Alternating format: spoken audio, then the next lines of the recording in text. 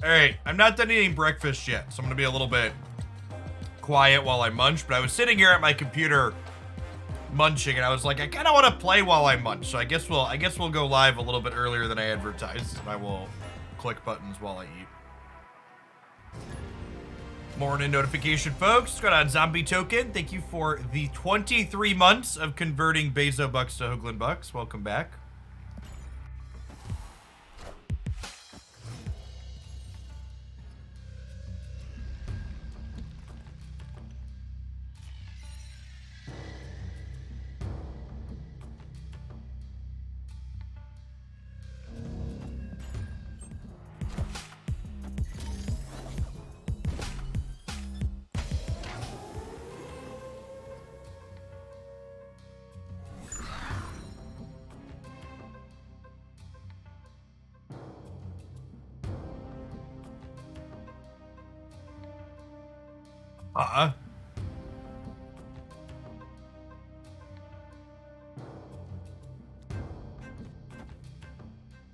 I guess I'm just storming here. I don't want to storm here because I'm my claws kind of awkward, but I also just want to like spend some energy this turn, I think. DMC Dog, thanks for the half a year. Appreciate that. Welcome back. What are your thoughts on tomorrow's release of Iron Lad? I mean, it looks like it's potentially sweet. I think I believe it here. Oh, it's not very good. Escaped.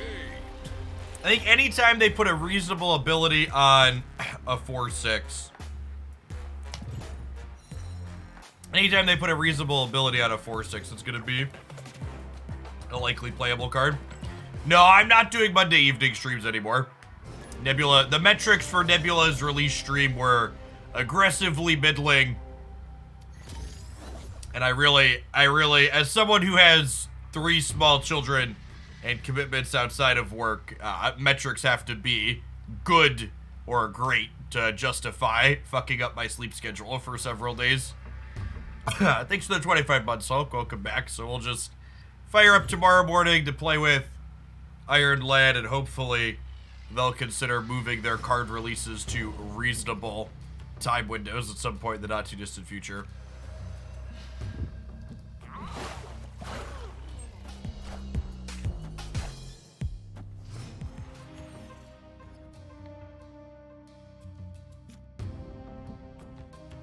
Hey, Bamj. Thanks for the 17 months. Welcome back. Good morning, good morning. This is technically a split a human could have, but like the Bucky into the Wakanda's probably a bot. Hash Sling Slasher, thank you for the half a year. Welcome back. Good morning, good morning.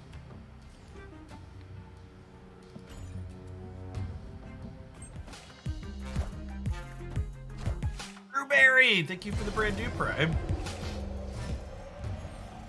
Will I wait to open my reserves on stream? Yeah, I think so. That's the plan.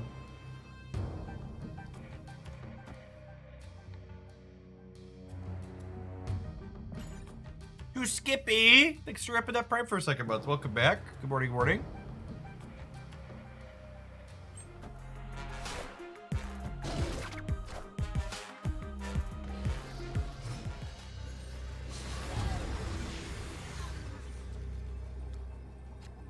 Confirmed bot split in the middle, by the way. Yeah.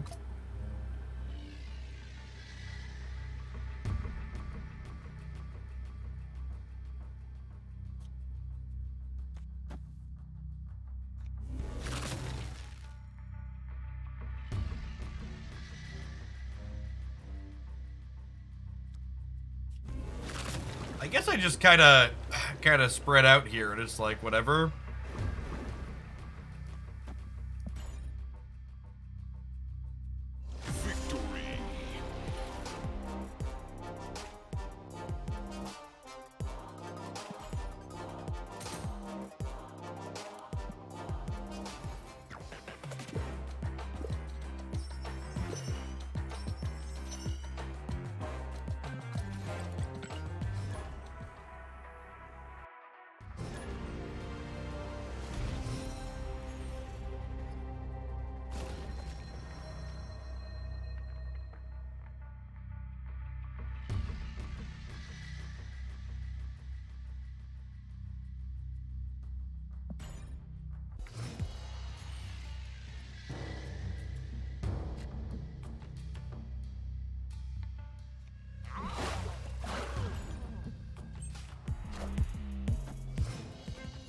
The retreat later bots have been annoying this season. Yes, big agree. Co-sign that those have been incredibly frustrating. Opponent snapped. Am I hand good enough here? Don't have a great follow-up to Storm. I think I'm leaving. Escaped.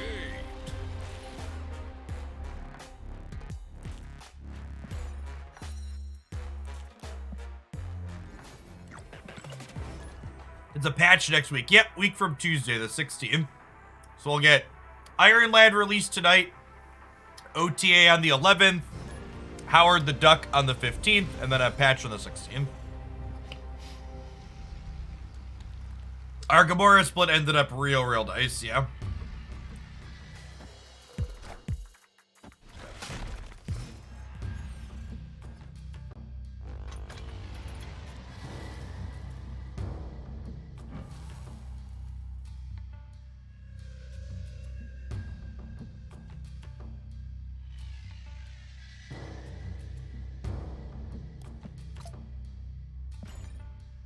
Yeah, assuming the client doesn't bug,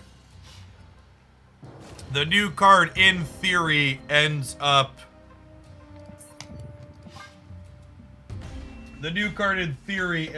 in the shop at the rollover at 10 p.m. Central. I'm leaving because we're just never meeting there. There, Darkhawk. Let's change pace here. Quasicodal! Thank you for the almost 3 years. Welcome back. And Mike, awesome. Thank you for the brand new Prime. Nah, I talked about it earlier, but I'm done doing evening streams. Stat metrics in general have been down the last little bit, and they're down extra in the evenings.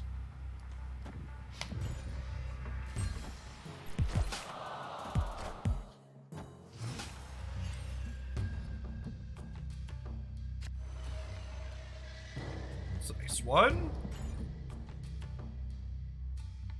Hey, Mao. Thanks for the 5 months. Welcome back.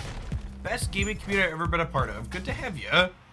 Whole set. Thanks for the quarter of a year. Good morning. Good morning.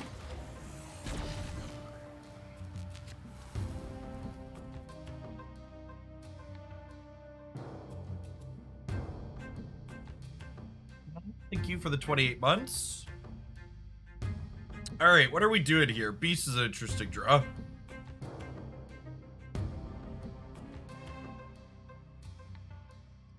I think I want to do this. I think I snapped them too. I think we're getting more value out of this than they are.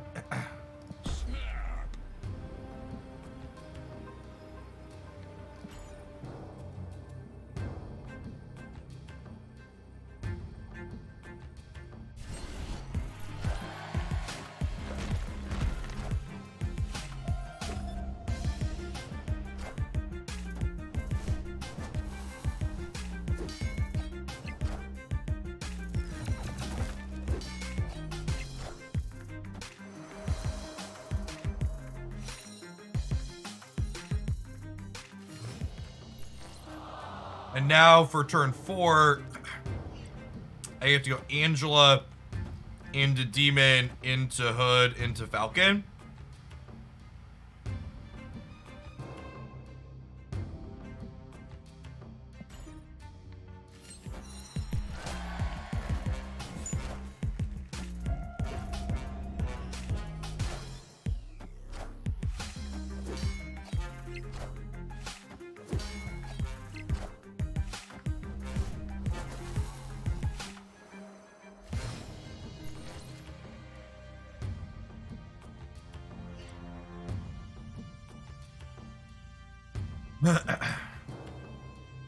Now, Shang-Chi is a card I have to worry about here. They look like they're playing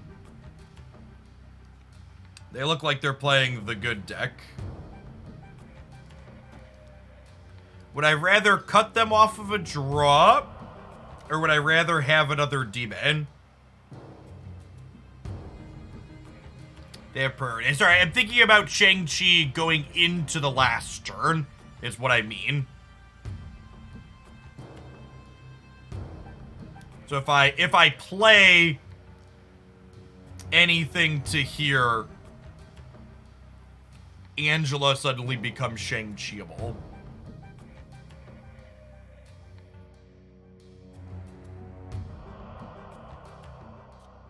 Think I'd rather have another demon than cut them off and draw. It's close though.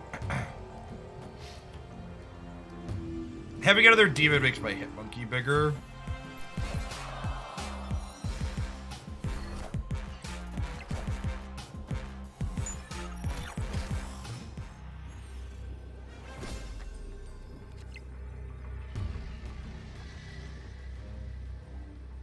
So hit monkey is 8. You ever just pass and dump stats on 6? I mean, I have to play the hawk this turn, otherwise I can't play the monkey on 6. But we positioned ourselves so we don't have priority here, which is nice. The biggest thing they can play here, they can get to 29 with a hawk. And this is plus 14, plus 18. I could actually only get to 28 here. It's a little unfortunate. If they enchantress me here, I go to 3 to 12. And this is 14, puts me to 17. I kind of want to do this and punt the Mojo World.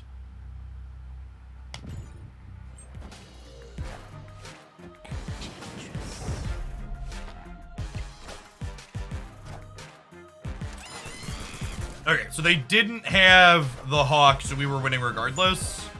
But I think this is ideal because it plays around the hawk. Because they know about the demons. So I think because they know about the demons, if they can play hawk, they will. And then also the thing they're second most likely to have is enchantress, so I want to count to make sure we beat that as well.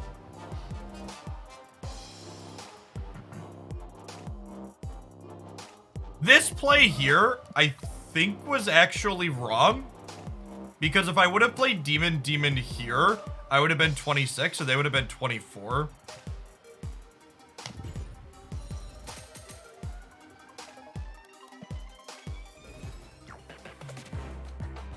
The Rocket Mojo was technically better. Yes! Yes, I should have played the Rocket Mojo. That's a good call out. I would have given Angela 2 points for a tiebreaker if they didn't play there. That's a great shout. Replacement for Monkey. Bishop is the replacement for Monkey.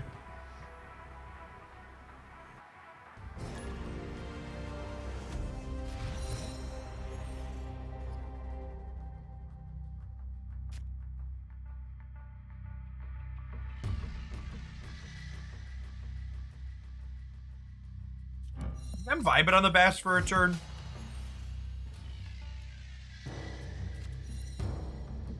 Rewarded. Sandworms, thank you for the 36 months. Welcome back.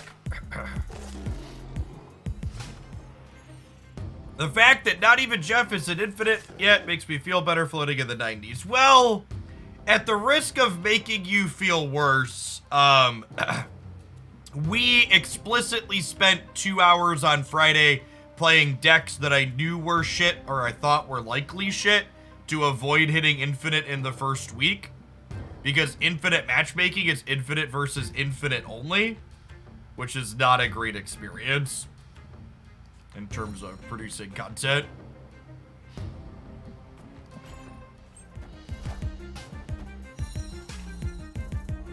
Yeah, the feedback, I don't know if it's MMR related or like server related, but people talking about being an infinite versus not seems to be a very polarized topic of, is it a good or bad experience for people?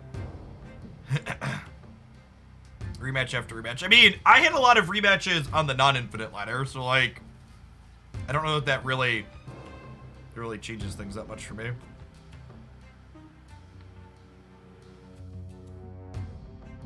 This feeling like a hit monkey on 6 game for sure.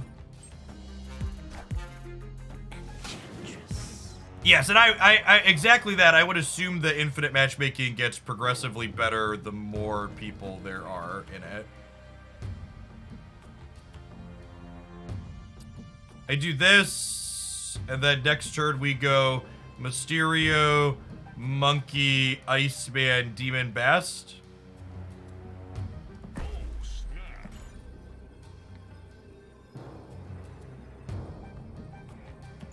Their deck's gonna have 3 cards in it, but this Darkhawk is Basted, so it's 9.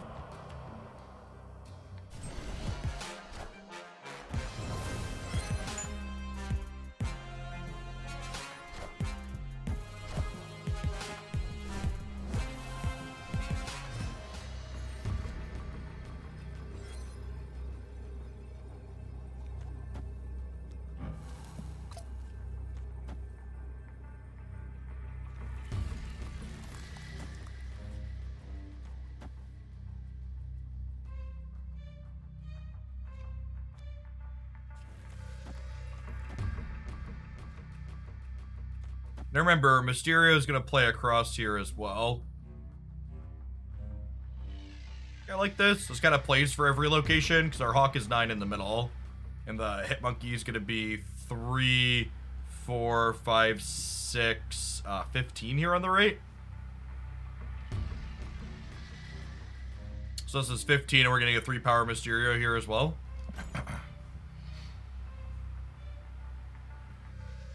Killmonger and Dark Dimension could get your 1s on the left. Yeah, that's true. I don't really have a way to play around that.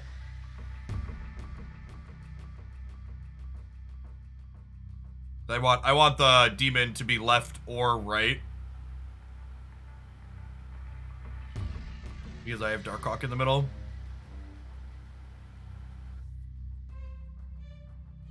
I don't think saving reserves if you're Series 3 complete is really... this is, we're getting ghosted and they watched us lock in our place. Alright, that's fine. People are debating whether or not we want to be infinite today anyways, so... Yeah. Come and get him, Spooky. Prop Dude, thank you for the 41 months. Welcome back.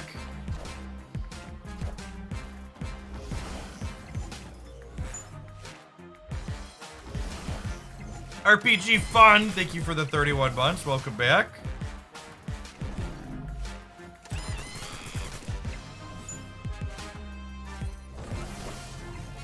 We 1 short on the right? We might be 1 short on the right.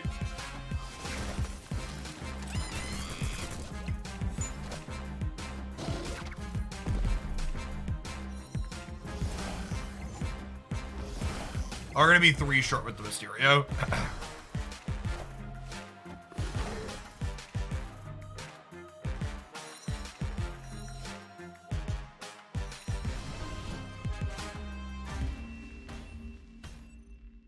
Victory.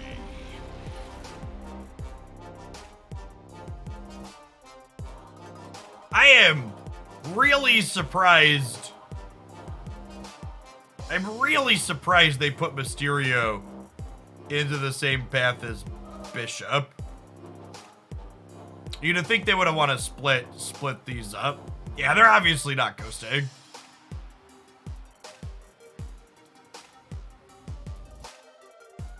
Well, they didn't know. If they're not ghosting, they didn't know we were putting the 1s there.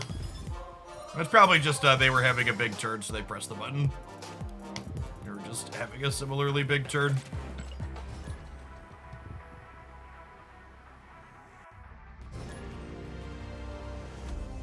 Impromptu, thank you for the 41 months. Sorry, the thoughts on, if you're Series 3 complete, I don't think hoarding reserves really has a huge impact because you're gonna quickly re-become Series 3 complete even if you start from nothing, because only like 3 or 4 cards at most are downgrading a month, right? Even if you're missing every card that's downgrading, you're gonna have them back in like a week or so. I guess the one thing to note that might impact if you want to sit on reserves or not if you're Series 3 complete is... what's the word I'm searching for? if you don't like any of the current Series 4 cards, and you like some of the Series 4 cards that are going to be downgrading, you should perhaps consider waiting. Do I snap them? Because next turn I get to go... I want a Falcon next turn after I can bounce out the Angela. I think I do this, and then we go Hood Falcon here, and then I'm going to get to leverage a Superflow, and they don't.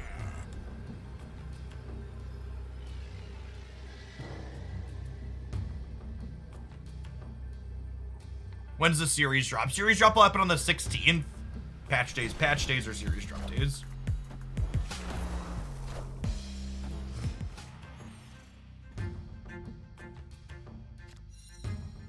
Mindscape's hyper annoying.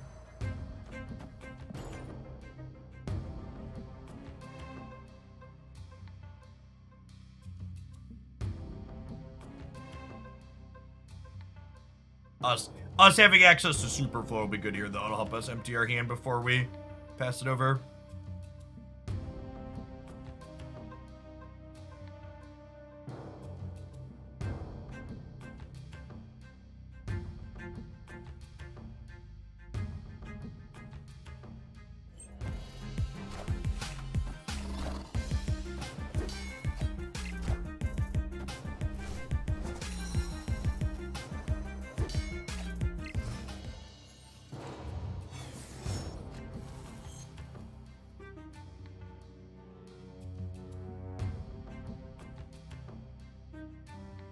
Gosh, it's a damn shame this Mindscape is here, because our hand was just gonna go full fucking hog wild.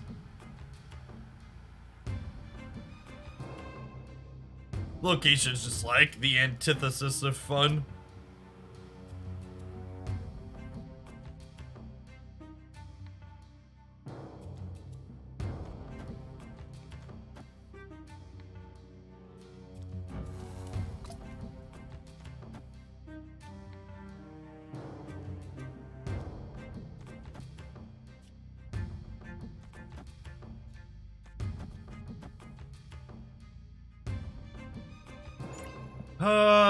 I need to winnow this turn is the problem. I guess I'm just doing this.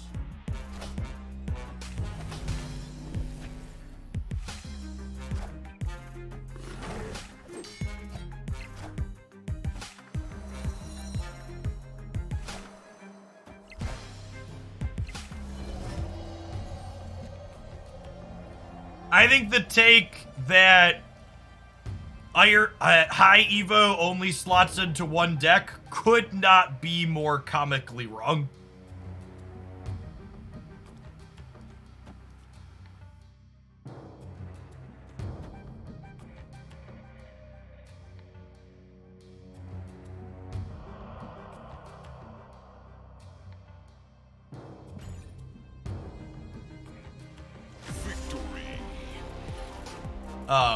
That being said, if you're debating between buying High Evolutionary and anything else, High Evolutionary is the pickup, right? High Evolutionary is gonna be a big bad. It's perpetually Series 5. You should buy High Evolutionary. If you're borderline, that's the second. This is why I hate fucking big bads and why they are the worst fucking thing about the Marvel Snap economy. If you're torn between High Evolutionary and anything else, Second Dinner made your decision for you. High Evolutionary is a perpetually Series 5 card, which means it's never going to get cheaper. It's not going to get cheaper for the foreseeable future. They forced everyone who cares even remotely about optimizing their collection experience to get High Evolutionary. I think Iron Land's going to be super playable. I think High Evolutionary is probably going to be pretty playable too, though. I think the number one thing to the person that said... To the person that said there's only one High Evolutionary deck, the reason why I think that's wrong is you're right. that there's like it builds itself, you play high evolutionary with absolutely every card that he powers up in your deck, and sure, that's something you could do. But high evolutionary is likely also going to spawn a number of shells where you play like specific 2 to 4 card sub packages. Would be my expectation for him. There's one high evo deck that's like all in on high evo. And then there's other variations where like you play high evo as this utility card, essentially.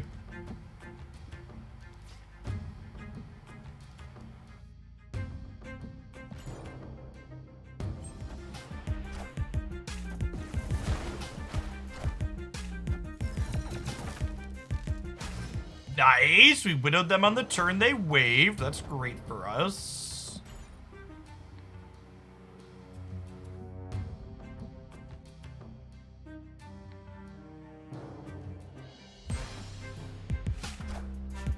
Kneel before Galactus. Oh, they're Galactus with Nightcrawler.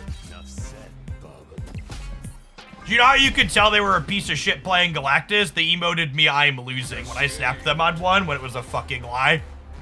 My kingdom for the ability to turn off emotes. Yeah, they're just an extra dickhead at the end. Not all Galactus players are emoting dickheads, but a high density of emoting dickheads are Galactus players. For anybody that needs the corollaries.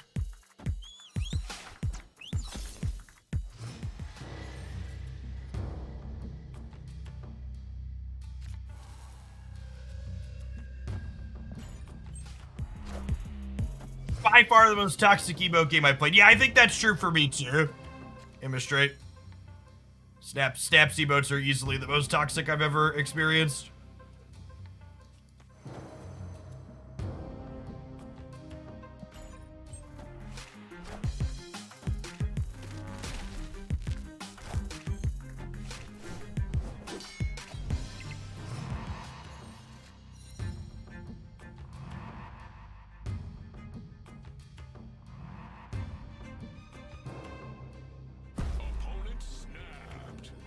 I think the desktop Marvel version needs a graphics update. No? Yes, the desktop version of... God, just like another fucking toxic piece of shit playing Galactus. He's like, what a great way to make an already shit user experience even worse.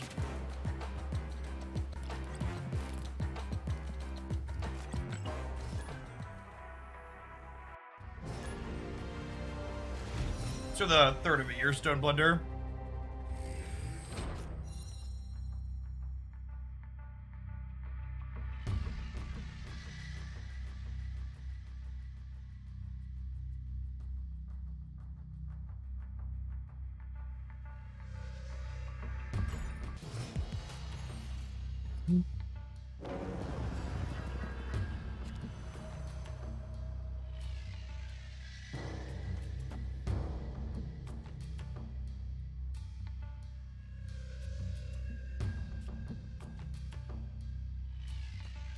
Armor the right, then maybe Plan to Storm there.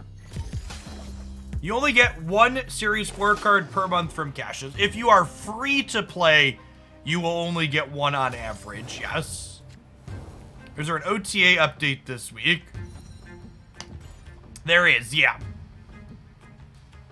Every week except patch weeks, there's an OTA.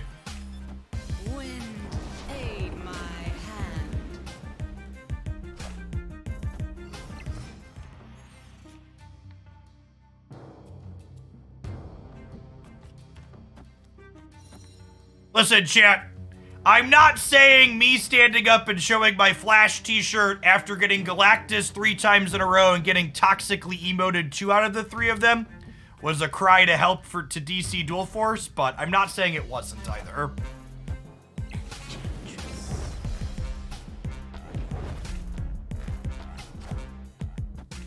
Claw is our best possible draw here.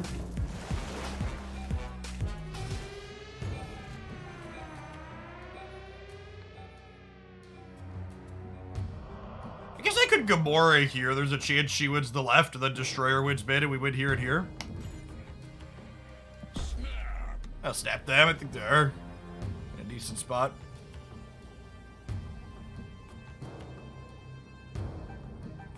Series drop Shappa with the patch on the 16th.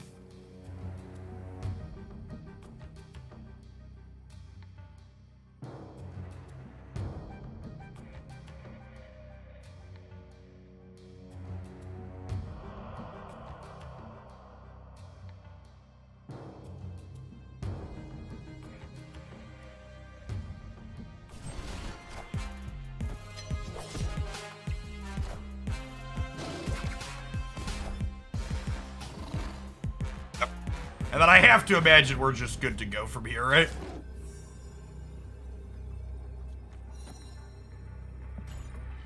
Like, no feasible way they're beating 18 without on reveals. Hey, Mason, thanks for the 7 months. Welcome back.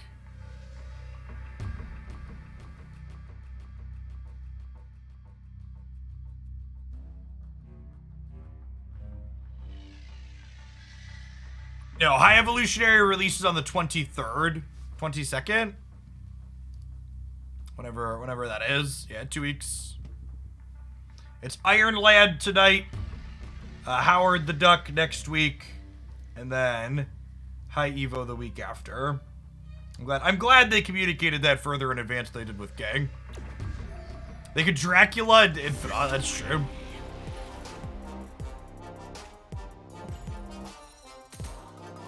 I think the Stature Miles deck that's the best deck right now is a fantastic deck to have be the best deck in Marvel Snap. I think Darkhawk might need a small adjustment. Like, I wouldn't be shocked if by the end of the month Darkhawk gets an OTA. But I think the core of that deck is, like, incredibly fair. And I think that it is a good deck to have be the best deck. I think it probably needs to shave a number off somewhere, but nothing huge. I'm playing Honkai off stream. Yeah, I think I'm Trailblazer 16 or 17.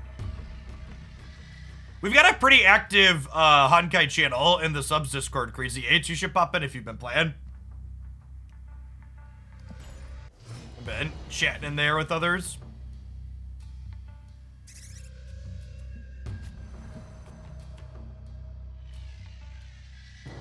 When's the Null series downgrade? The 16th. With the patch.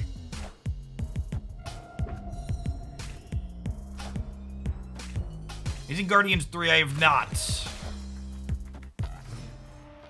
This is Terry. Thank you for the 3rd of the year. Welcome back. Let's go storm that one. We're not playing Shang-Chi, so our deck's not great in the game 11. Wind aid my hand.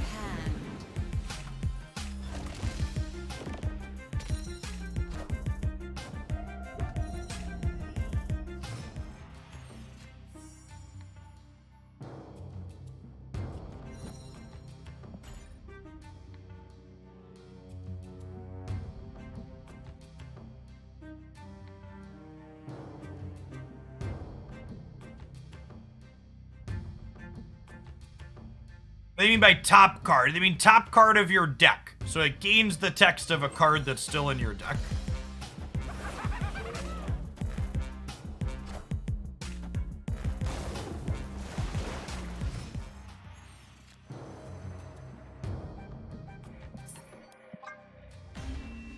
Dean's not going to be enough to win here, unfortunately. Escape.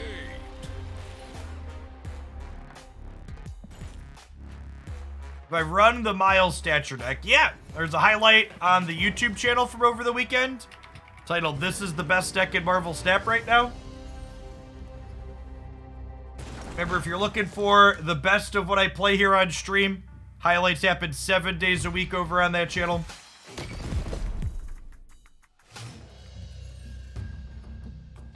Speaking of our highlights, chat, the YouTube algorithm is slaughtering my video from this morning.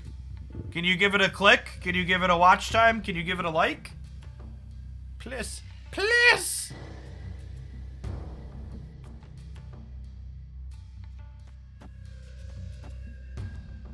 I also playing 0? Probably not necessary.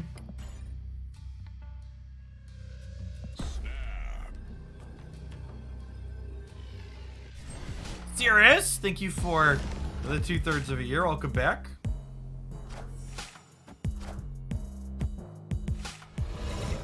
Did you post a comment too? I mean, I wasn't gonna ask for all that, but I wouldn't say no to a comment.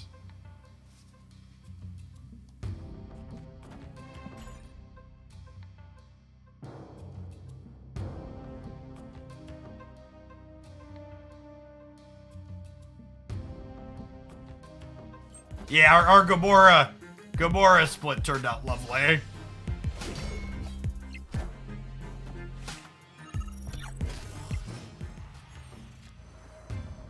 Ooh, okay, this is...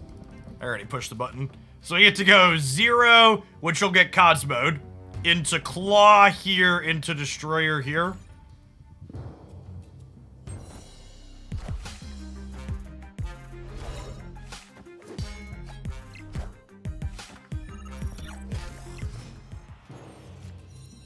Assume we're not getting more than 2 cubes out of this.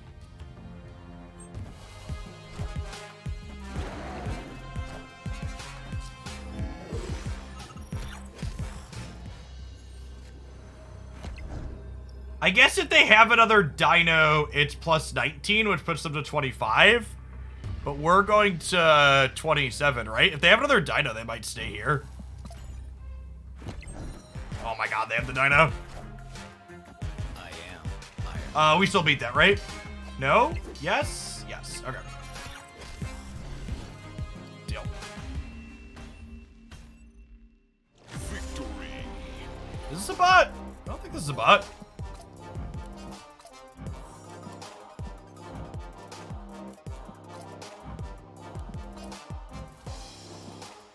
Oh, Dino's a card that people could... Dino and Angela are cards that people reasonably could have split.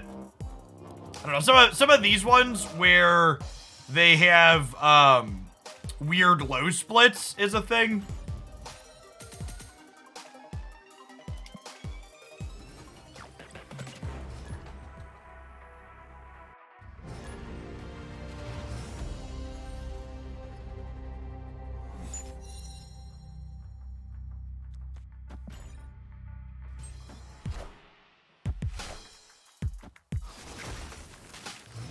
Ooh, them tagging the storm could actually be bad for us, because it could mean they have a chance to kill Nebula.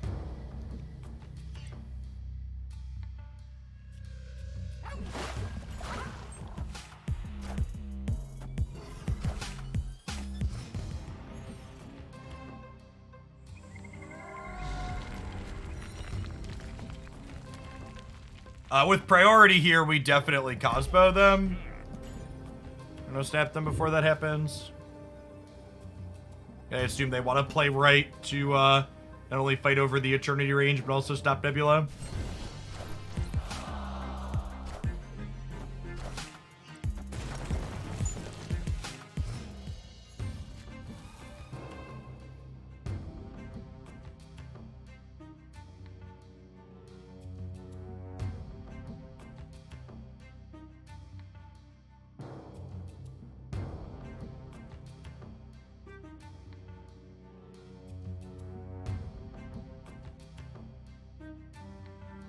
So, the people talking about there's a name list of bots.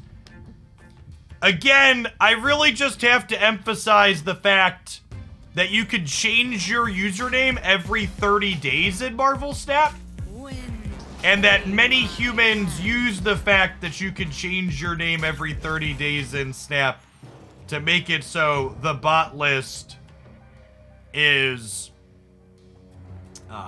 has humans, like, copying the names on it.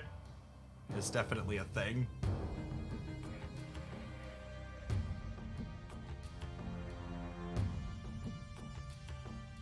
I could Professor X here, so that way if I draw Destroyer, we could play it, but I guess I have Gamora plus this, huh? But they're gonna have priority going into the next turn's the problem. I guess I get to Gamora 0. Not a claw. Add some stats that way.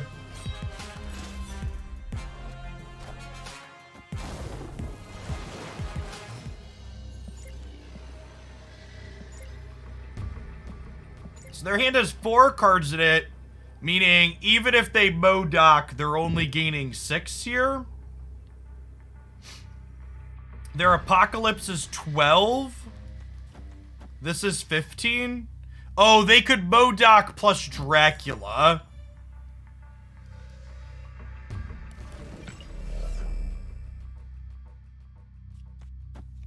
This beats Modoc Dracula, right?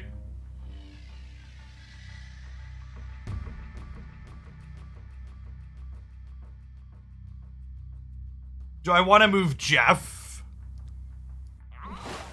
This is adding 2 here to 17 and the Nebula goes up. Yeah, I think I do this. I think this covers most of our bases.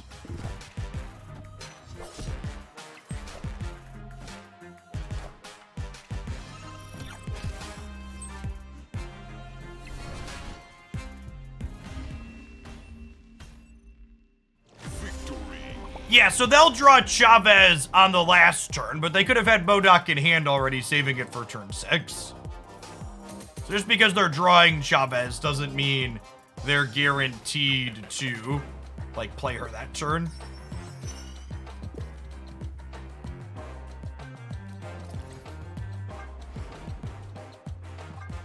It's been a while since I've wanted to finish a season pass as badly as this one. This Nebula variant is so good, and this card is super playable.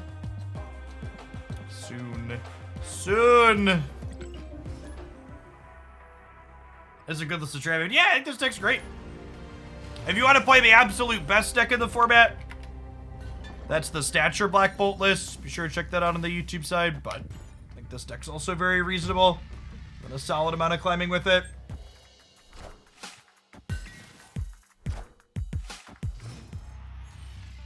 Shout out to everybody who clicked into this morning's YouTube video when I asked them to click the like button and went from underperforming by 10% to only underperforming by 7%. Only you have the power to help me defeat the YouTube algorithm.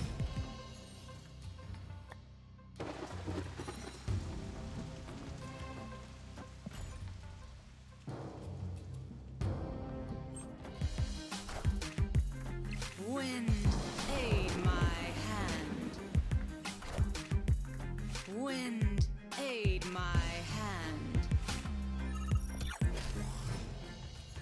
This is bad against Juggernaut, but it's like pretty good otherwise.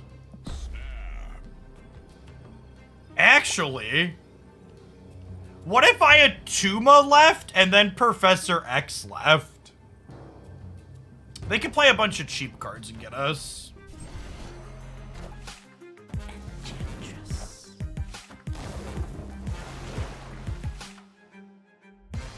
Okay, and I think with this setup now, we just plan to play for all 3, because Cosmo even locks them out of Dr. Dooming. They can sneak Jeff into the middle. Opponent snapped. Hopefully whatever they're snapping for here gets fucking train rolled by Cosmo.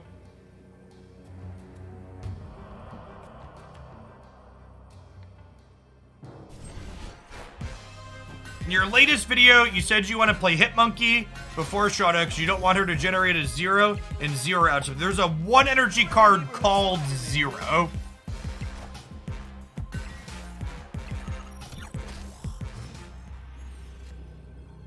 Yeah, they were snapping because they had Spider-Man. Yeah, and then we had the dog. Victory. That's our infinite game, right? It is. All right, let's find out how good or bad infinite versus infinite matchmaking is, huh?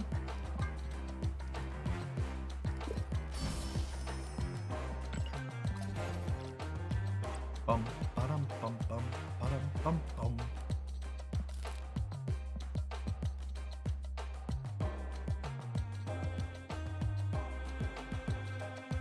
Hey, what's going on, Manu? If you're brand new to Marvel Snap, my #1 recommendation is when you get a second, you don't have to leave the live channel now, but be sure to check out this playlist here on my YouTube channel called Marvel Snap Minutes. They're like 6 to 10 minute videos that cover a bunch of introductory topics that the Snap client doesn't explicitly teach you. Everything from optimizing early game currency to some good game theory stuff. Yeah, bad decks. Okay, so we're infinite now. Do we load up Orca? Is it Orca time? Oh, we should work on some more Cerebro too. We should work on some Cerebro too.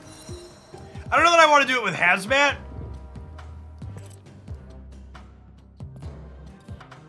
Alright, come on a journey with me.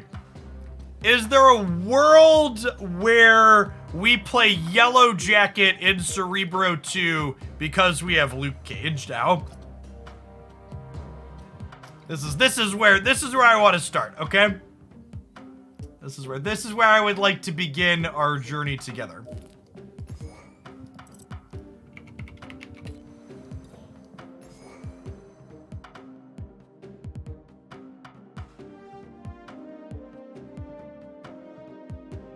When do I plan on opening my collector's resort? I'm gonna open them tomorrow morning, first thing. We'll probably throw a video highlight up of it too, but if you want to watch me open the boxes live, tomorrow morning, like 9 a.m. Central, like 23 hours from now.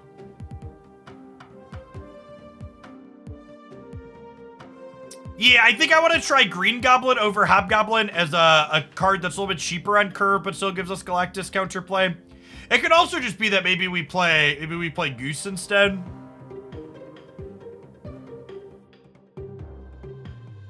The need is I mean, I often feel like I have cards stuck in my hand at the end of the game, but that could be a symptom of playing the Hobgoblin too.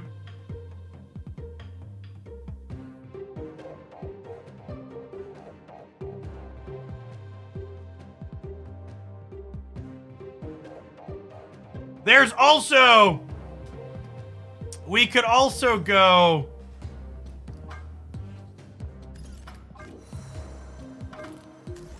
There's a world where we go super deep.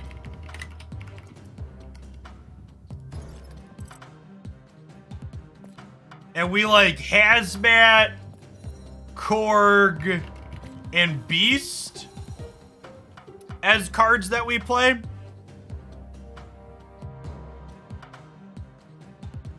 So you could like Beast back the Hazmat. I saw someone playing Lockjaw with Hazmat in this deck, and it really made me cringe. It was just like, oh god. Just like Lockjawing in your Mystique Brood deck that has Hazmat that like randomly hoses you too.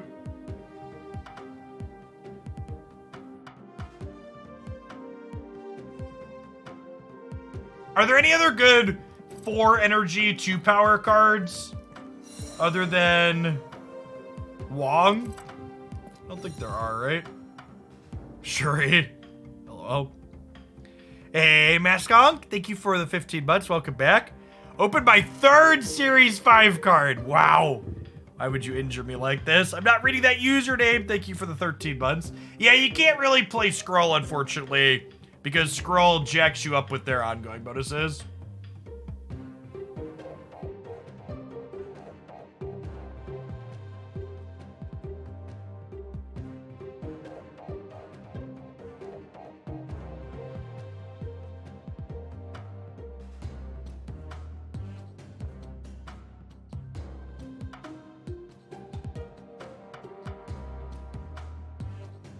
Hey, Dofish, thanks for the 5 months. All right, let's play a few. I don't know that I want to try Hazmat necessarily. Let's play a few with Yellow Jacket and see how that feels to start. We can go from there. So the problem with Goose, someone saying he protects against Enchantress, is that Goose doesn't really protect against Enchantress in the current environment.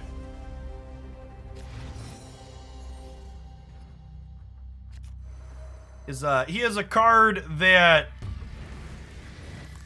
most Enchantress decks are playing. Most Enchantress decks are playing Zabu or Sarah. That's why I'm playing Invisible, man.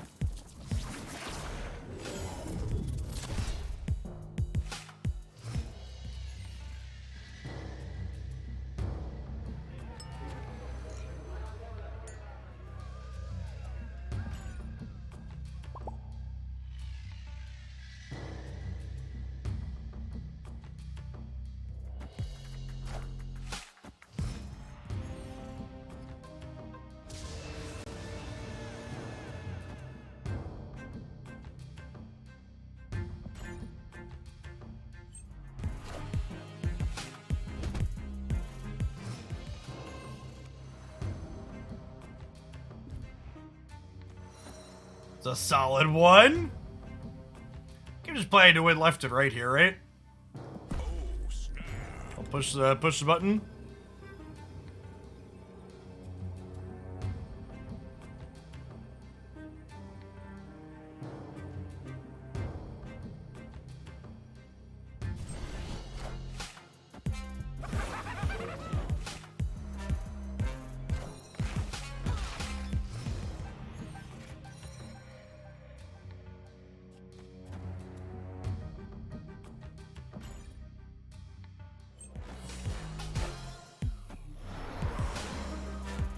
Harsh, but fair.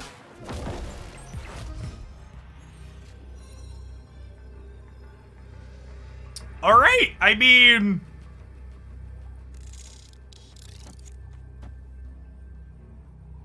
Yellow Jacket and Green Goblin both looking pretty solid here.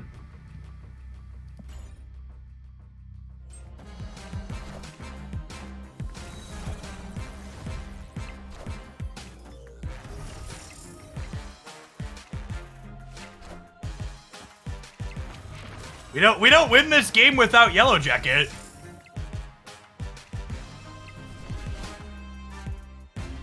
All right. With sample size being n equals 1, I can say with confidence that the Yellow Jacket is busted. Dex perfect, no notes. Exactly. Court Debbie, thank you for the 56 months. Welcome back.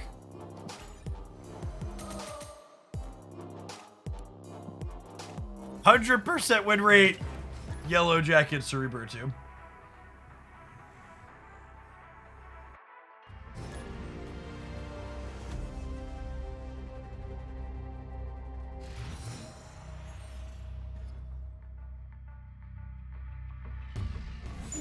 Chat! The YouTube video is only underperforming by 5% now.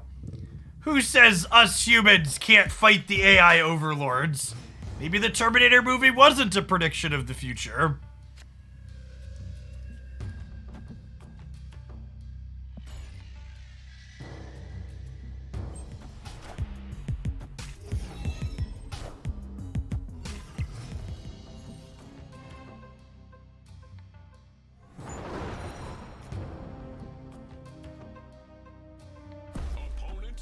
I think we're leaving with the Monster Island into our Cerebro deck. I have Blue Marvel, but they just played Luke Cage to beat the sewer system. I'll bounce. Peace. Gills du Tweeb, thank you for the 2 months. Appreciate the bread. Taking my brood boosters, and I'm going home.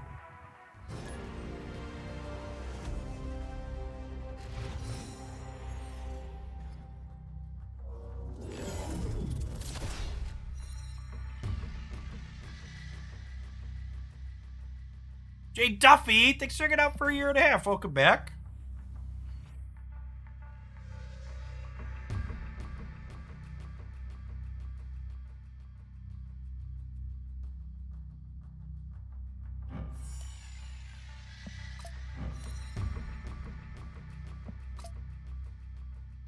The Nex is still featured. It is not. Oh, by the way, I'm wondering how... I know some of you that watch the channel still play Magic the Gathering. And it came across my feed over the weekend that they're changing their standard rotation from 2 years to 3. Which seems wild to me as someone who used to enjoy playing Standard. Yeah, it sounds awful. Like, as someone who loved Standard as probably one of my favorite Magic formats, a longer rotation is not something I would have ever wanted. Yeah, it feels like they're flailing around trying to figure it out. Yeah, they tried faster rotations for like 6 months at one point. They rolled it back real quick. Does anybody know if Iron Lad is going to be broken yet? I mean, no. Nobody's played with the card yet. I'm going to go ahead and retreat here. Our cubes and infinite don't matter, and this person's run the timer all the way out 2 turns in a row. This is not a good use of our time.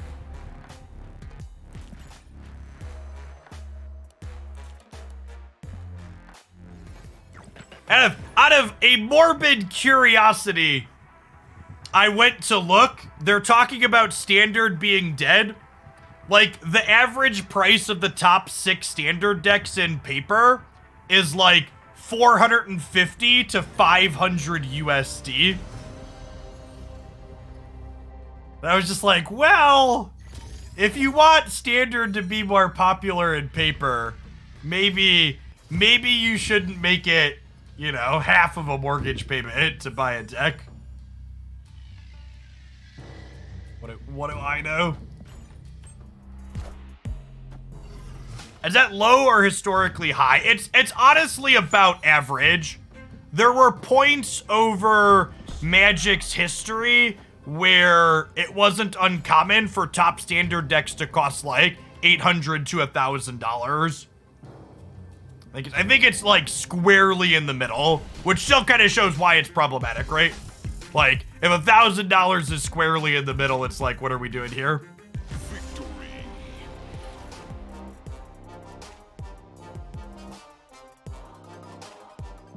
Yeah, that's not even kind of like, older formats are like astronomical. You getting a lot of rematch at Infinite? We just got to Infinite this morning, so I don't know. Why is Luke Cage in this deck? Have you read Luke Cage? Have you read Cerebro?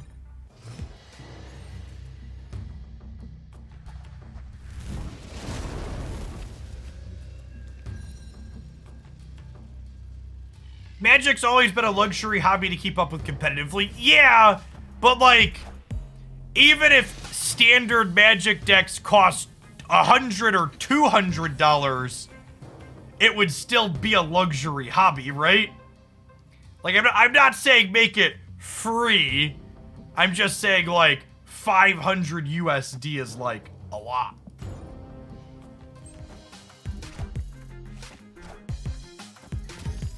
I think Arena killed Standard. That's not true, Alex.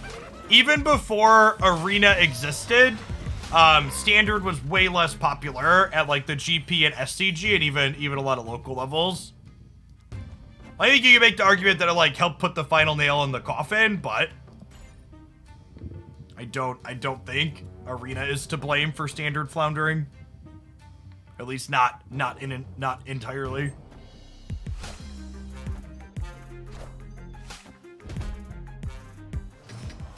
I think TV killed the radio star in my mind and in my heart.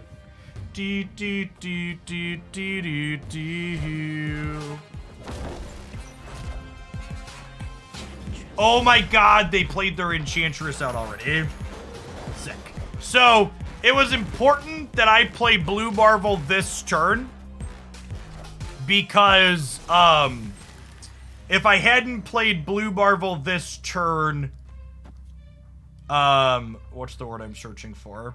If I hadn't played Blue Marvel this turn, Mystique could have pulled it and copied nothing. Are the words I'm struggling to say.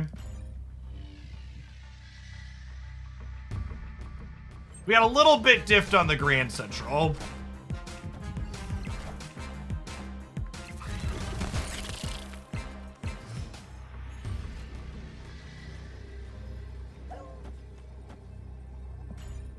Hopefully they feel safe here and fuck up. Pokemon Standard decks typically range from 1 to 300. Narrator, they did not.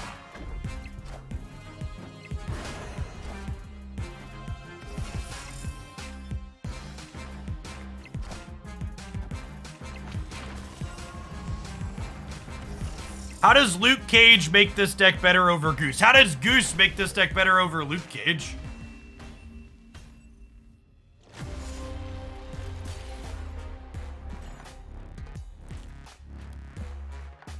It's honestly fucking amusing that we've come full circle from people asking me why I wasn't playing 1-power Luke Cage in Cerebro 2 before to people now asking me why we're playing 2-power Luke Cage in Cerebro 2.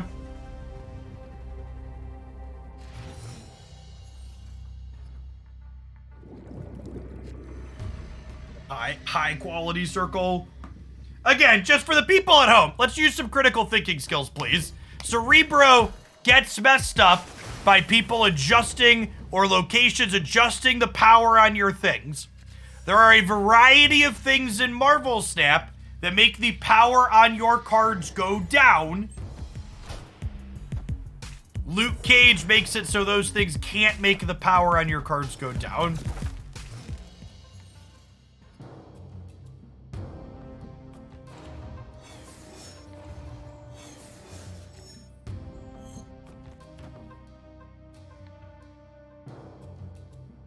Have you played Cerebro 3 Destroyer since just release? You know, we haven't, but we should.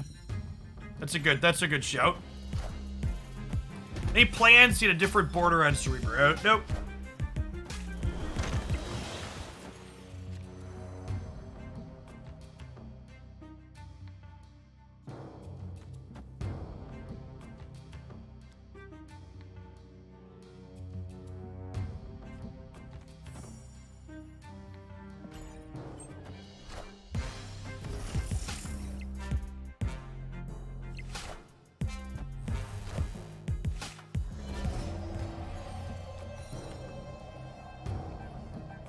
Go left before Viper. That's a decent shout.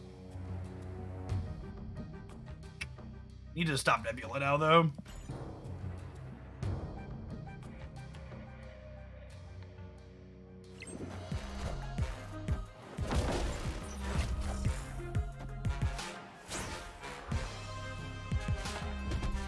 That was the ideal one for them to hit for us.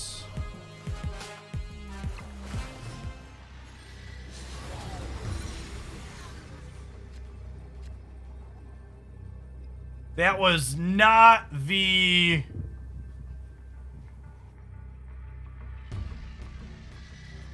It's not the what's it called I wanted for Christmas. I got Cage into Yellow Jacket here at least, though. Plus 10 over here. Why is Green Goblin in this deck? So you're not dead to Galactus. Green Goblin also gives you a way to get extra power into a path. Because our deck tops out at only really getting 28 power into a single path in the average game, and sometimes you need more than that to win. It's extra power you can put into a path that ends on your opponent's side that doesn't break your Cerebro bonus.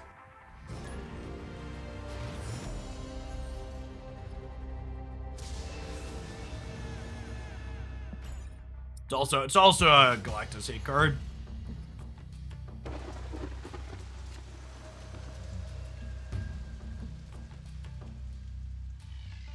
Unfortunately, metrics for the double streams weren't particularly good the last time I did them, so I am no longer doing new card release streams in the evenings. Dear Second Dinner, if you're out there, please consider releasing your cards at a reasonable time.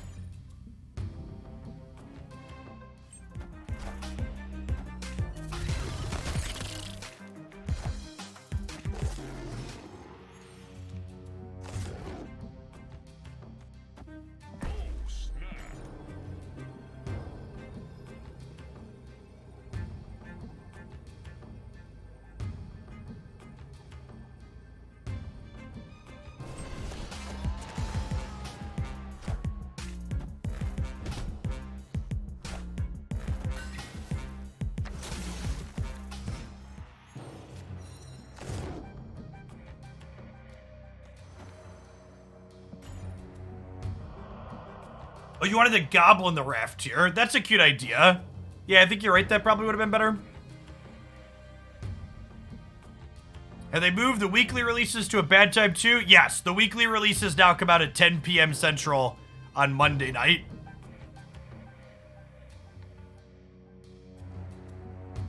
It's not great.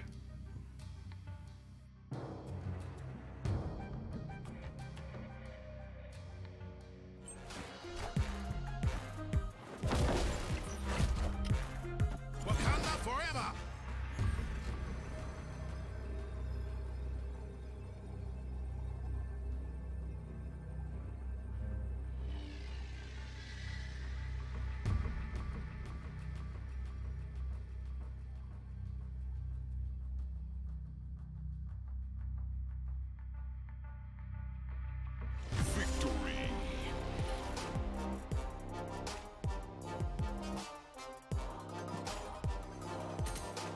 Zach R, thank you for the 5 months, by the way. I appreciate that. Yeah, with nowhere, Zola doesn't really do a whole lot for them.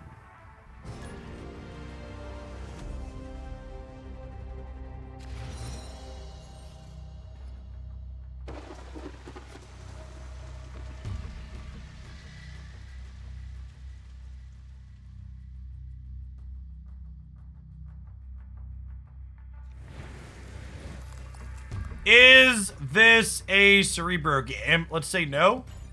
And play into the island.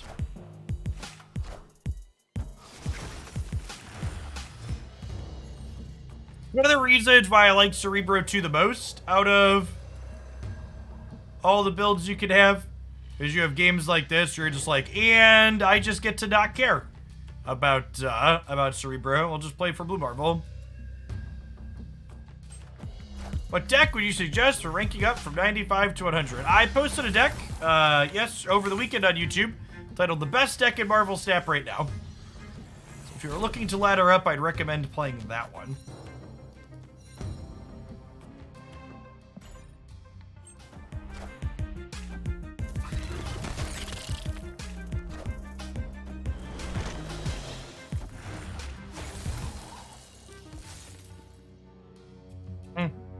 So the tough part here is they're likely a Carnage deck, right? So I think because of that, I actually need to Green Goblin right. Expecting Carnage to happen in the middle.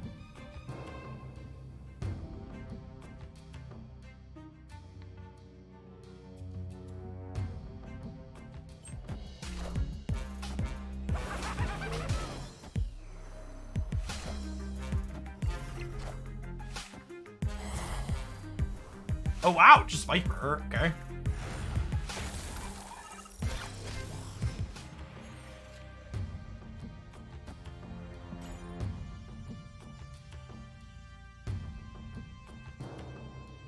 I guess they could be an Enchantress deck. Maybe, yeah, I think I'm supposed to play this Blue Marvel right, actually, because of the threat of Enchantress.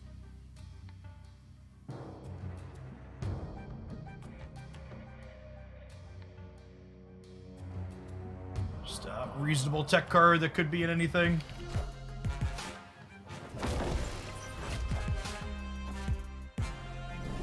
Ooh. Got me.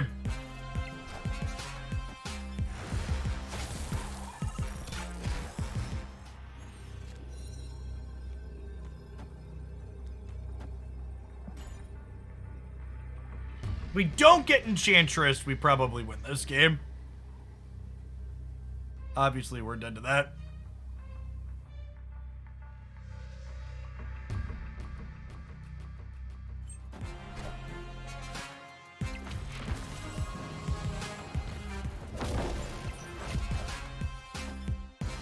Wind, aid my hand.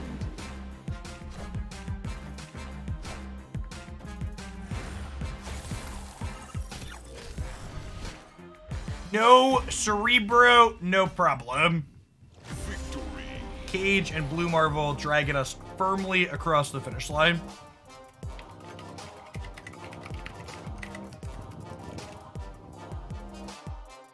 Hey, Mega Arcanine, thank you for the quarter of a year. Welcome back.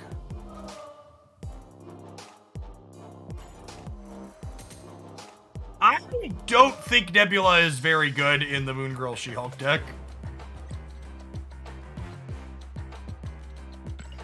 I think she's fine. She's like a generically okay one-drop, but...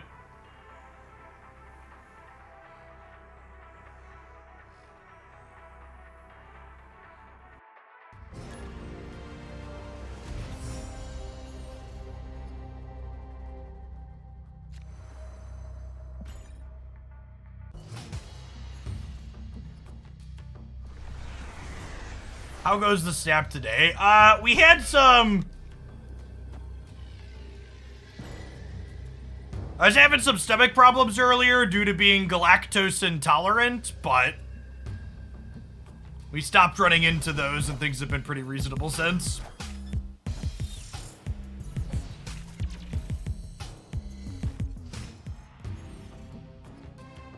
Thanks for the 45 months, Sporadic. Welcome back.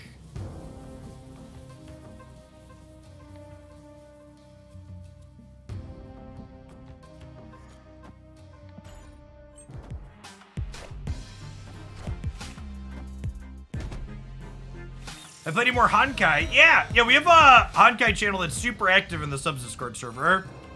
You're someone that's been jamming, you should come hang out.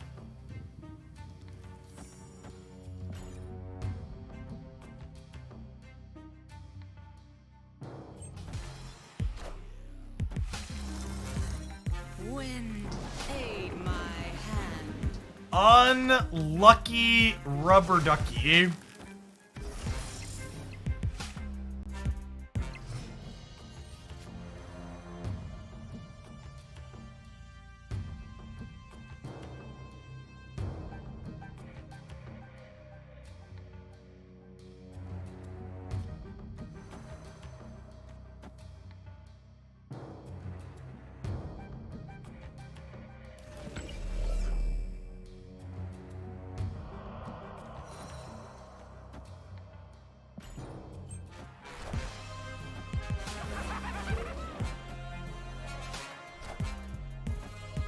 Why would you say Nebula is only an okay one drop? What other one drops do you consider good? I mean, Nebula is a generically good one drop that doesn't have express synergy inside of the She-Hulk decks.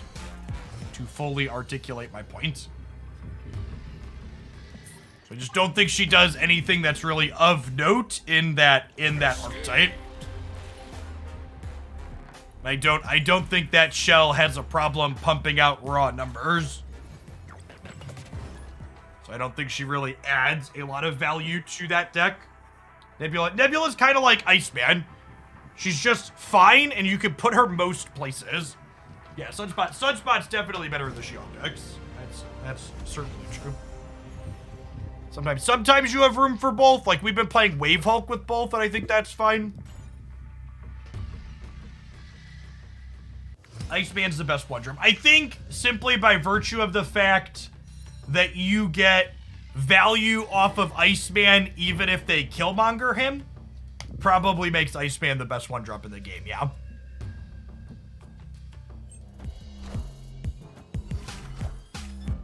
I can't remember if this is a 700 gold or a 1200 gold variant. Either way, she's here to save lives.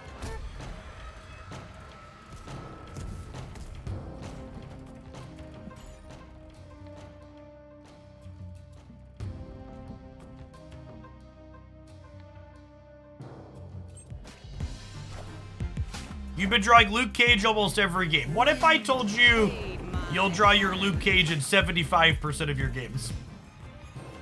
Would you believe me? You should.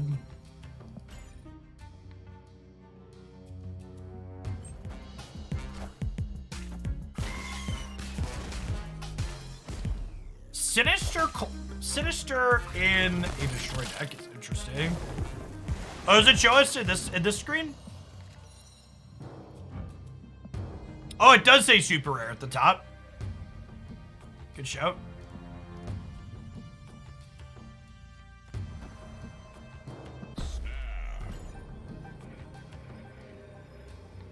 It could be a Patriot variation. That's a good shout. Should we play Yellow Jacket up because of Wave? That could be alright.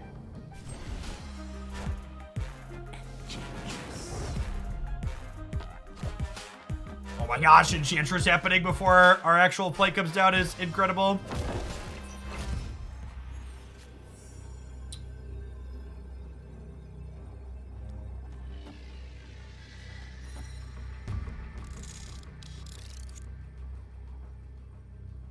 This beats Doctor Doom, right? They Doctor Doom plus something else, though, because of Titan? Oh, wait, hold on. Oh, no, I have to do this first, right? Because of Blue Marble, I have to do this first. Chat's got me tripping. No, this is optimal.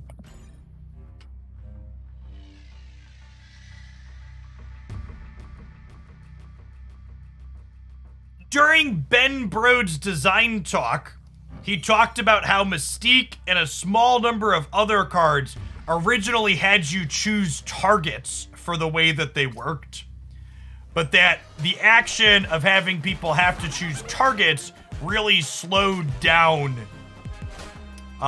the actual gameplay loop in a way that they weren't happy with.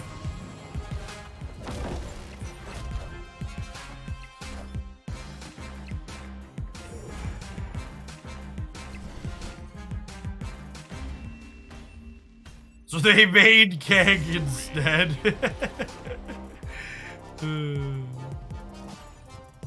Is that mechanic still in Snap? No, they said they won't do things that target explicitly because of the pacing of the gameplay. Which is something that I had inferred from looking at cards I'd talked about on stream before, but it was nice to hear them say it explicitly.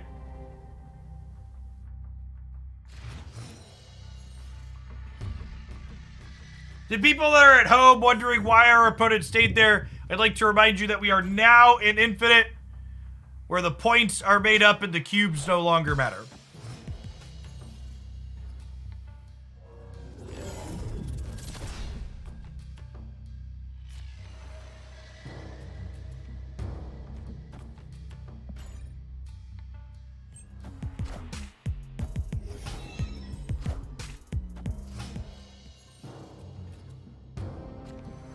Through the looking glass, yep.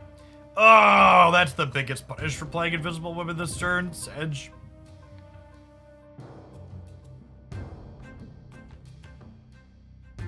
Edge.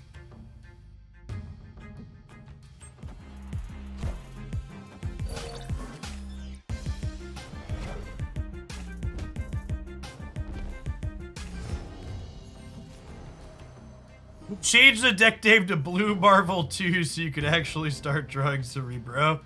LOL. It's the best ladder deck without stature, and Jeff, gosh! If only there was some way for me to easily communicate to all of you at home what decks I think are the best decks right now in Marvel Snap. No.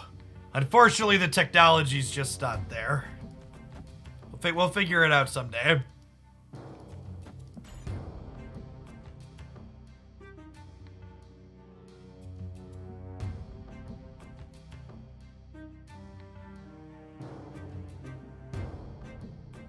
Have you tried Vine? There's a name I haven't heard in a long time.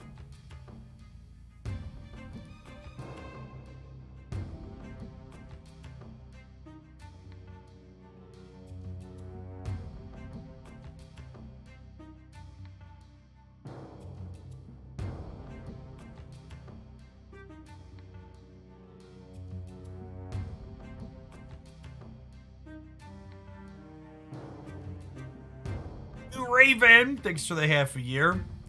Honestly, Old Manus, Cerebro 2 is just a deck that isn't super powerful. So if you're hoping to win games with it, you largely need to do it by virtue of playing really well and hoping your opponents fuck up some amount of the time.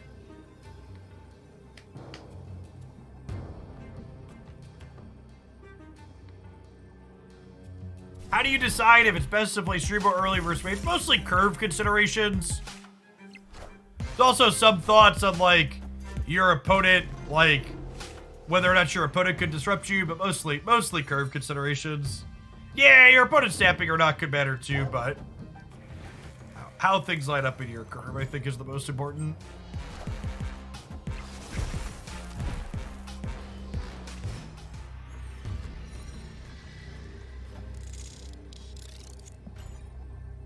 Not just fun with the not 1, not 2, not 5, but 10 sub gift to Rudy's. That is hyper generous on a Monday morning. Welcome back. Appreciate the support. They went up to 20. I think we're bigger than 23, right? Math. No, I think we're at 22, right? Rip. Rip.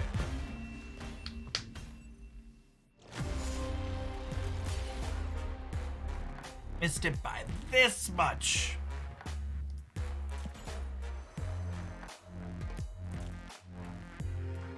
No, it's completely random, Babbitts. The only cards that have different percentages of appearing in your hand are like the couple of cards like Domino and Chavez that always appear in certain spots.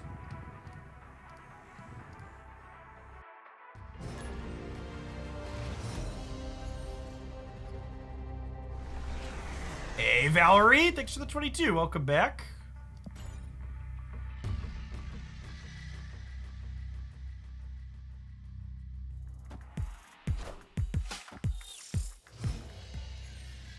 What prompted me to take out Daredevil and Hobgoblin? Because this archetype is kind of bad, and the only way you ever make archetypes that are kind of bad better is by trying different things. So these changes might not be good, but until we try random shit and figure out if it's bad or not, we won't know.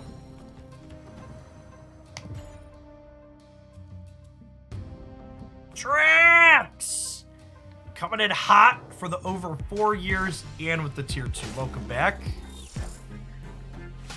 Wind, aid my hand.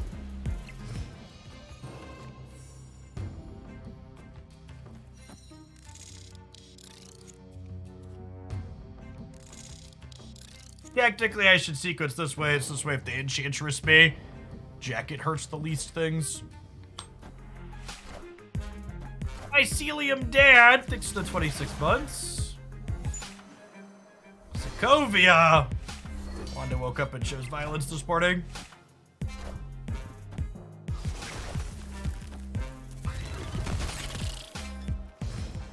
I think Agatha Harkness is a really cute deck building exercise that I agree with your assessment is kind of bad.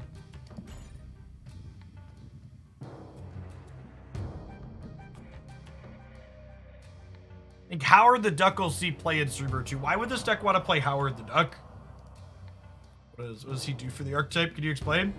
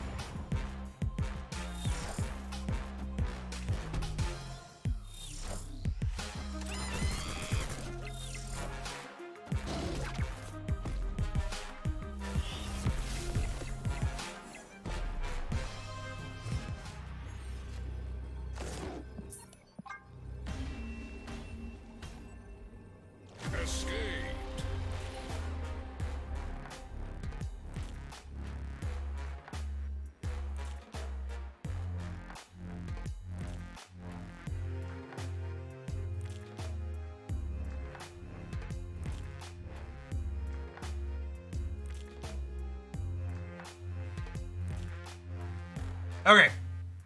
Since we're infinite, I think I want to screw around a little bit.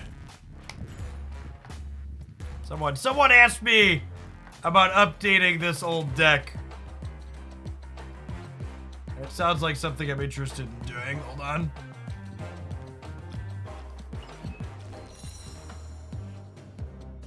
Snap.fan that I had posted on is taking forever to load up. There we go.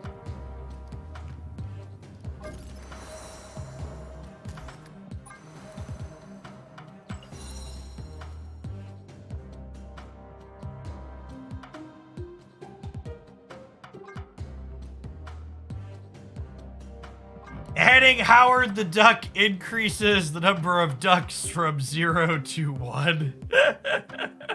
Bill Nye, the zombie guy. Thank you for the resub day. Appreciate the 19.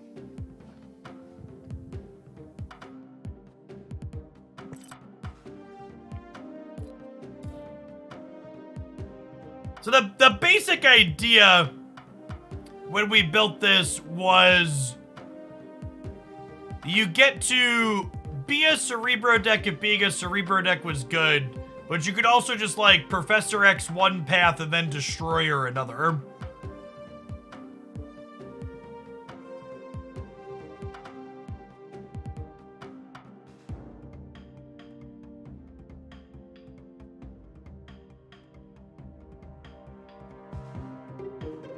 Yeah, it's Cerebro with a backup plan, basically.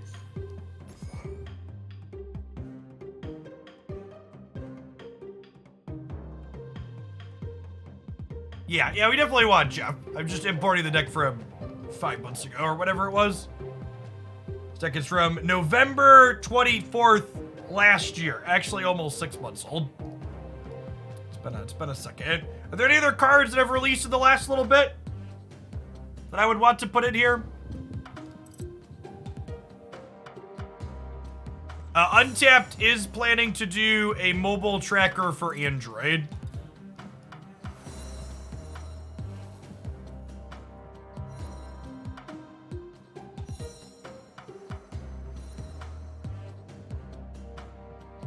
Valk or Magic? I don't know that we want Magic. Limbo getting destroyed's a little rough. Valk's an interesting thought. I don't know.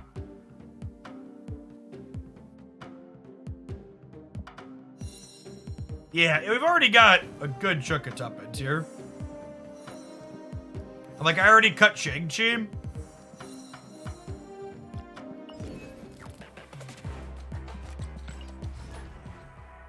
Let's start here.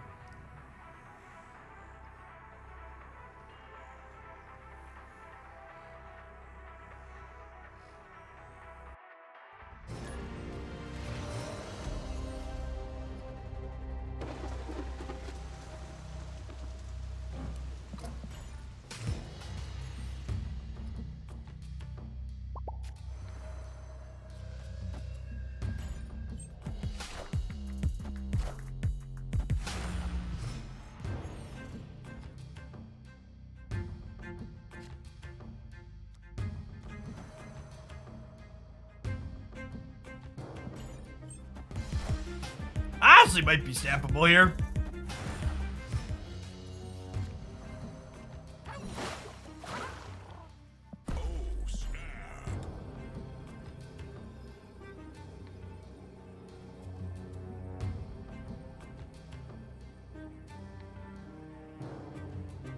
Hey, Odds, thank you for the 41 months. Appreciate that.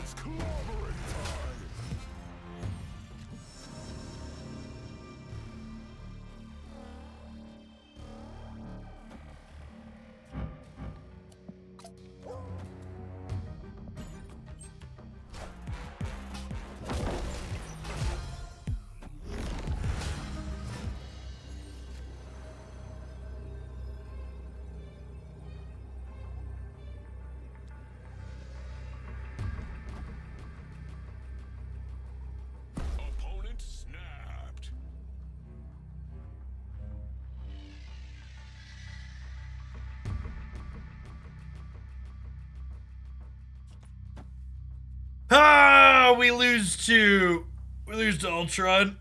Oh.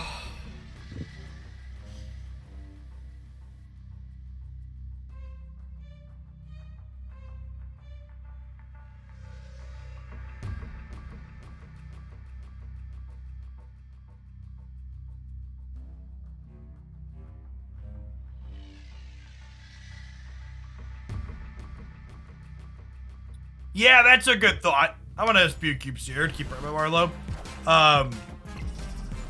With knowing that we had Destroyer here with this here as well, maybe we're supposed to Professor X here. Locking this so we're losing here. And then we could move Jeff to here and Destroyer here. They would have been at 29, and I would have been at 1430. Yeah, that's actually a really good catch. If we'd have Professor X locked the mid, Destroyer here, Jeff here wins the game. Wouldn't the Destroyer kill Jeff? No, because we have Cosmo on the left.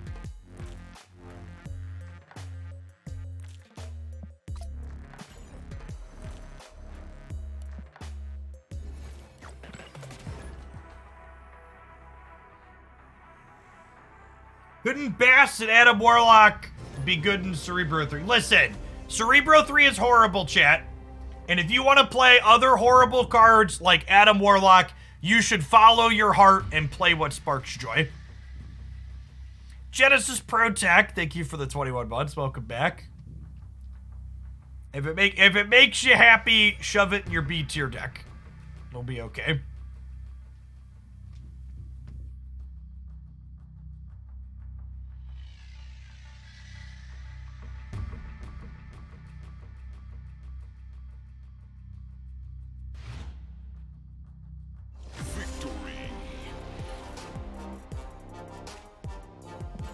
Yes, once you are at infinite, you can't drop below 100.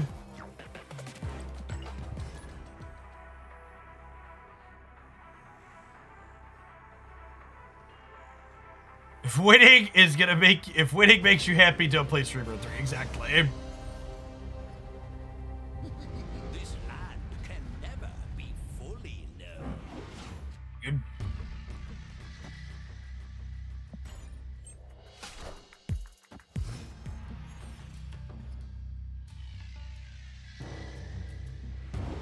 Yes, your MMR gets snapshotted when you enter infinite. So you can't have a lower MMR than you got to infinite with.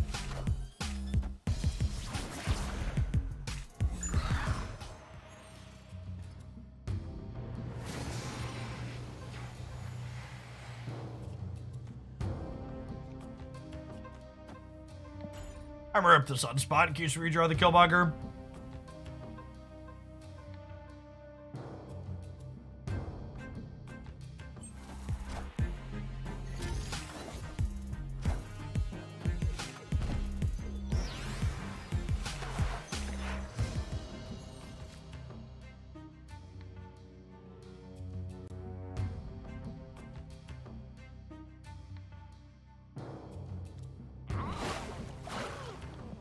They played a Cosmo for us, chat.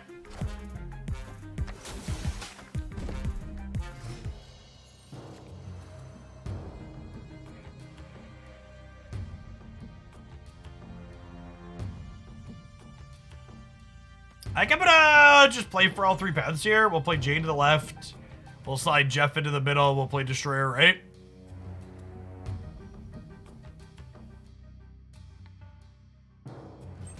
We are getting close to 100,000 followers on the channel.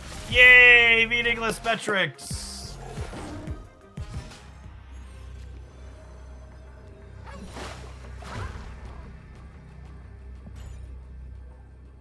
But we've been averaging like somewhere between 150 and 300 followers a week at Snap Stuff lately, so probably still another couple months before we hit 100K. Give or take. There's also a chance that follower growth continues to slow as the game matures more. That's pretty typical. You have the most new people coming in right when the game first releases.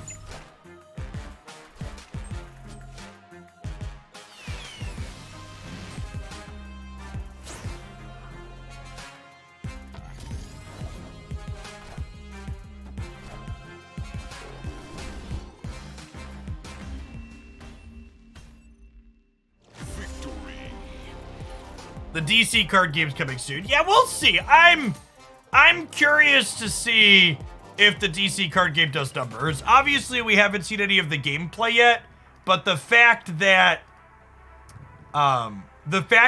they said they're releasing on PC only to start makes me think there's gonna be kind of a limited audience there. Yeah, the DC card game is, what's the best way to put it? The DC card game, I would be surprised if it had the same push Snap does. I would love to be proven wrong. But it looks like it's gonna be much closer to like a traditional Magic the Gathering style game than Snap is. Which I think, more traditional card games like that have a harder time reaching a wider audience. Part of what brought so many people into Snap is the fact that it's just so different than other card games.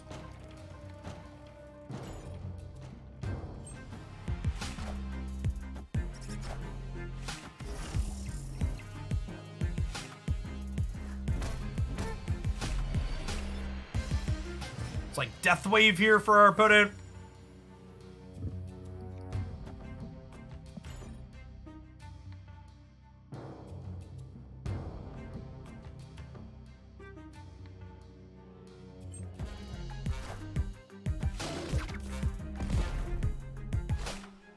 Will the DC card game be mostly a clone of Snap? So, whenever I hear questions like that, it makes me chuckle, because normal people are just so ignorant of what game development timelines look like.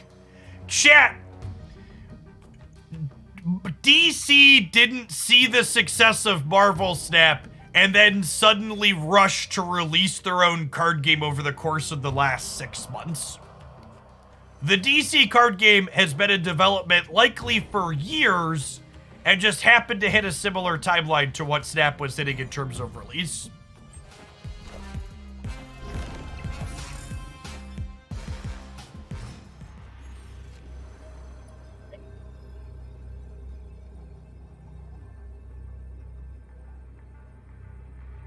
Anyways, so like, to give you an example of like how long the timelines are in a lot of these games, someone had asked if Marvel Snap took design inspiration from Artifact, and Ben Brode's response was, no, we had the core gameplay of Marvel Snap design before Artifact released. It's like, that's how long these things are in the cooker, right? Like Marvel Snap was in dev for like 4 or 5 years before it came out.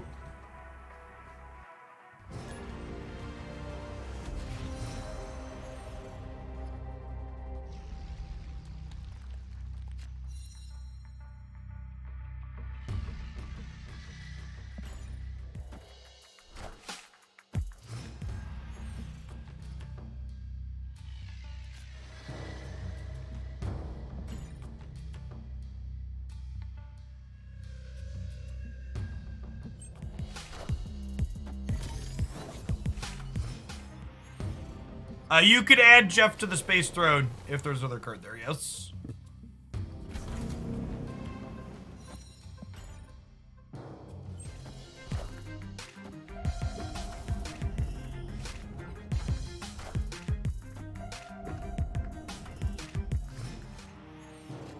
$1 million turnaround. Yeah, I've got my full collection. Of Artifact cards ready to go for their $1 million tournament. That's all I'm saying.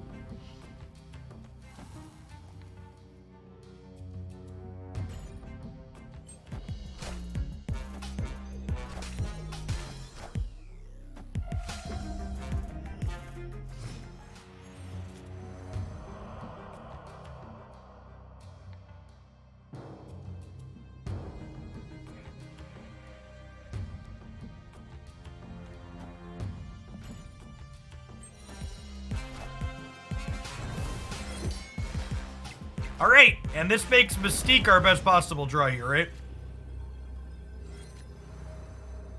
Daredevil. Can we win this? I think so. Where's the one where we win this? We're going to 15 here in the middle. You play Jeff into Morag as your first card. Yes, nothing stops you from playing Jeff. He gets into everywhere.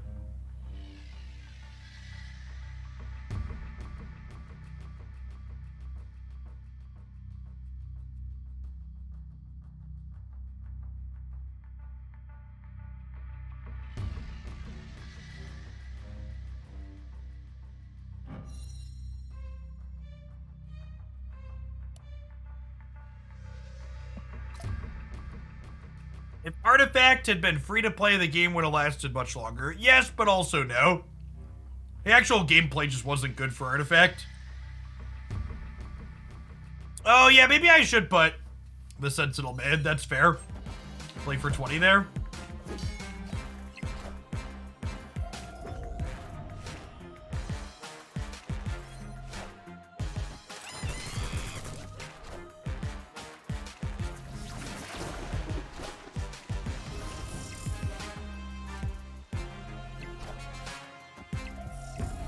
Wanda!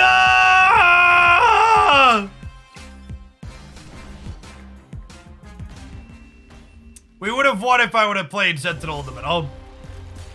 That was a deserving end to that one. I I deserved that one. That fat L was ours to hold.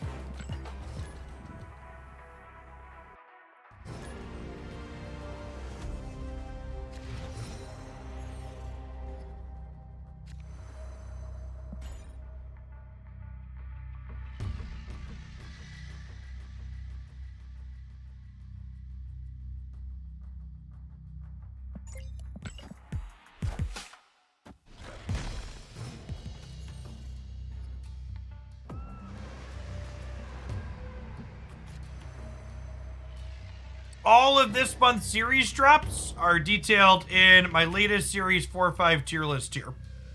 Every single month, I put an updated Series 4 or 5 tier list, so I talk through which cards are downgraded.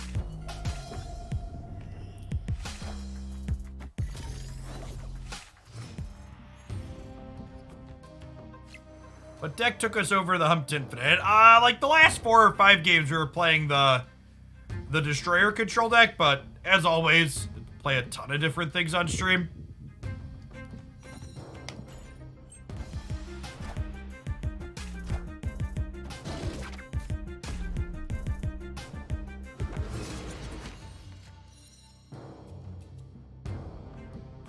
I mixed Black Bolt and Stature into the Death Thanos deck, and it's doing numbers at 72% after 50 games. I mean, in Thanos decks, even more so than most, if you change out any 2 cards for 2 other good cards, the deck is assuredly still just good, right?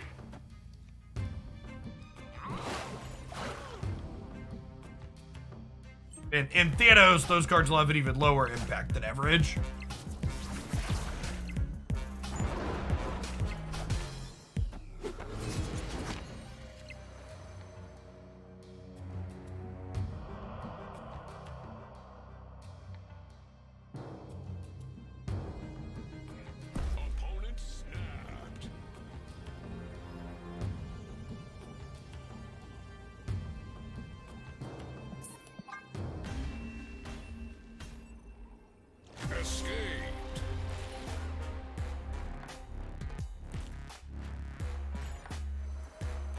A freak. Thank you for the 7 months. That's what's not really sparking joy for me, champ. Nothing particularly novel enough about this one for me.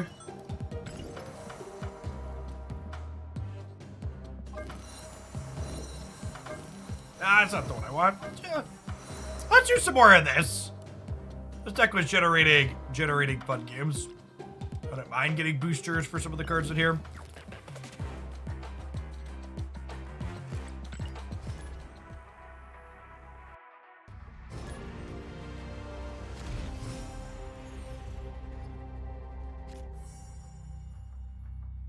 Yeah, there's a card review video with all the cards for this month up on the YouTube channel from a little bit ago. If you look on the playlist on the front page, there's a playlist that has all the card review stuff in it.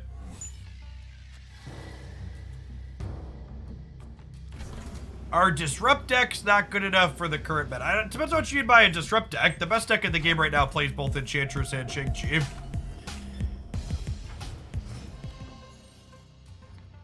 What's going on, Takia's Taco? Thanks for the 5 months. As an FYI, if you're someone that enjoys my content, but my live schedule doesn't line up super consistently for you, you are able to drop by even when I'm offline and use the Prime sub.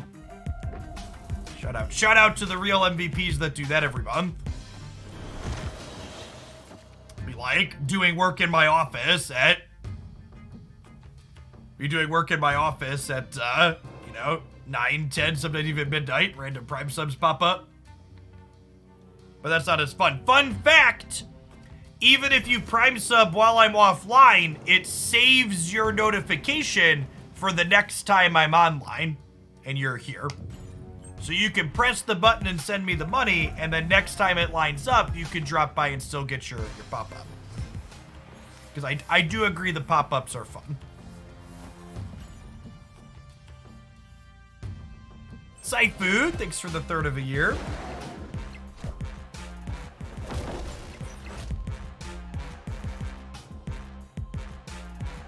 Coulson's probably our best draw here.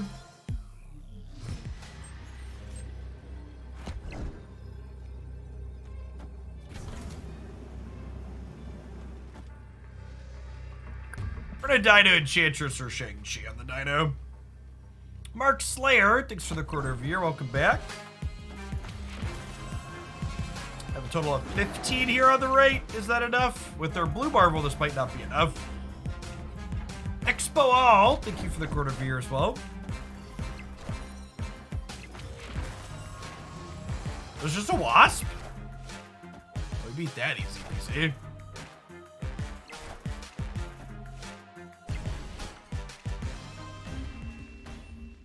Our board is crackling a little bit.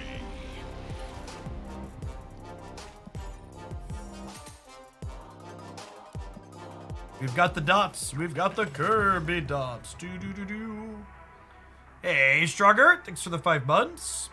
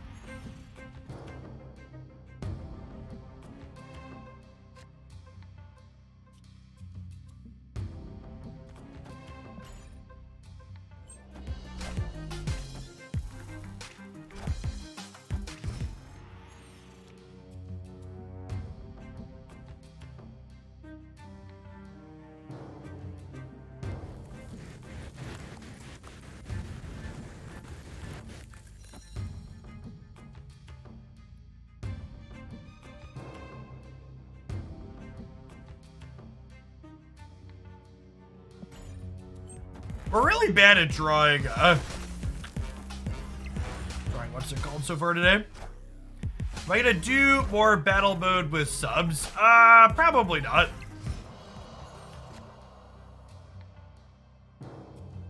The metrics on battle mode content are unfortunately very bad. It's not something that there is a strong interest in having. Maybe when Conquest releases, that sentiment will change a little bit, but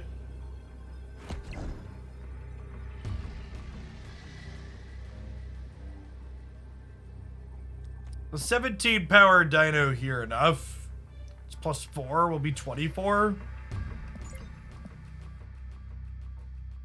Assume we die here.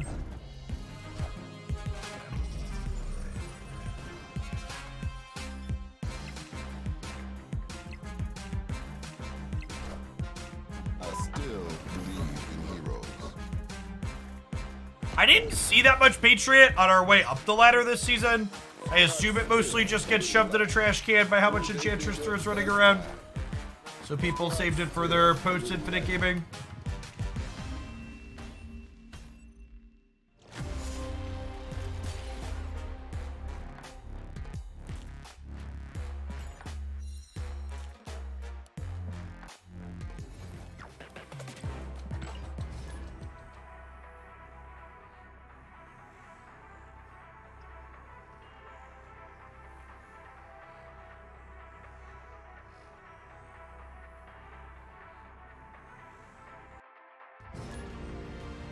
Hey, Shui, thank you for the half a year. Welcome back. In my head, you were going to have 12 cards in hand. Unfortunately, there is a limit. We've got Lady Sif plus Ghost Rider teed up here. See if we can draw. We got to draw Nick Fury or Helicarrier here. Ooh, Agent 13 messes that up potentially, though.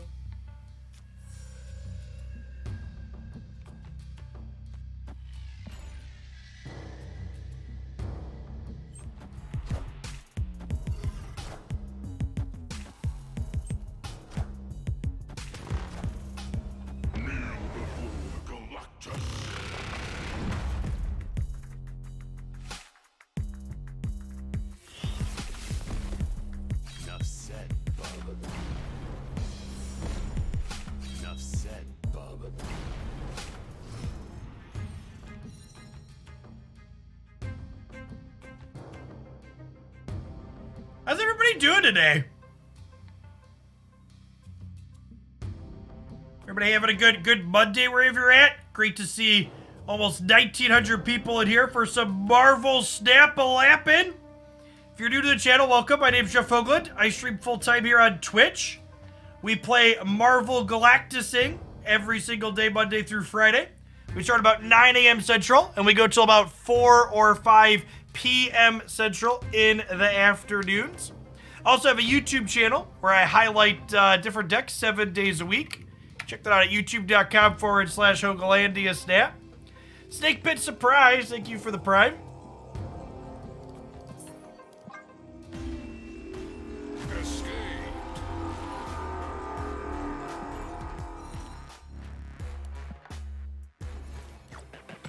We get some credits stored up. That Lady Sif's gonna have to get split a couple of times.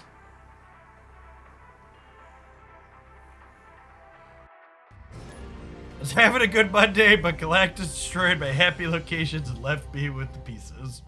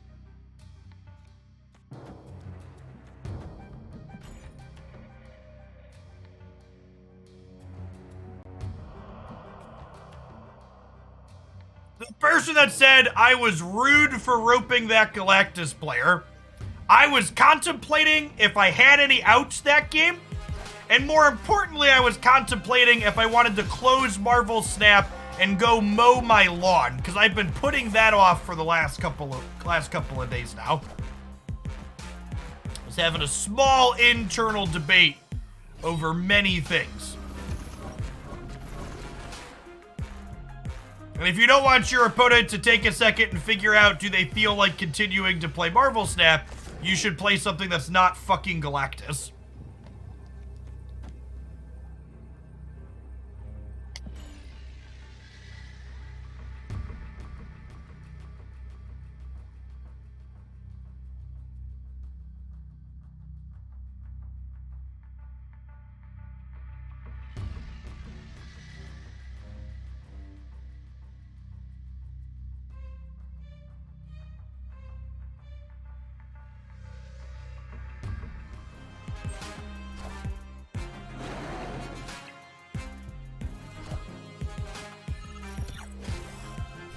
Why not play Dino mid here instead of right?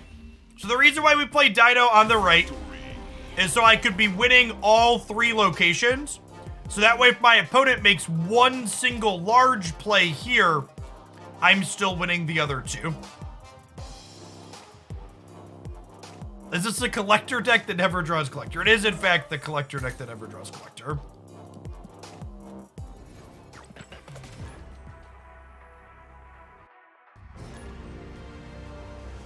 You read comic books? I do not.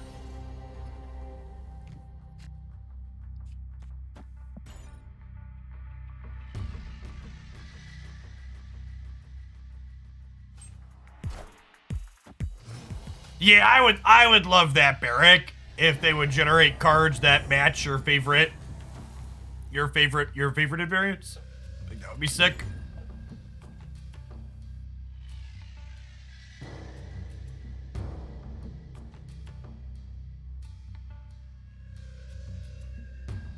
Is the blueprint Quinjet a split or a variant? Well, I mean, it's a gold background split, but the base blueprint artwork is a variant.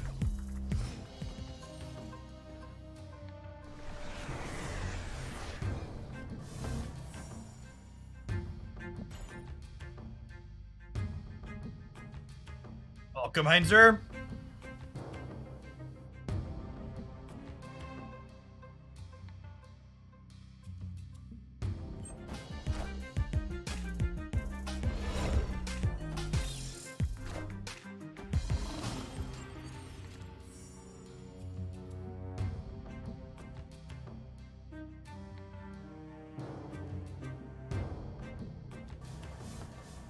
I think I want to fill here.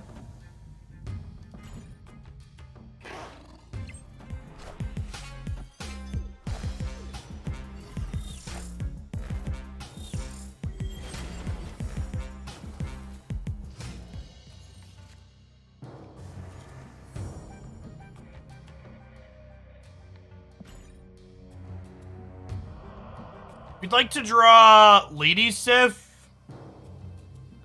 So we could go Mystique the Dino and then hit the Helicarrier.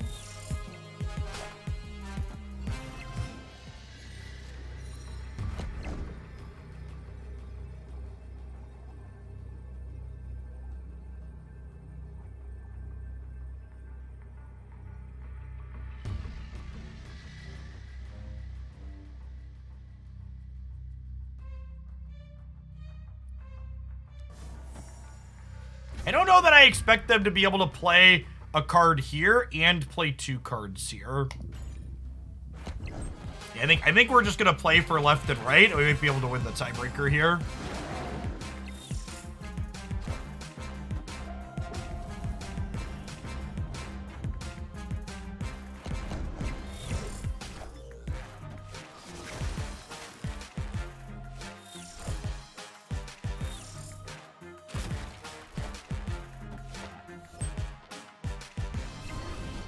Ah, we almost beat the Infinite, chat.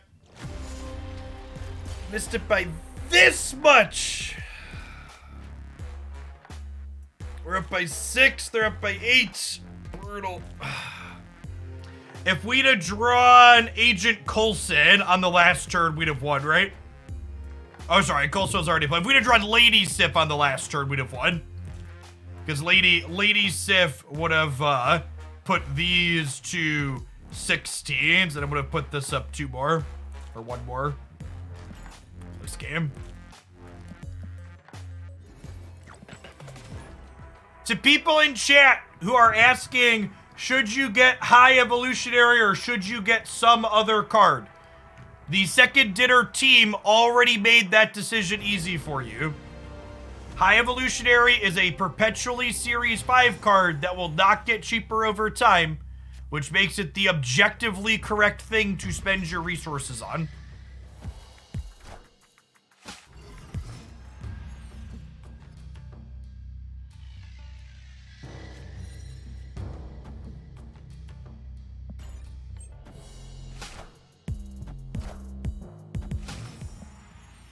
Shark.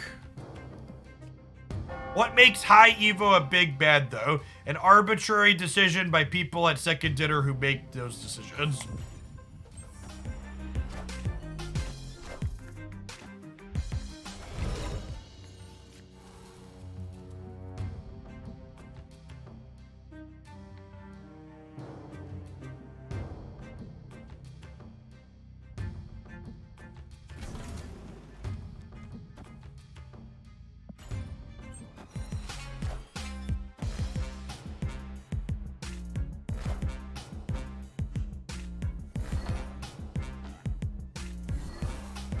Okay.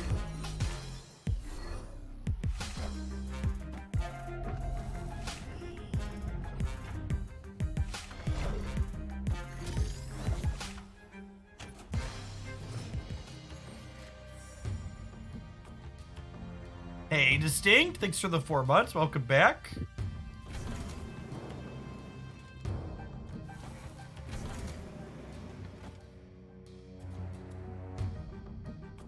Do I want to do this?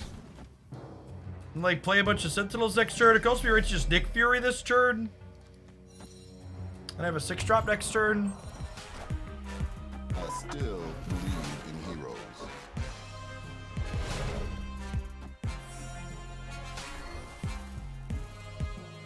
All systems go.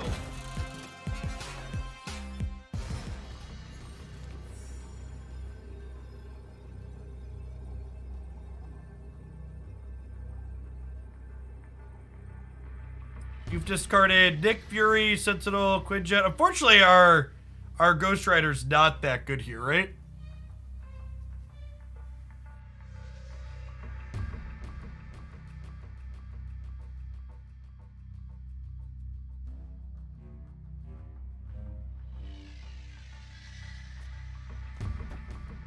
I think it's just a 13 power. 13 power dino.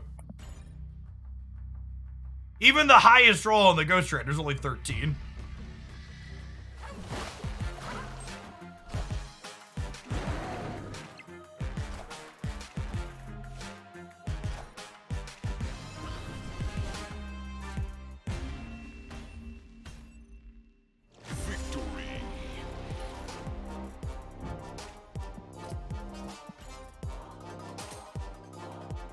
They were obviously a stature deck. There was a lot of other things going on there still. Daf Gadash, thanks for the half a year. Welcome back. Yeah, like a Moss stature deck.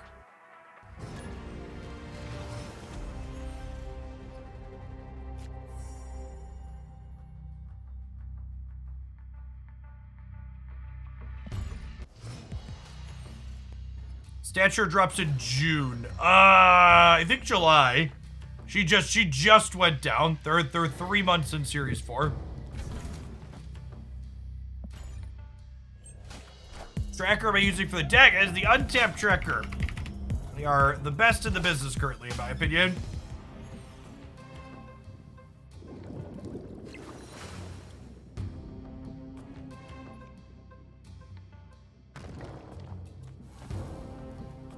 Yep.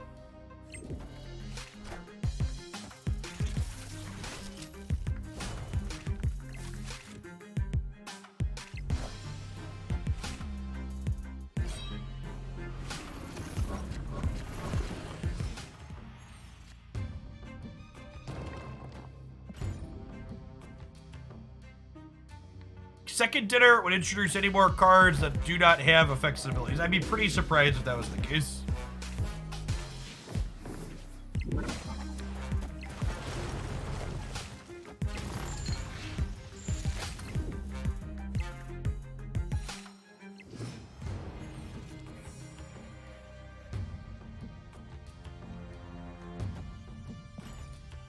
So we're hoping to draw Agent Coulson next turn, so we can go Mystique Coulson on the last.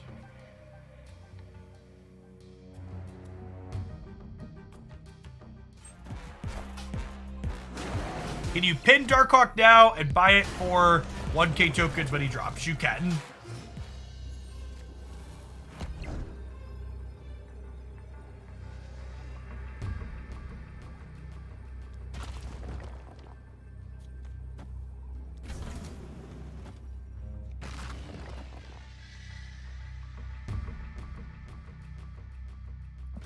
We do this to just count on 22 power Dino winning the center. Obviously losing the left.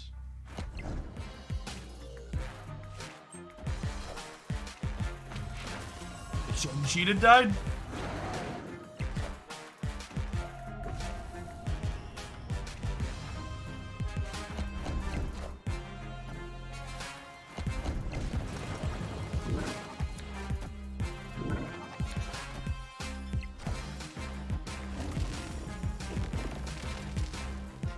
We did it? Question mark. I'd like to dedicate this dub to every hater out there that said Hulk was a strictly worse Magneto. These cubes go out to you.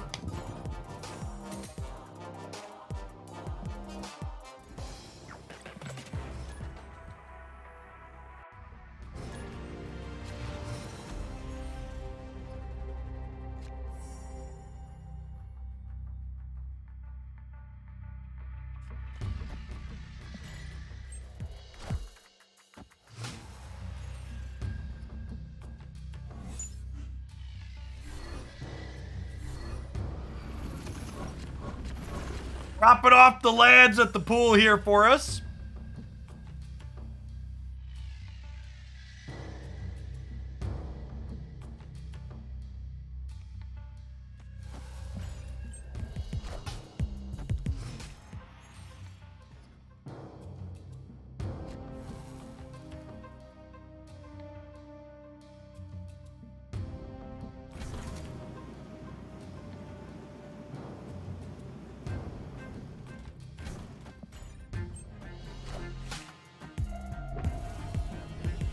Agent 13 variant. Yeah, this was from the Nick Fury season pass during the closed beta.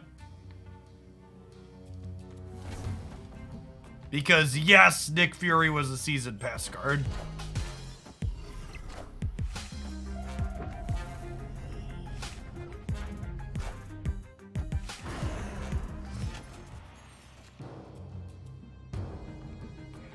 Sweet budget Quicksilver shirt. LOL.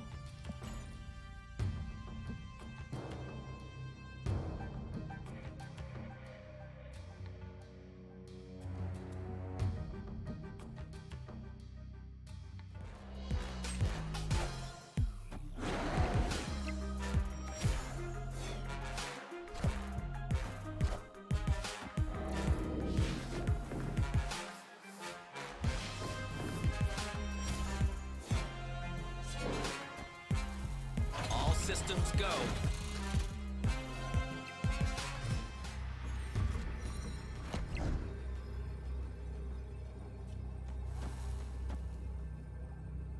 And it's 18 here in the middle.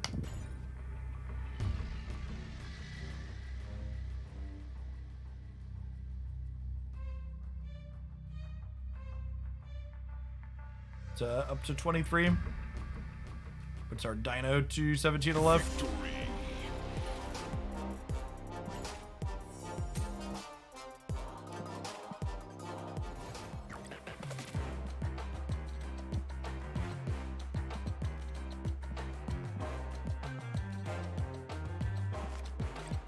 You know, we haven't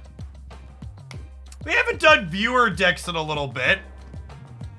If any subs have a viewer deck submission they want to send in for a donation, let's open those up. I'll play a game or two with Miles Steg.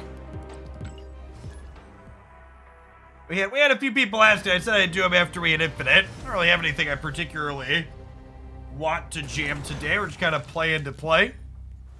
So if anybody's got anything they want to send over. Details on deck submissions here.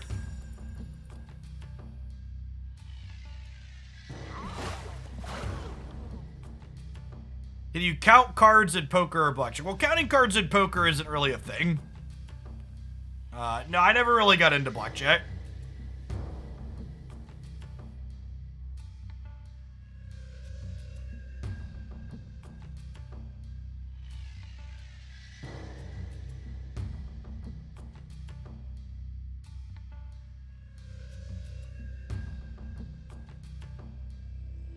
Someone asked, oh, missed clicking the button.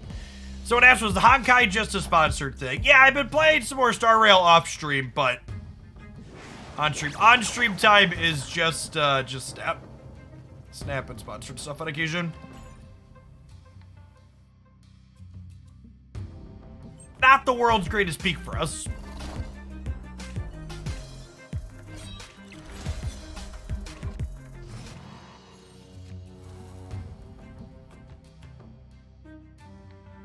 Gamora looks lovely in the middle, though. Wind, aid my hand. Clear for takeoff.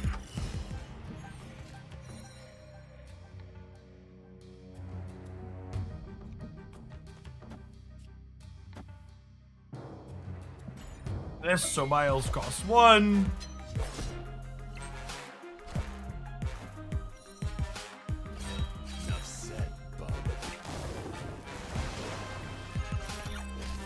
Hey, Mike, thanks for the last half a year. Good to have you find it out that you enjoy Hoaglandia.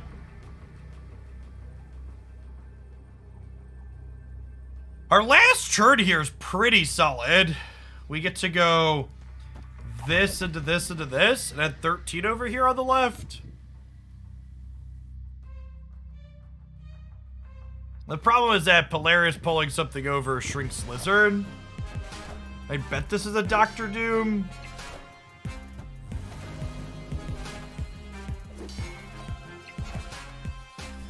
Just Apocalypse. Deal. The replacement for Stegron here. Yeah, you can play Juggernaut over Stegron here.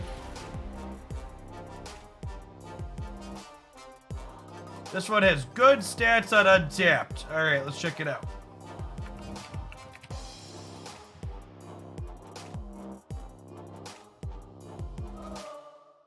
Oh, Thanos Beast. Yeah, this deck's fine.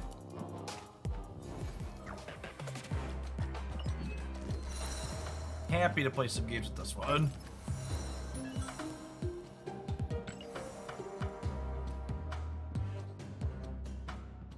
This core isn't that far off of the Thanos variation that I really enjoy. So I think the core of Daredevil, Spider-Man, Professor X in a Thanos shell is super solid at the moment. And this particular build is playing the Bast as an inclusion that it's got Beast plus Bishop as another way to put stats out.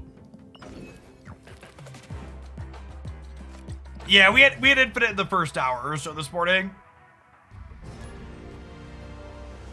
The universe shall be set right.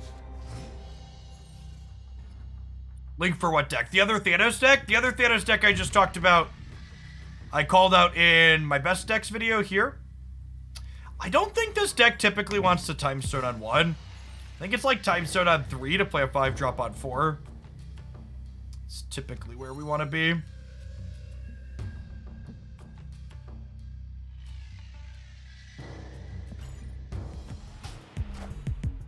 Yeah, the green is starting for best.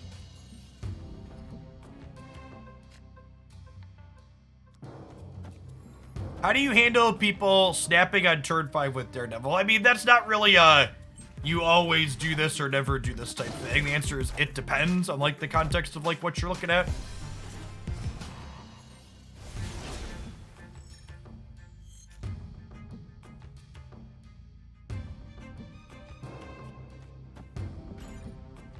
What deck took us over the finish line? We played the Destroyer control deck for the last little bit.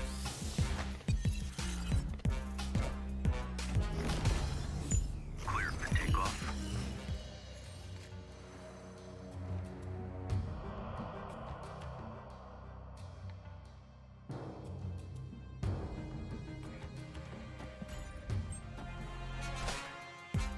Yes, yeah, the Tuba Destroyer deck. Which is another deck that I called out in my best deck set for things that seemed good.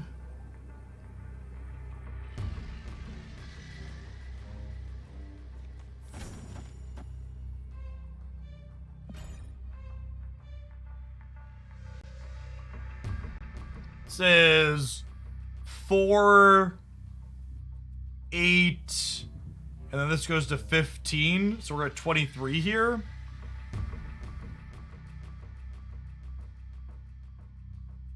I guess we lose, so I'm just playing Thanos, right? Probably supposed to retreat here.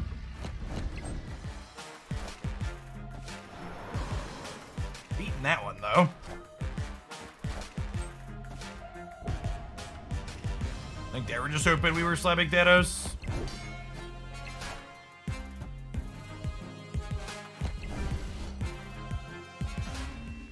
I think if they put out us on playing Thanos, they're also just supposed to play Thanos, right? Because they'd have won if we both played it.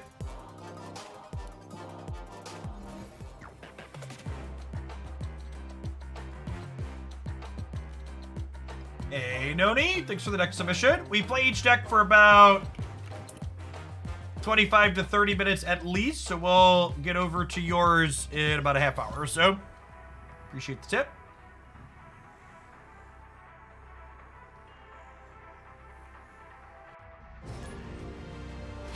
I tentatively have room for like 3 more deck submissions. I have a hard stop at 3 o'clock on Mondays because Mondays the kids go to Pokemon Club. Sign off in time to get them over to the local game store. Gonzabone, thanks for the quarter of a year. Welcome back.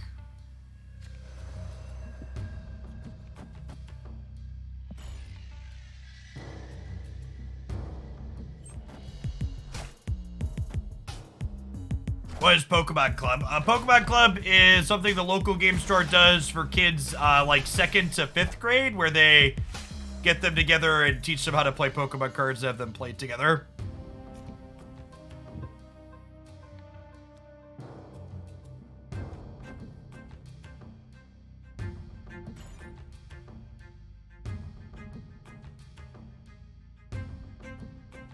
If you're sending bits, 1,000 bits is 10 USD.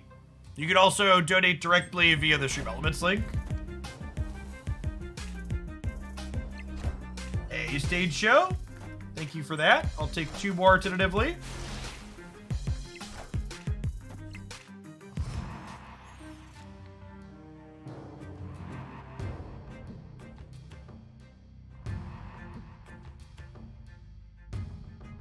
Wait, I blinked and I missed it. How did my Soulstone end up in Sakar?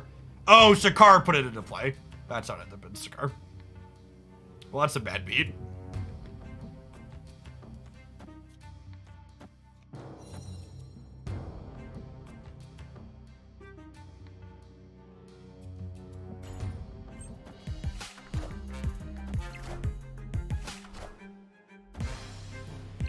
That is a mighty big hawk, chat.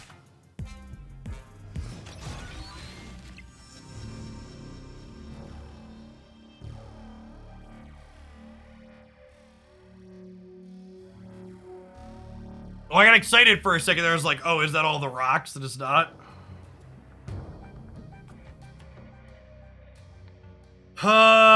So if I move Soulstone here, they go to 16, we go to 11. Mind Stone, Time Stone, each draw us 1 card. And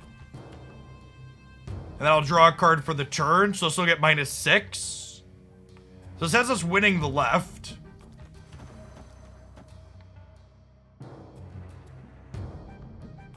Is Thanos enough to win here, though? It might not be.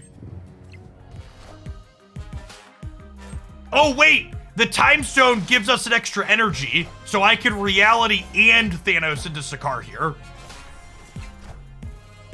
All systems go.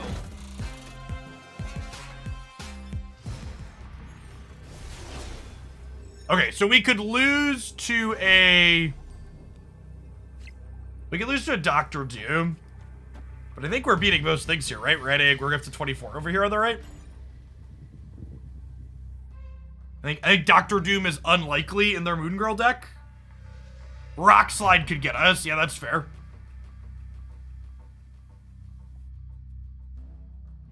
There's a Cosmo here on the right, so the Reality Stone order doesn't matter.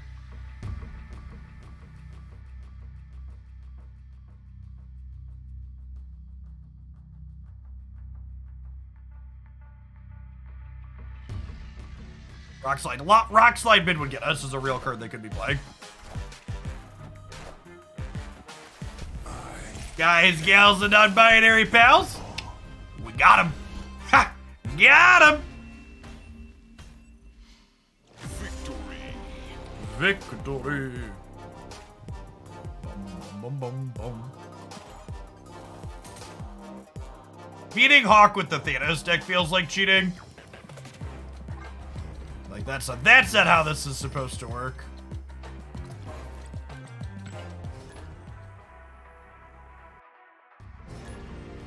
Destiny will arrive. Destiny will arrive.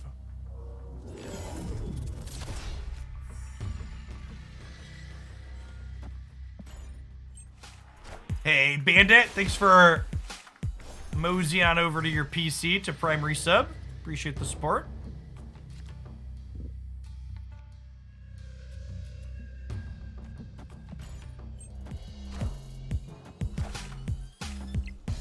What can you replace Jeff with in the Nebula Destroyer deck? Not really anything, unfortunately. The deck's a lot worse without Jeff. You can play Daredevil or Lizard, but the deck loses a lot of power without him.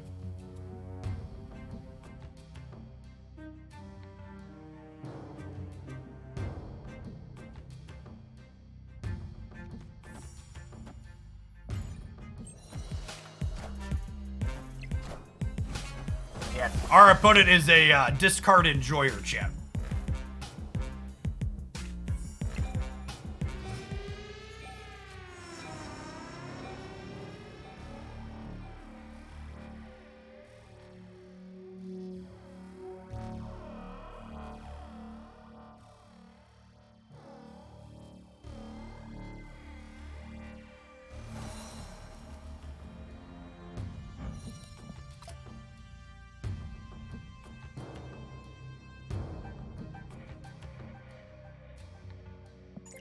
Yeah, I don't think we ever win this game.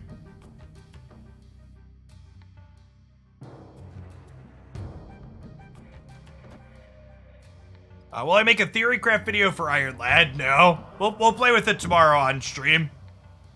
Unfortunately, Theorycraft videos for direct Series 5 cards just don't tend to do well. I think I might try and do one for High Evolutionary since there's a lot to do with him and he's confirmed to be a big bad.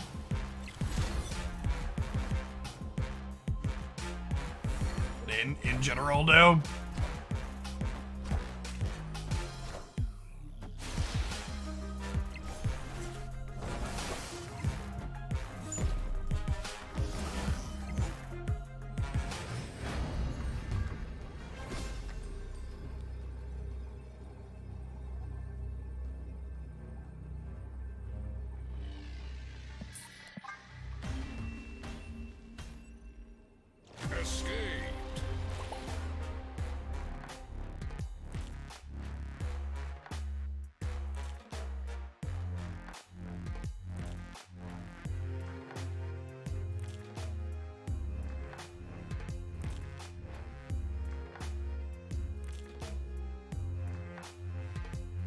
Someone in chat said, as a free-to-play player, I've reached a point where I get one new card per month, which means I'll never have a meta deck again.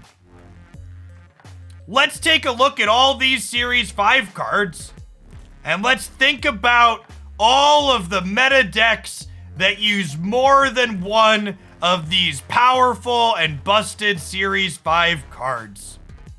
Yeah, Kitty doesn't even fucking count, because everybody's getting her for free. It is true. You will never be able to play the meta-defining Snowguard, Stegron, Master Mold, Teenage Warhead deck. You'll never be able to do that. Yeah. Can a mod go back and time that person out for me, actually?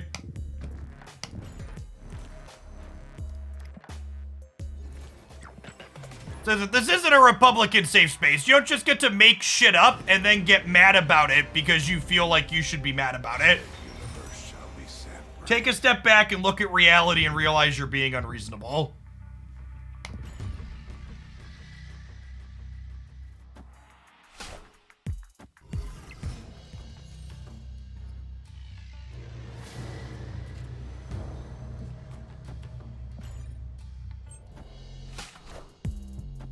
Jeff is saying this while he paid $100 to get all of the cards. One, fuck you. I pay way more than $100 to have all of the cards. Two, the fact that I do have all of the cards means that I am more qualified than you, who does not, to have an informed opinion on which of these cards are meta relevant.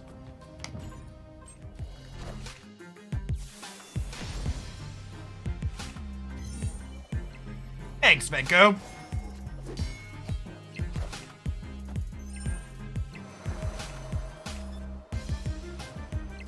I bought Snowguard and Stegron, chat, so you didn't have to. I am a fucking man of the people.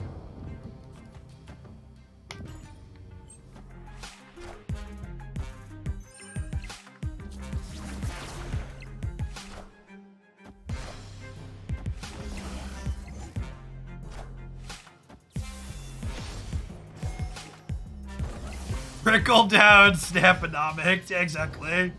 You understand. I think we're Spider-Manning this turn. I think we're Soul Stoning. Draw a card. Friendly neighborhood Spider-Man here.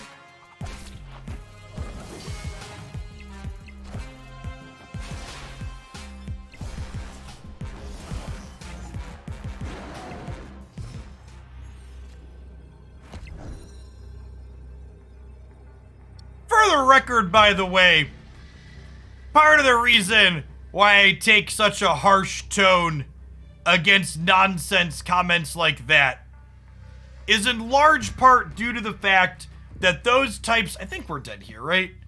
Could do this. Those types of nonsense comments distract from very real issues the game potentially has. When you sit there and complain about things that aren't based in truth, it distracts from the real problems that exist that are worth pushing back on and talking about.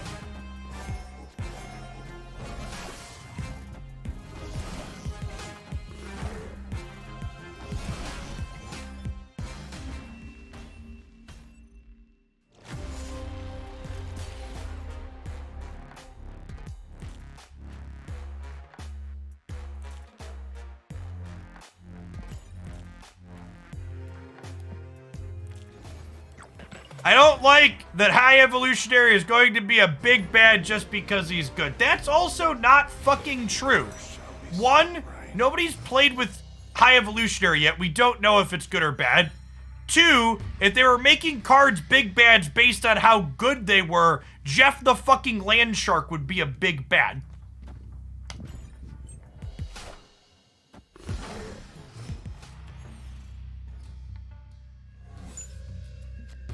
There are 8 tips or tricks for progressing through Series 3 faster. With the most powerful card in mobile gaming, your credit card, you can progress through Series 3 at an amazing rate. Jeff will be a big bad when he grows up. He's a small bad right now. I dig it. I dig it.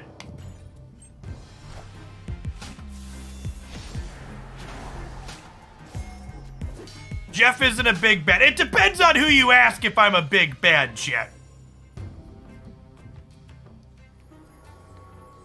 If you ask the average Reddit enjoyer, they'll probably tell you I'm big bad.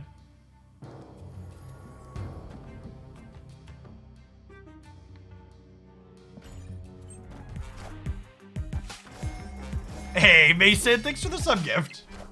Good morning, good morning. Almost afternoon here in the cornfields. Play out a Dino and then slam a Chavez into the Plunder Castle.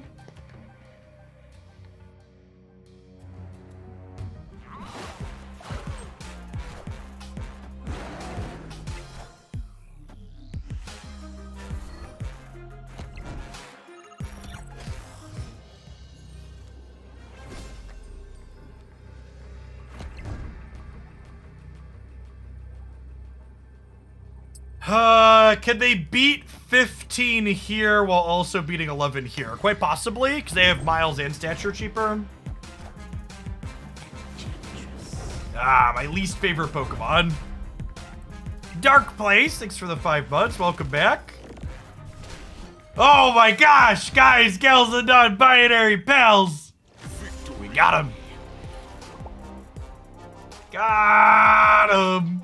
We were winning this even if Asteroid M wasn't here, right? Because they would have been 11-11, and they would have been 8-7, and we'd have won the breaker. We were good regardless.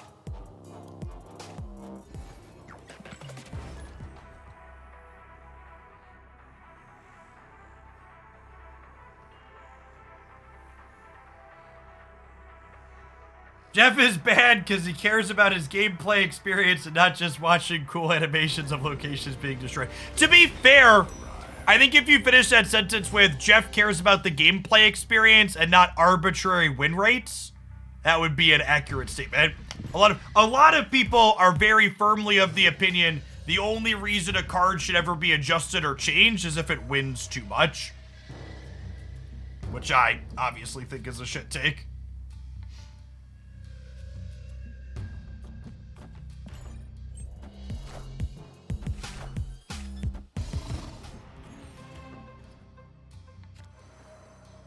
I actually think the Hitmonkey bounce decks are pretty reasonable into...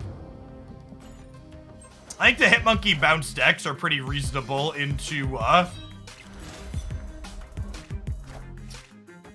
the best deck right now, the Darkhawk Stature deck.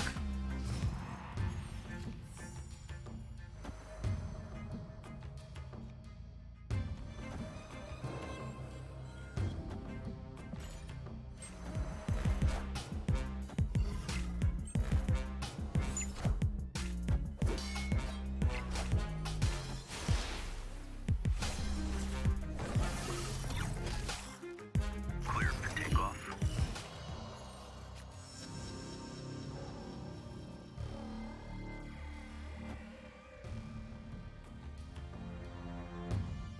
Oh, Knockerson. Oh, we can win this. I think I just have to, like, do this for the sake of tempo. And then we, like, play Thanos in the middle.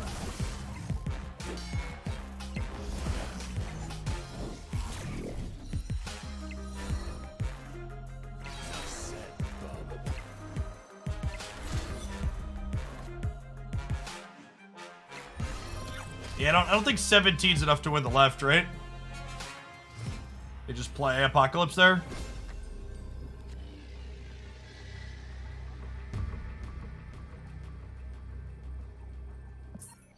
Alright, chat, we're not done with this deck. Oh, you still got many more hours of stream coming up yet today. But I do need to run to the restroom. I'm gonna tap the ad roll button because I'm stepping away anyways. Don't go anywhere. I'll be back in about 2 minutes with some more Snapple happen. We're gonna play this Thanos deck for another 15 minutes or so, and then we've got some other viewer submissions lined up here. Beer.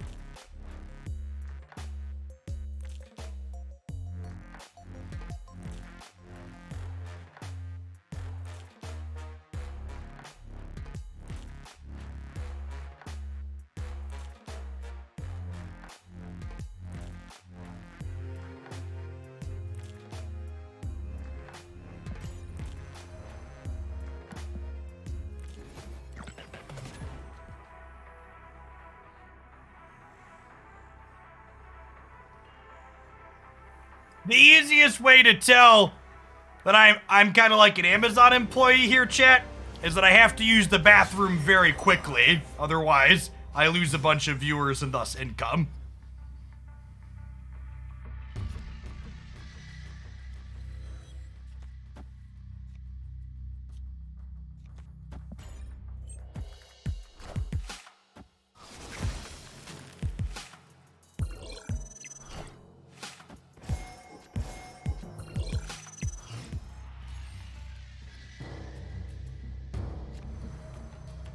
Oh, there's two things I kind of want to... But this getting... Iceman, I think we're just jamming here. My favorite Stegron deck is the Kraven deck I played a bit of on stream.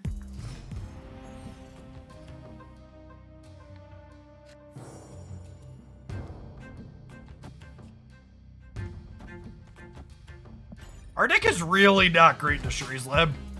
Wind, aid my hand.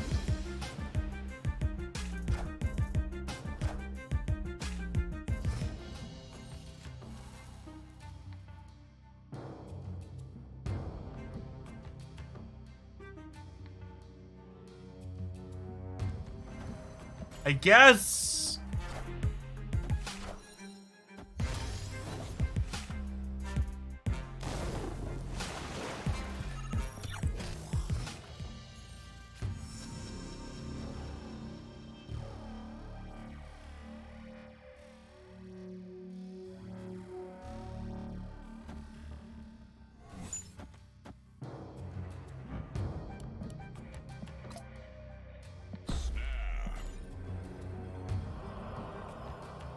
This play probably works pre-infinite a lot of the time. I don't think it works post-infinite most of the time, unfortunately.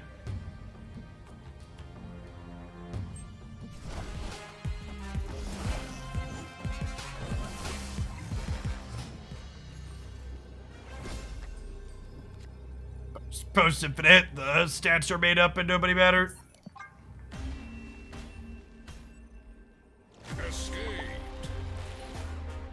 Not only the bluff snap Krakoa, but specifically the snap Krakoa with the Daredevil. Because you're getting to see their play into yours. Is the specific thing that's going on there.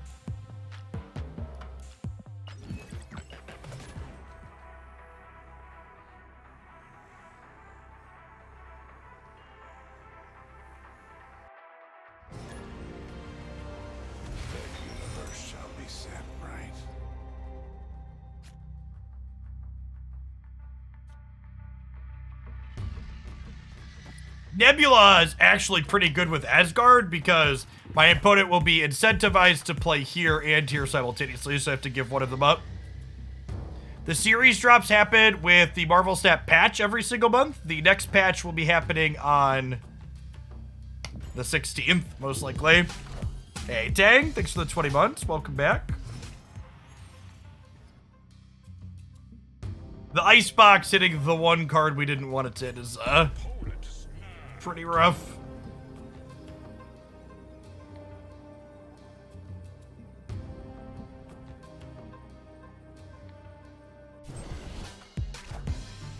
Does a leaderboard help fix that? Maybe. Probably not for most people.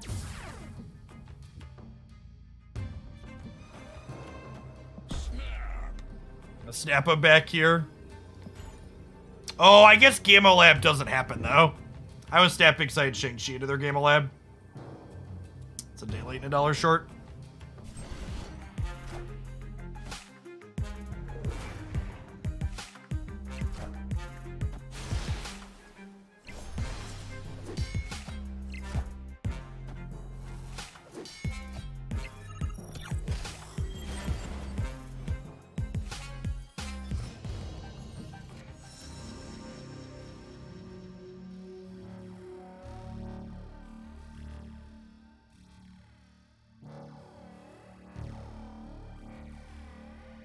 What headphones are you using and do you like them? These are Bose Quiet Comfort 45s, and yeah, they're great. Like them a lot. Yeah, we're super dead here. I'm gonna try one or two more with this, but I think overall, this Thanos deck feels worse than the other one that we've played a bit of. The Beast Bishop package just feels supremely clunky in this archetype. I don't think Valk's very good in general in Thanos right now, Claire. It's not very good in the format in general. It's like okay into like stature and miles, but like there's a lot of Darkhawks and Dinos and other ongoing things that make big numbers.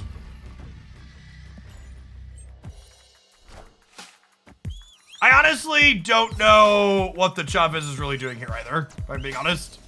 So we're doing some viewer deck submissions today. So there's a deck list someone sent in that had some okay stats on Untapped, but I think overall I definitely prefer the other Thanos builds that I played to what this one is doing.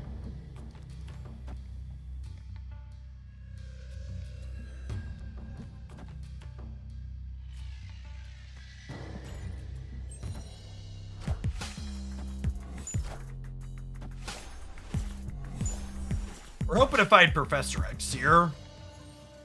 Spider-Man.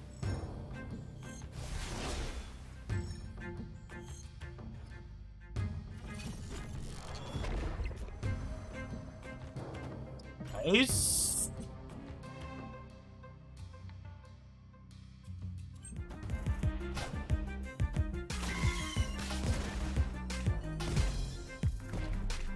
Enough said, Bob.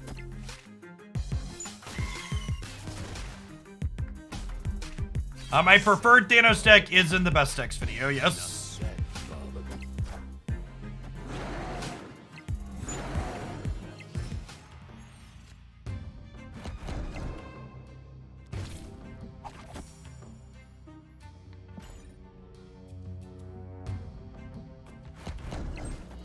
Friendly neighborhood Spider-Man here.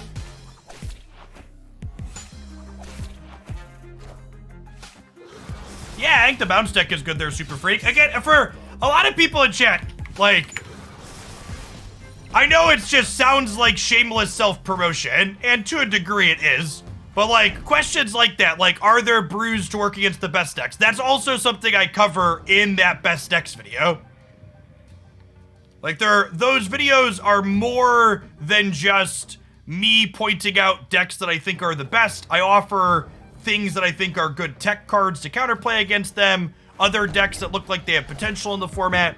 There's a really wide range of stuff in those things.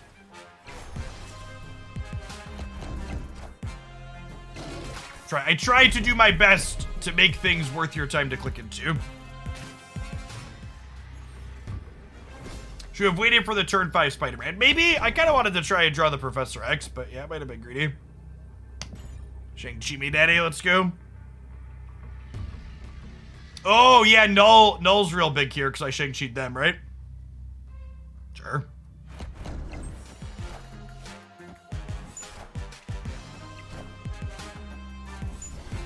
Wait, they didn't copy the Null? That's wild. Weird choice.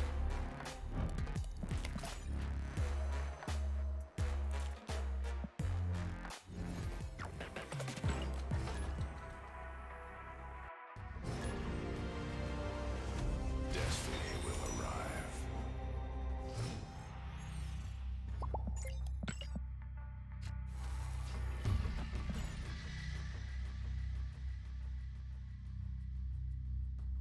Yeah, I can't blame people for not using YouTube too much.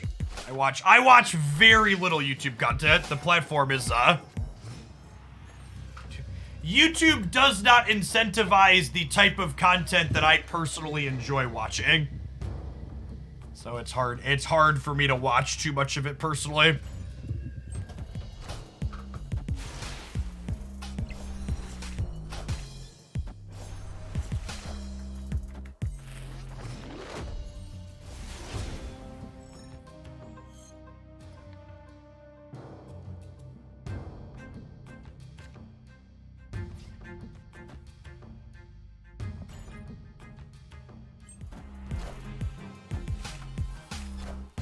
Oh, I can't even bounce more of these. Yeah, I'm done with this deck.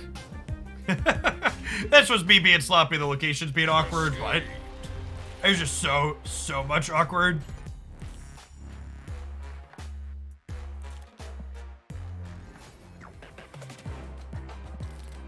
There aren't any move decks that are competitive. This is my preferred Thanos control deck, something close to this. And again, one of the most important things to understand about playing control decks is you should adjust some of the details and the tech cards appropriately. So like Spider-Woman, Polaris, Green Goblin, these are all cards that you can sub for things like Valkyrie or Shang-Chi or Rogue or Enchantress. Like, play cards that help you beat the things you care about beating in the details. And Beast and Bishop is just a combination that consistently has felt awkward to me every time I've tried them in the Thanos core. And if you really want to play them, I think you can win plenty of games with that deck, but I think a build like this is more consistent and reasonable than the one trying to play Beast and Bishop with Thanos. Hey, Engelskaman. Thank you for the 5 months. Welcome back. Valhalla Monkey. Oh, this is a fun build.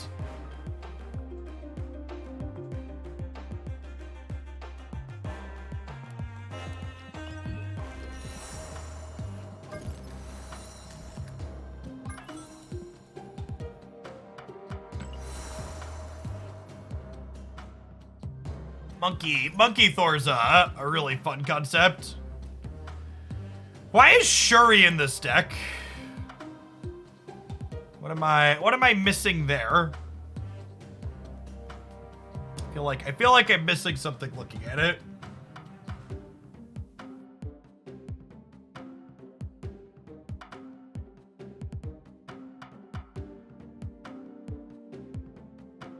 Yeah, it's just for Big Jade, right?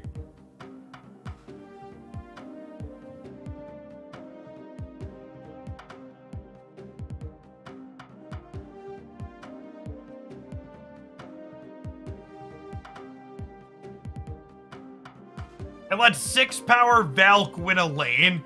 That's not, that doesn't work that way, right? Because Shuri has her bonus happen and then on reveal effects happen. She works differently than her lab. Yeah, Valk would reset herself.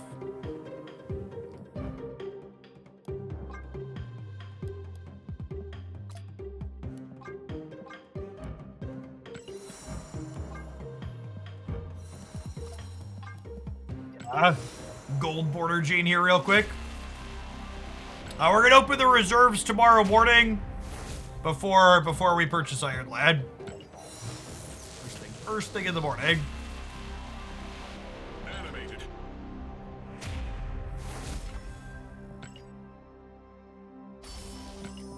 We do desperately need more Jane variants in the game. It's an accurate statement.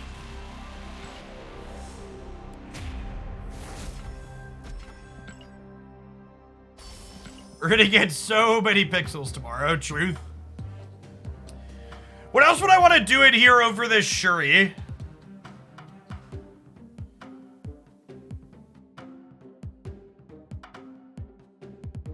Yeah, Lad releases at the reset tonight. I am done doing late night streams, so I'm just gonna be live tomorrow for my normal day. And I don't think Viper's very good.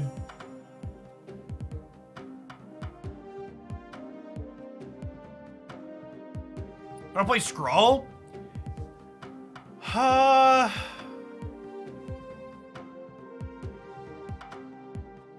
Bast is okay in here.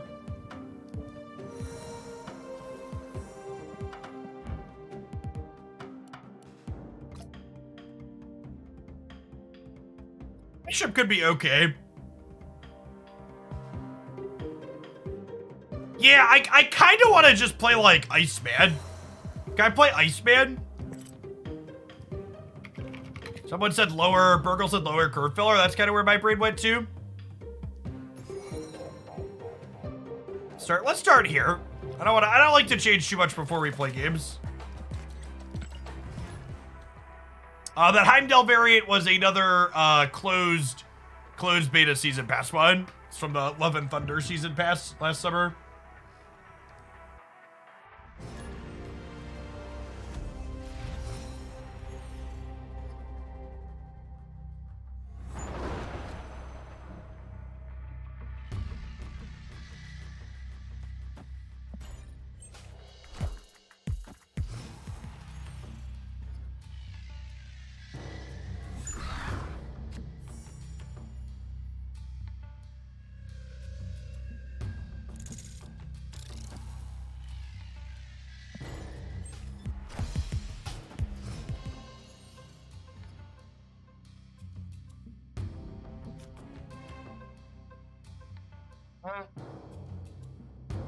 I don't think I want to debris.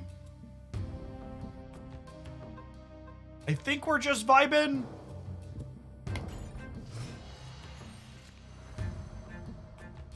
Thor is a solid pickup.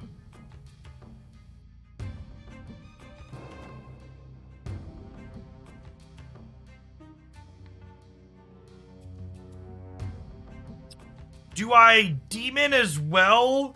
And then next turn I draw up to 6. I play Jane out down to 5. And then she draws Hammer and Wasp. And then we have a big hit monkey turn on the last turn.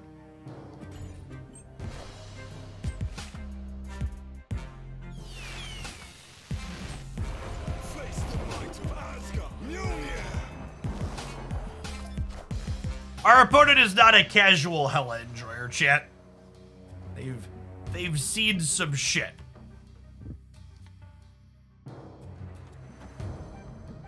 Oh, snap.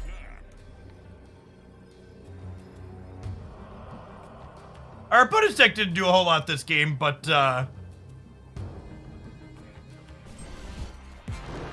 we certainly flooped all right ourselves. Whoa! Excuse me?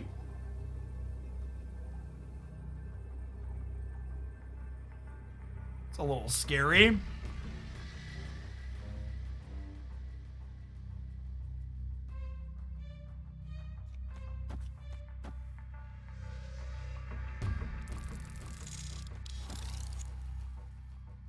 This for the game?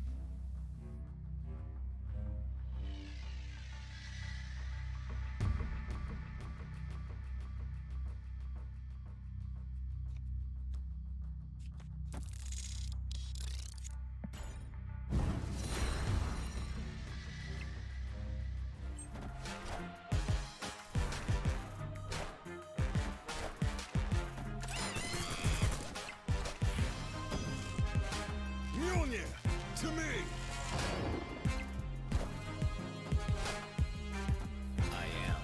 Yikes! We get in the middle?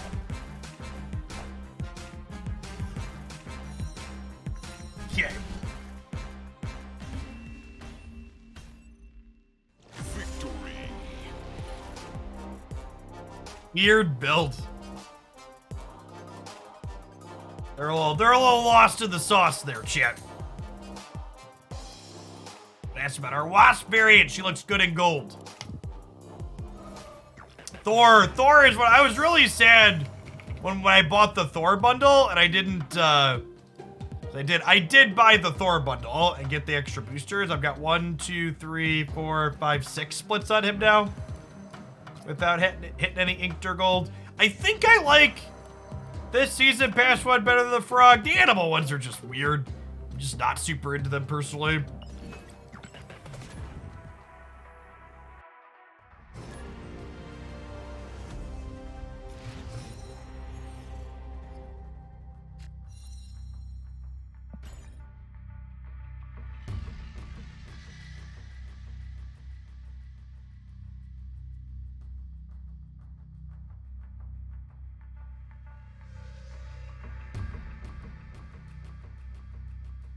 The Venomized one isn't bad.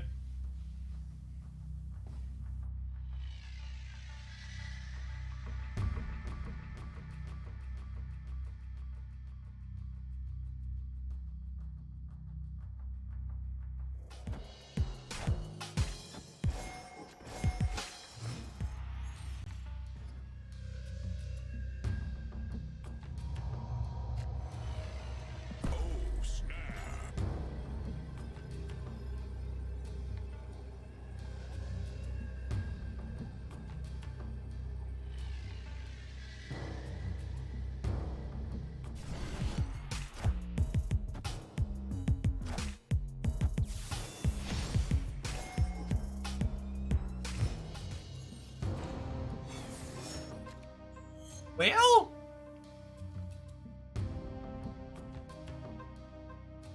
I think I'm just passing again? Question mark?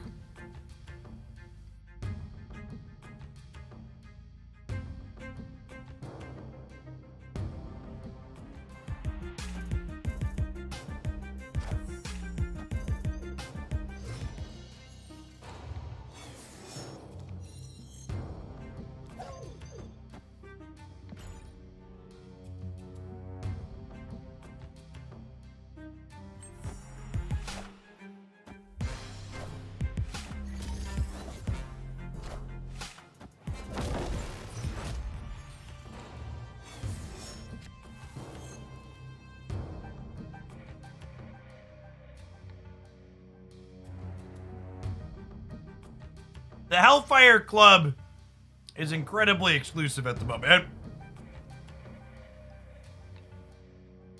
Only 2s and 3s allowed in, and 0s.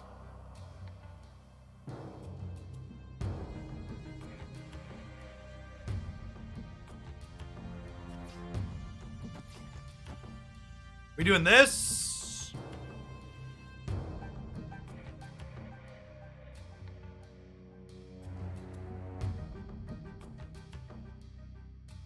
Am I gening the Space Throne? I think so.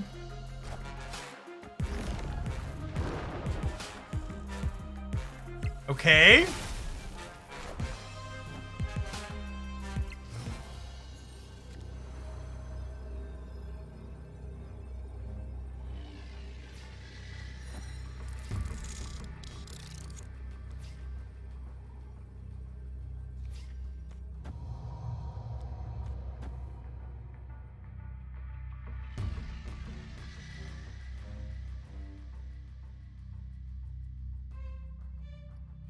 Oh, Valk mid wins the mid. Yeah, that's true, isn't it?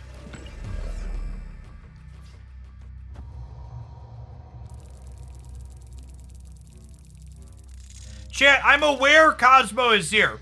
There's no better place to put the thing is the problem. It's still 1 point of stat here. I think this is best. Thinking of Spectrum. Yeah, maybe.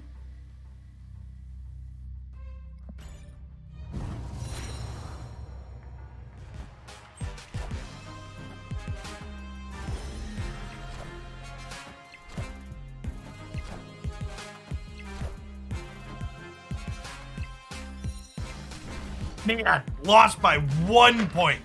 Close.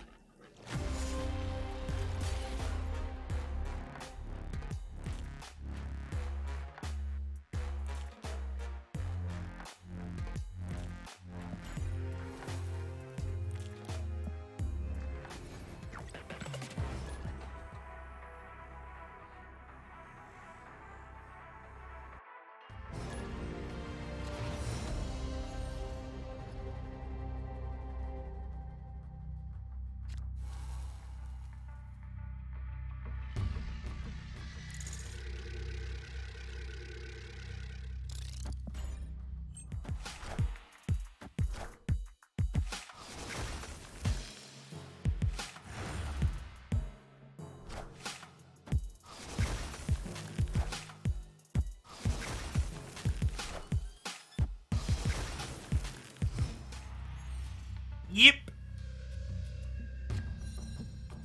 Yep, yep, yep.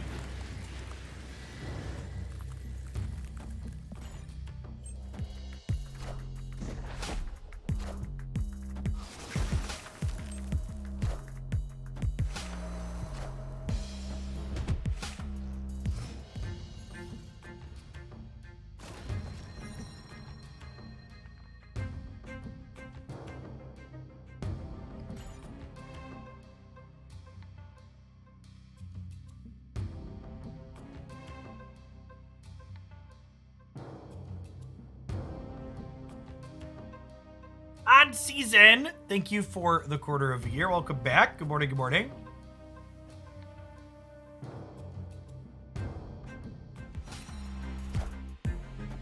Wind, aid my hand.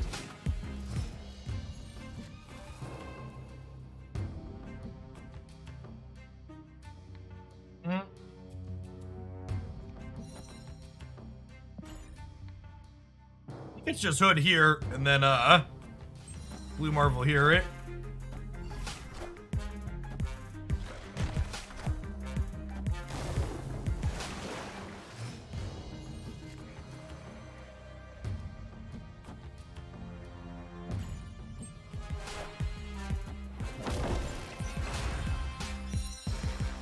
And nothing on 5.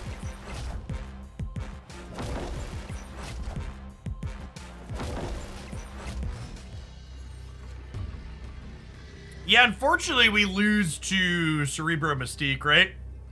It's plus 16 on the left. Ain't got it. Victory.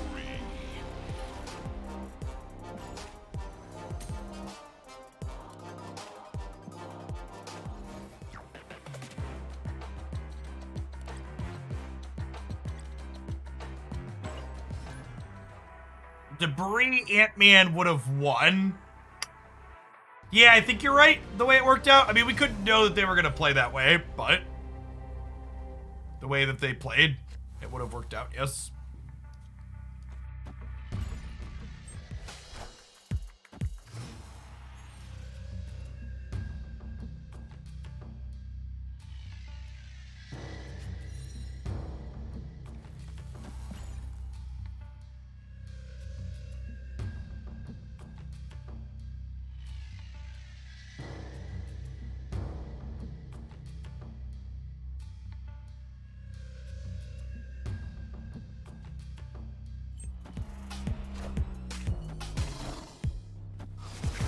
Playing Lizard into Asteroid M instead of the face down is a choice. Is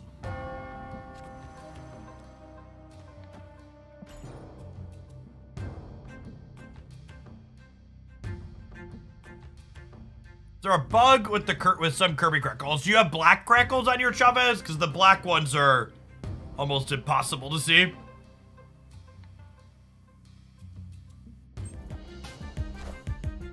Face the might of Asgard. Mjolnir. Mjolnir.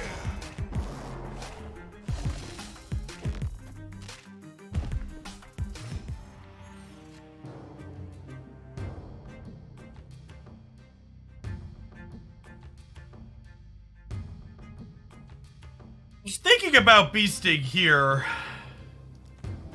Now I kind of want to do this.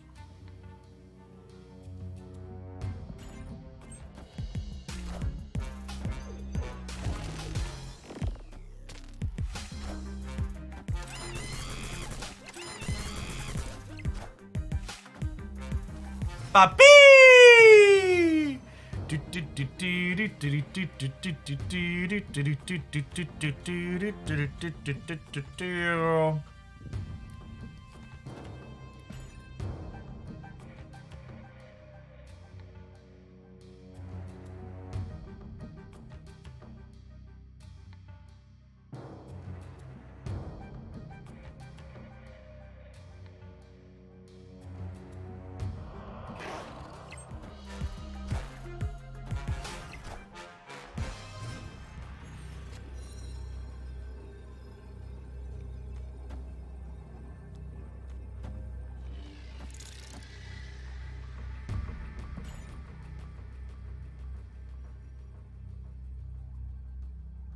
Oh yeah, High Evolutionary is the bad guy in the Guardians of the Galaxy movie, right? Someone earlier was like, they're not deciding big bads based on the MCU. Derp derp derp. They totally are. Mjolnir. To me. Totally are. Mjolnir. To me. To me.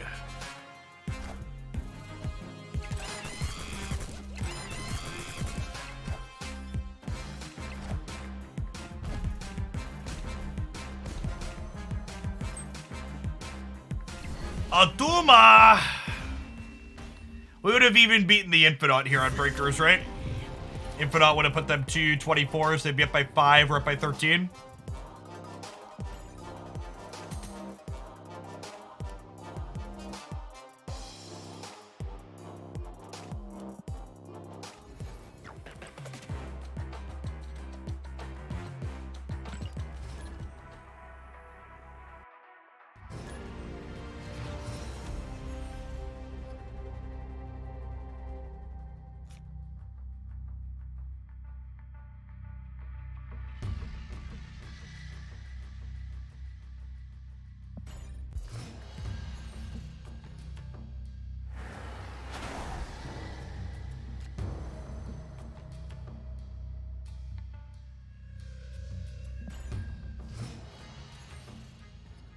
the best deck outside of the Stature Miles deck currently. You can find my opinions on a range of best decks in the current format in this video here.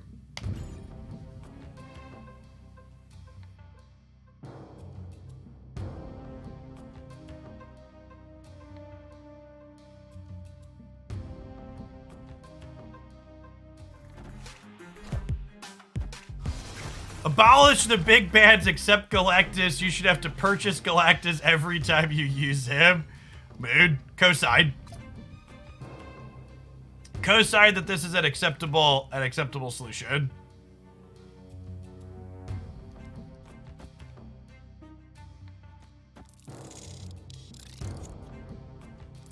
Will I be streaming Iron Land later? No, I am no longer doing evening streams. The metrics just weren't good enough to justify jacking up my sleep schedule.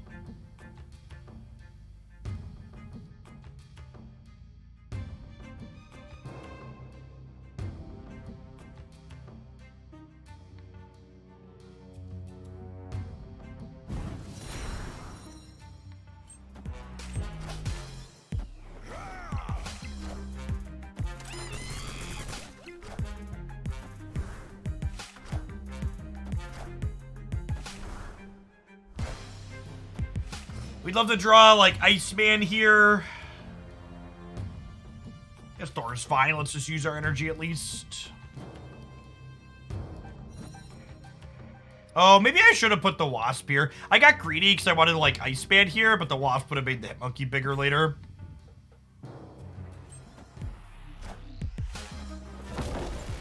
Face the might of Asgard. Mjolnir.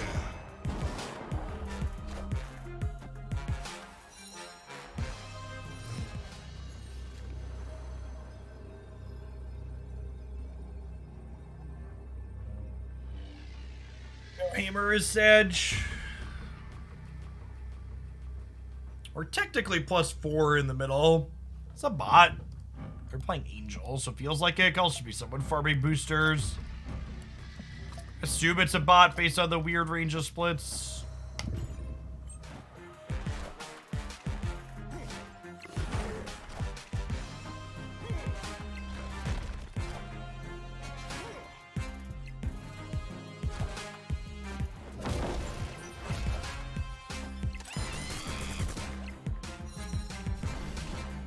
Will the real Mysterio please stand up?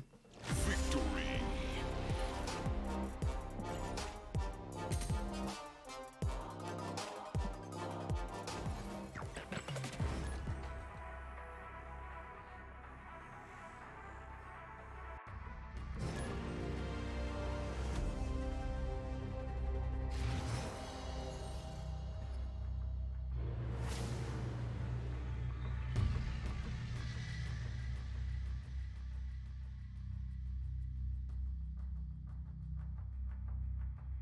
Does Daredevil reveal the real Mysterio? I don't believe so.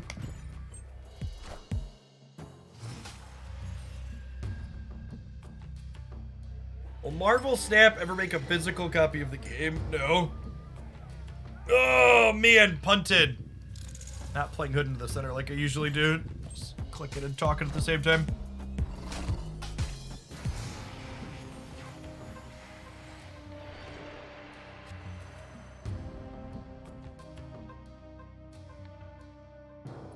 Well then, everything worked out better than expected.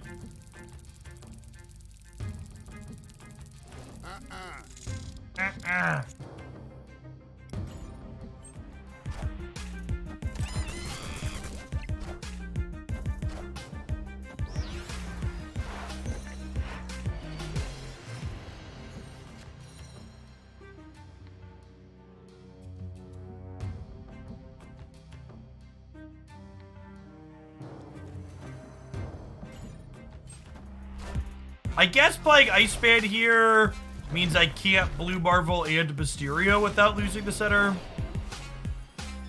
Well, I can't Mysterio either way.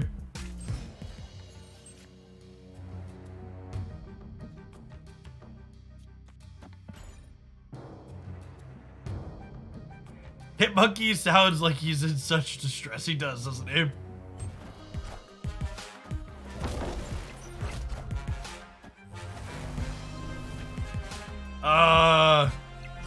Thanks.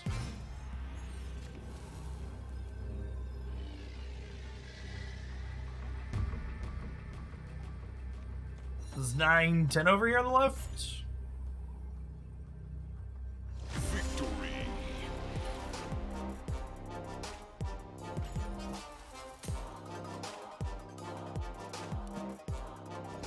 You could convert this game to a physical game, but there's a number of card designs in the current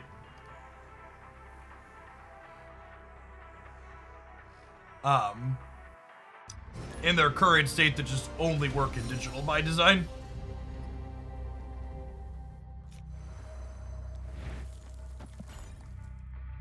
Hey, Ant-Man, thanks for the third of a year. Appreciate that.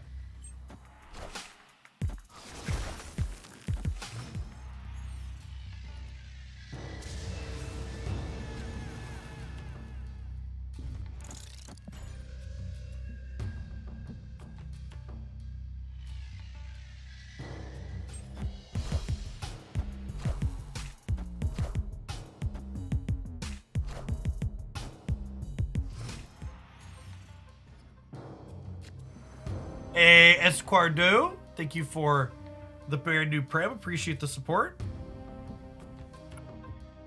I'm gonna give them 1 extra or 2 extra power over here. This way, if we draw Hit Monkey next turn, I could go Hit Monkey Beast here, or if we draw Hammer, I could go Hammer Beast here.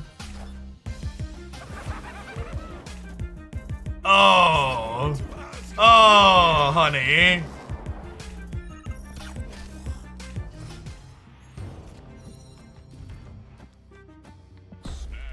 The good stuff right there. That's the good stuff right there. I like the way you do that right there, right there.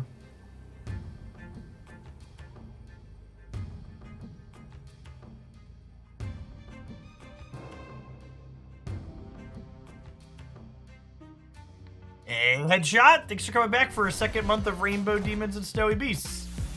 And Reality Stone, the Mindscape is great for us.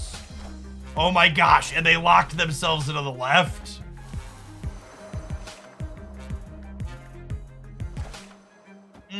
That's tasty.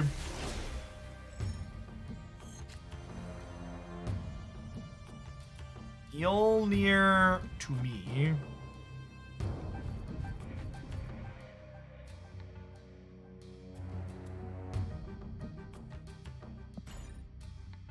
They could fill here knowing we have the goblins. Maybe it might be right to just blue Marvel here.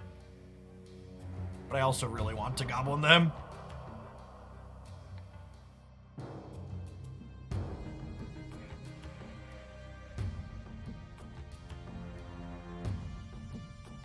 Yeah, they've said that that's a feature on their radar, Cordemi, that they want to have happen eventually. Neighborhood Spider-Man here.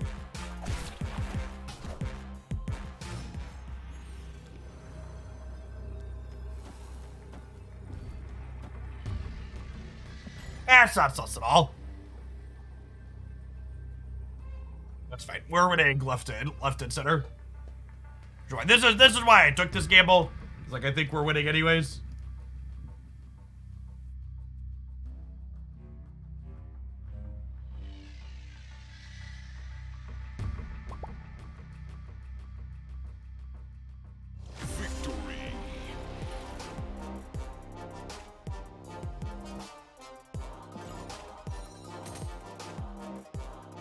Here's the Hit Monkey D20. How big is it?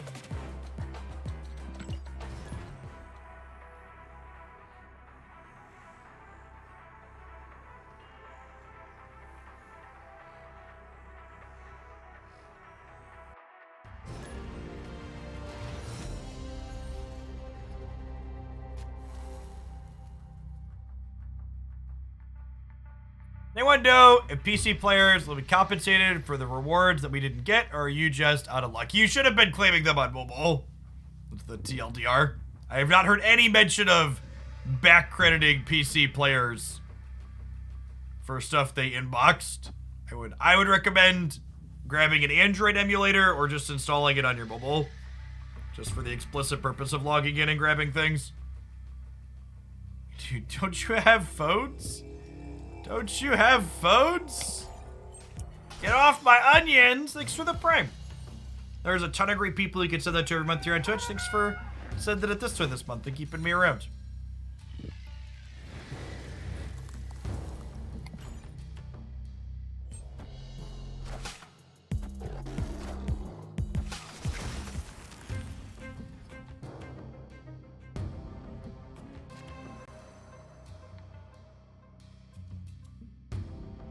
High Evolutionary work on broodlings from the and sinister copies? No. High Evolutionary is a start of the game. It looks at your deck for specifically the 6 or 7 cards that exist without abilities, and it changes them. He does not constantly change your cards at every given point over the course of the game when they suddenly have no abilities. What's going on, Kitty? Good morning. Face the might of Asgard. Mjolnir.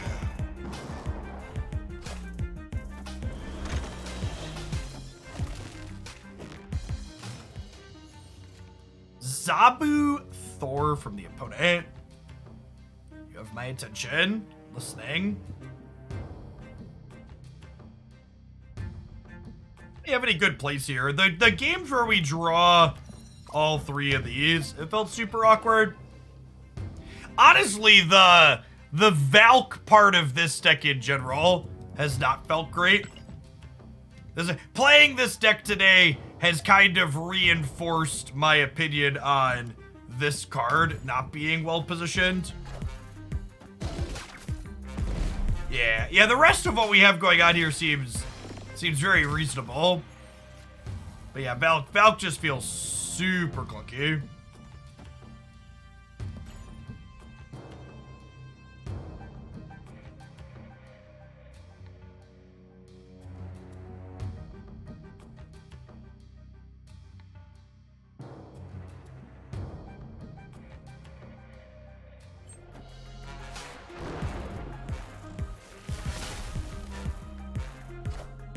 I'm having the guaranteed hammer here.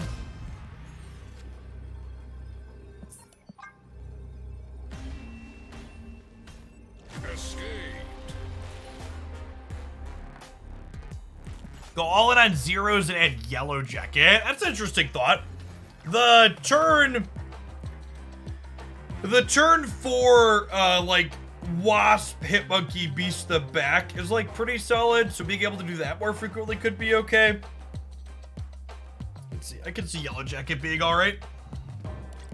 Let's play a game or two with that.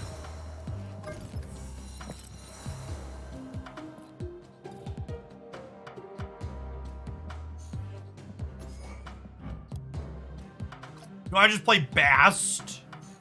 Oh yeah, Bast could be good. If I'm cutting, yeah, I like that better actually. If we're cutting Valk, we probably want Bast as a way to make Hood better.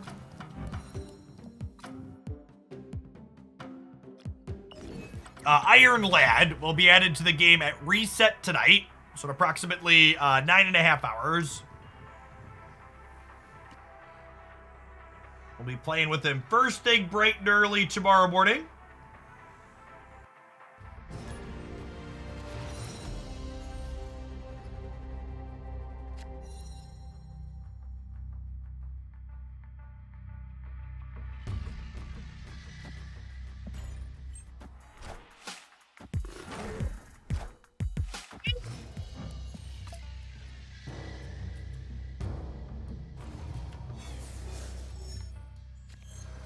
No, the metrics for the last couple late night card release streams were not good, so I am done jacking up my sleep schedule for those.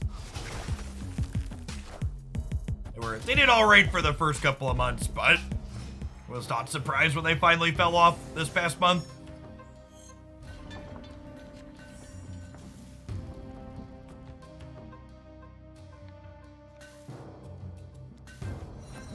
Turns off their super flow at least.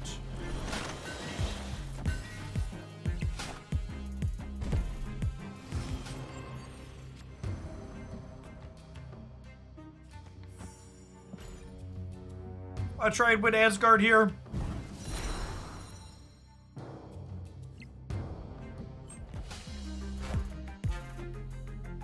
All right, we tied it at least. Probably losing it long term, though. It's not great for us. Opponent snapped.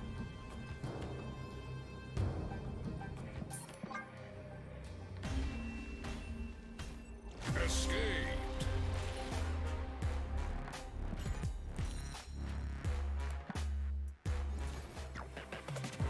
Yeah, I don't know that Bass is the right answer. I think we're gonna move on to our next viewer deck. I think my big takeaway from playing this core was that this many 5s felt awkward when we had Valk in here, and I think Valk was the worst of the 3. Something else we had tried that felt kind of cute / sweet in this kind of core in the past was we had played some Absorbing Man, because you could curve Thor into Absorbing Man into Jane draw both the hammers that got put into the decks, or on the last turn, you can hammer and then Absorbing Man copy hammer to make your Thor really big.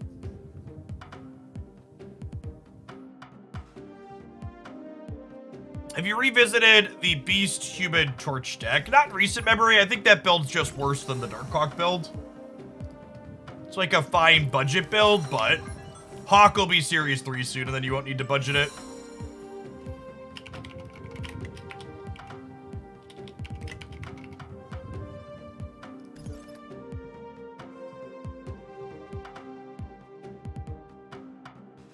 Twitch subs consented a viewer deck submission for a 10 USD donation. We play them for at least half an hour. I have room to tentatively do 2 more viewer deck submissions today after this one. If you're not subbed to the channel, you can send in a $20 donation instead of 10. But for subs, it's 10.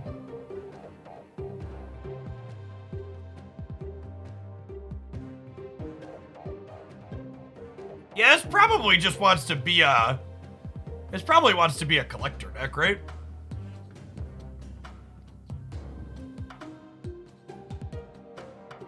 I think Maria Hill specifically is a little awkward with Khalid Wing.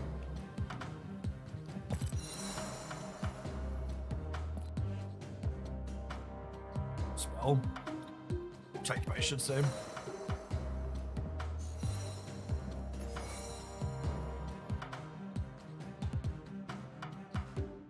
Punisher Nebula, a good combo. Nebula is a good enough card that you don't need to play bad cards alongside her.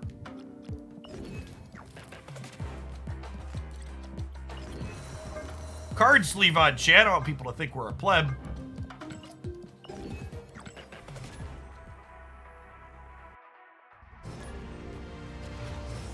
Sure, Punisher's a card that can stand to get an OTA update for sure.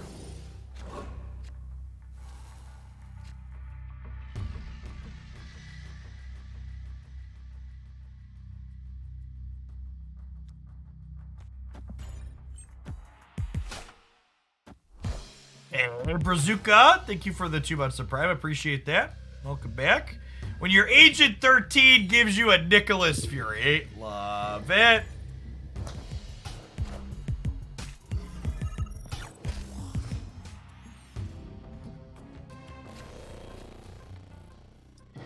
Lady Sif plus Apocalypse is a touch awkward. With Ghost Rider specifically.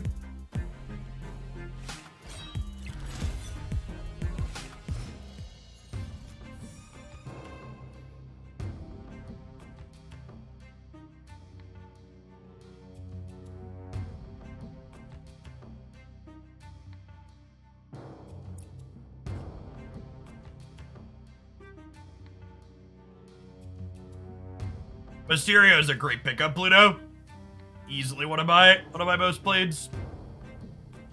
Kamikaze, thanks for the 2 months of Prime. Am I white queening or am I collectoring? I kind of feel like I want a collector.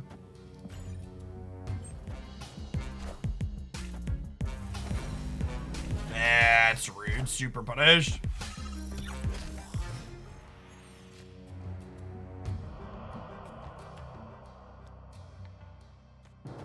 Do you believe, chat? Do you believe? 75% of the time, it works every time.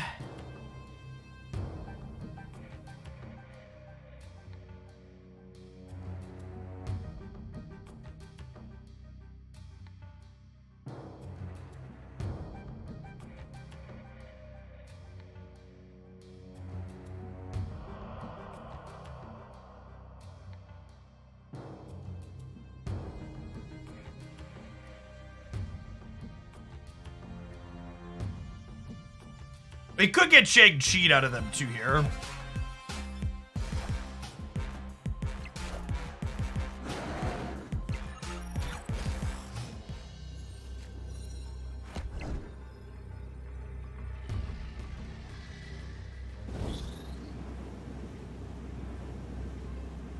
I'm curious to see if there are ever any spots where I actually want to play MODOK in this deck. Because, like, MODOK adds +4 to the collector, and it leaves us with 4 cards in hand for Dino, which means just playing Apocalypse is better, right? This puts us to 13 here, as opposed to going to 13 here, and it leaves because it leaves the Dino bigger.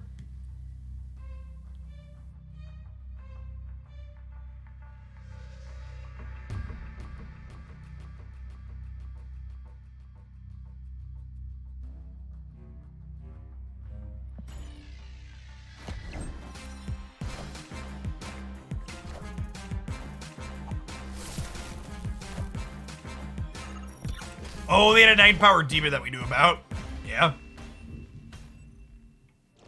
They can't shake us either way. They had priority.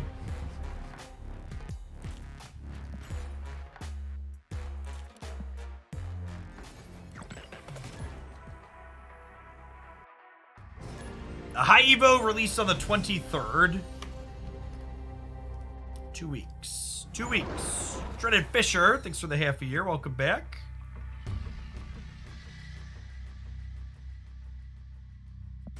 I'm gonna vibe on the Agent 13 for now. I'm gonna play her Post Collector. Let it get a little bit bigger.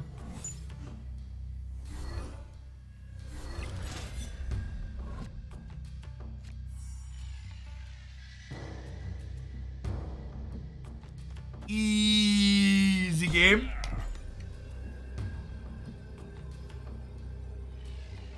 Coolly and calmly calculated, Sokovia.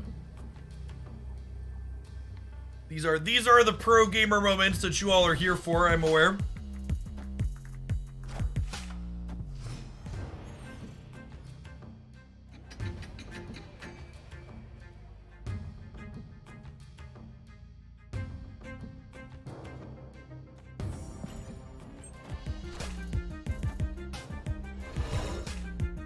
Wind, aid my hand.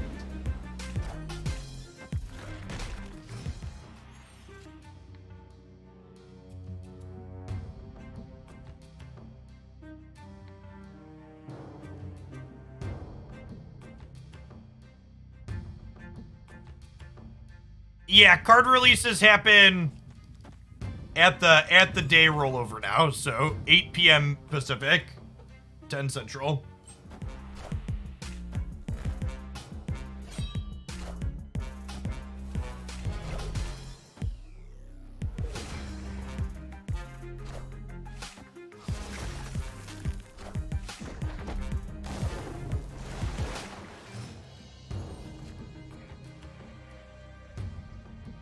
Well, I mean,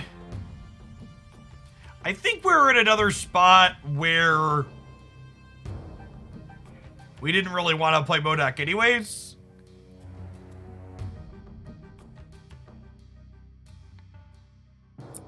Probably fine.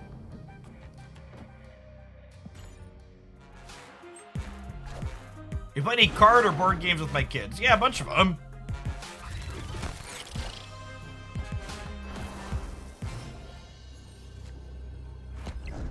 My kids play Pokemon cards at the local game store every week, typically.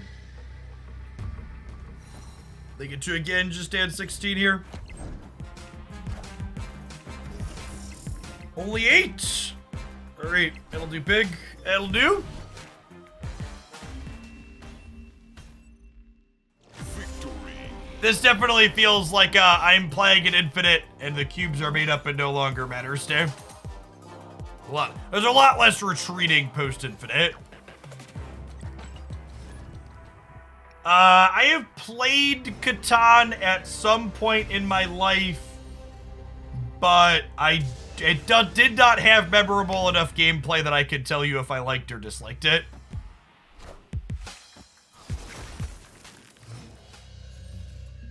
Which is probably not a point in its favor. Usually this game is so good I can't remember any of the details about it. Is not something that's the case.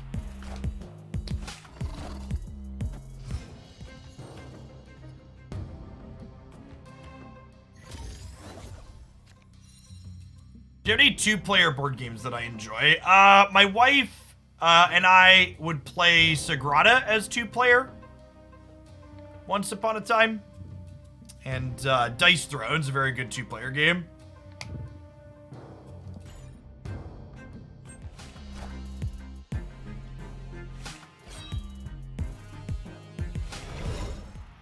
Catan's an entry drug to better games. Yeah, it's an onboarding game. I mean, that's like a real thing. Games that help you onboard folks into other things.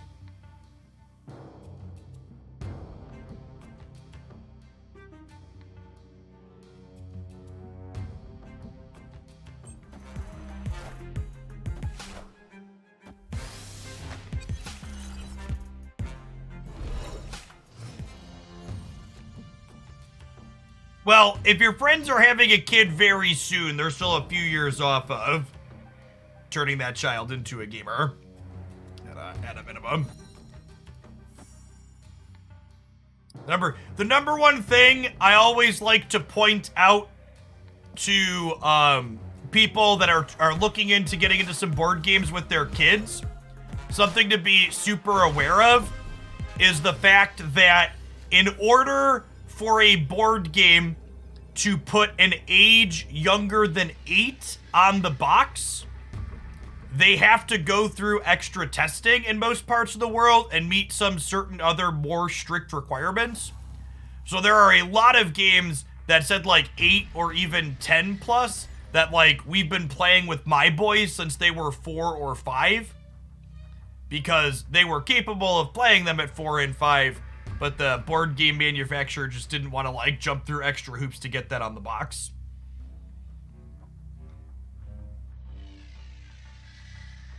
I did say vanilla.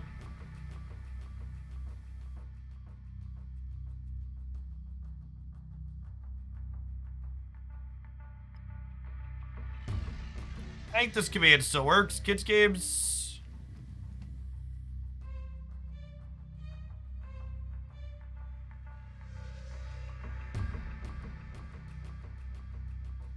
Dice Throne's probably the most challenging in this pile.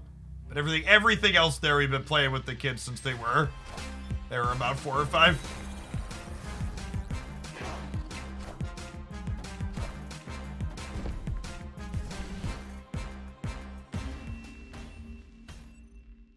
Victory. They knew we had their Doctor Doom. Why would they arrow? They lost to completely known information.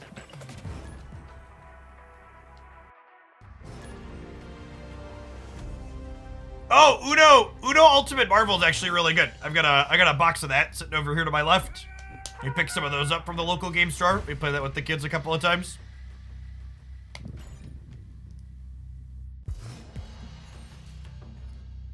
That's definitely a better intro game than Dice Throne. Dice Throne could be a little bit more involved.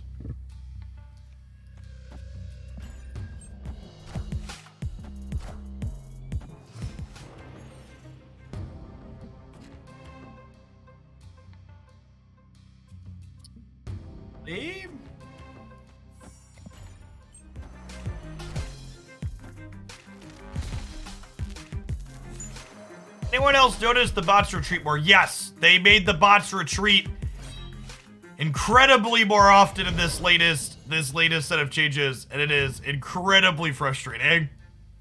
Because the bots already kind of feel like a waste of time when I queue into them. It's like, at least previously when I was queuing into them, they were giving me free cubes. It's like now they both waste my time and don't give me free cubes. Yes, they also use retreat later now. Alright, Galactus gamer here.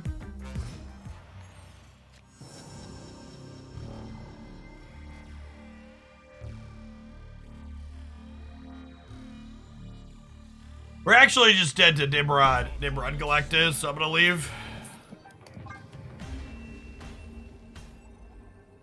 Escaped. Can you call a Swarm with Ghost Rider back even though you have 2 in your hand? Yes, because Swarm, unlike Apocalypse, who puts himself back into your hand, Swarm creates copies. Yeah, Nimrod Galactus, especially because they have the flexibility to play Destroyer at the top, it can be really tough to deal with.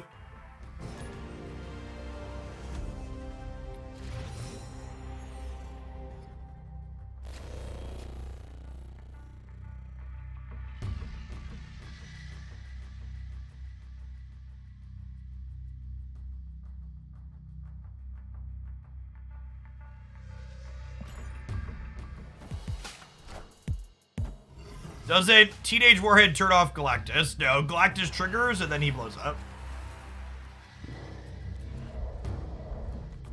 Alright, I'm gonna play Collector into the Danger Room because my mama didn't raise no coward.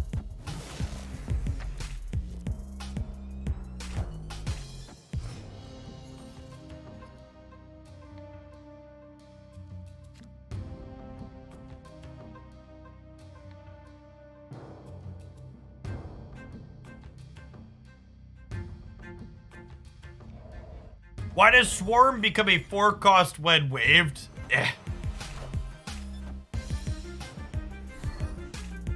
I think if you're only looking at win rate metrics, Galactus is fine. I think if you're looking at quality of gameplay, Galactus is an incredibly toxic, polarizing, and uninteresting set of gameplay. And I would like it to have a different text box.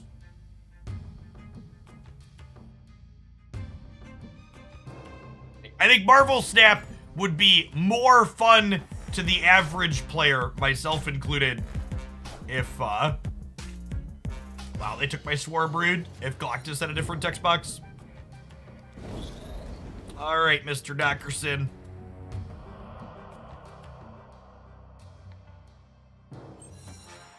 Hey, thanks for the biddies, Sufa. Alright, Devil Dino Modoc, let's see what's going on here. We are doing viewer submissions today, Zombie Tokens. It's largely what's going on here. I am currently unsold on what we're doing.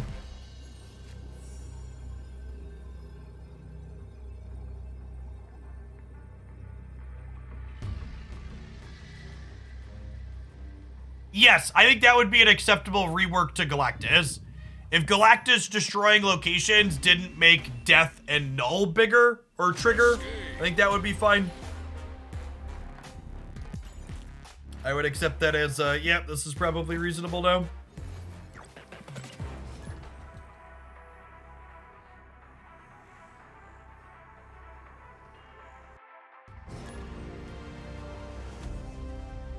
I think they'll actually change Galactus. I have no idea.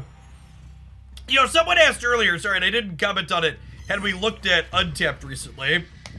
We should do that. Let's finish this game and then we'll take a peekaboo at some Untapped metrics and see what the format's been looking like.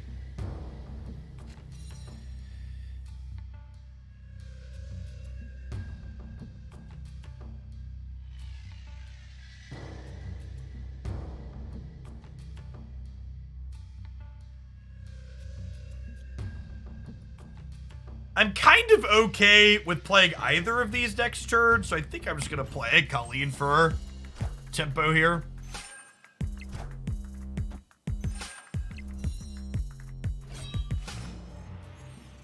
You prefer Untapped over Snapban? I think Snap.Fans data tools in terms of what they allow you to look at and how easy it is to parse is significantly worse than Untapped.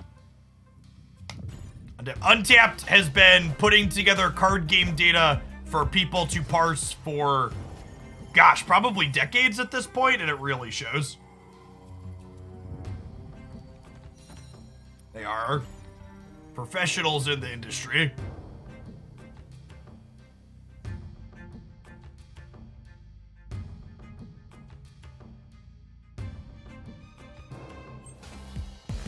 Well, we'll pull, like I said, we'll pull it up here to look at in a second, but just being able to, like, twiddle all the knobs that they allow you to twiddle is quite good.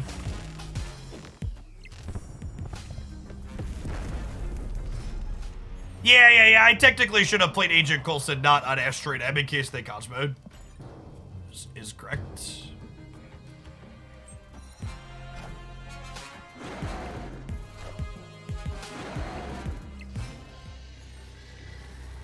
Assuming there aren't any bugs, Iron Lad releases... Assuming there aren't any bugs with the release, Iron Lad releases in 9 hours, yes.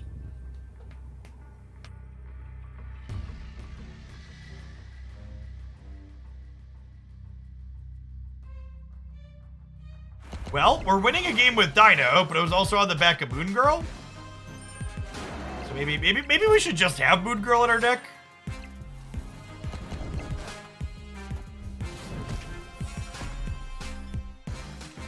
Left.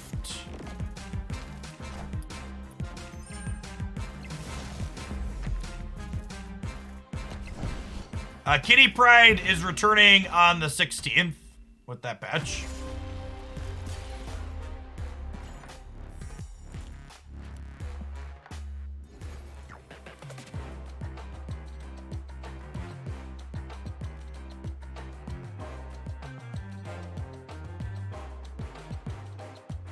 So the big thing that I'm a fan of on Untapped here is being able to control player ranks that you are looking at to pull data from. I think adds a lot of value to the kind of story that the data tells for you. For example, the top deck here, Nebula. Oh yeah, my title technically says infinite today, question mark. I mean, I could technically call it a date. The answer is yes. So the best deck here, the Black Bolt Stature deck, when we're looking at ranks 30 to 99, is 4.8%.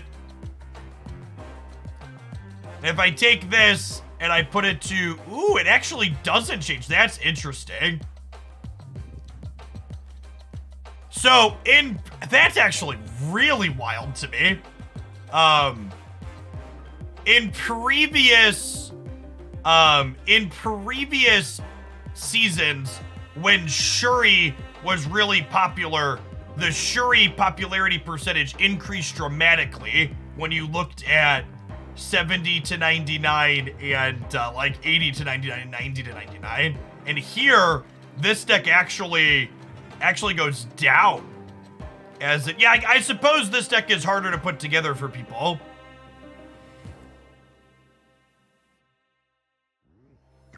I am looking at this. I mean, higher collection levels should make people more likely to have the cards. Yeah, if I filter to just pull 3, the Nebula popularity goes down. It's more likely that people have access to these cards at collection level 3000 plus.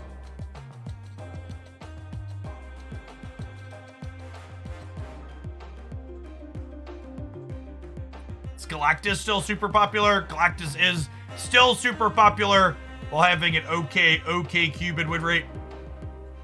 The specific most popular... One of the things that's interesting, too, is the specific most popular builds tend to be a little bit better than, like, what the group as a whole is. You do also need Black Bolt. That's true. You do have incidentally opened it. Wow, Electro Ramp is actually still down here trucking along. This is an interesting observation, too. The Electro Ramp deck had dropped off to, like, 2 or 3% and has slowly climbed back up post-Sandman nerf. Interesting to note. Some Shuri gamers trucking along down here. This is actually just the is like the stock pre-nerf Shuri deck. Not nearly as strong as before, obviously, but still doing okay numbers in cube positive. Yeah, that's true. Sarah is, there's 5%, and Hitmonkey has felt like it's in an okay position. I don't know. Overall, like, the format's pretty super varied, right? Like, outside of Electro stuff, we're still at about 20% Electro stuff. There's a bunch of different things. A bunch of different metrics.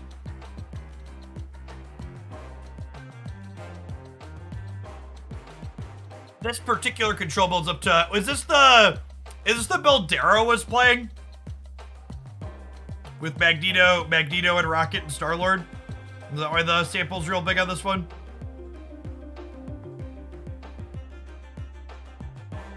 Yeah, that makes sense.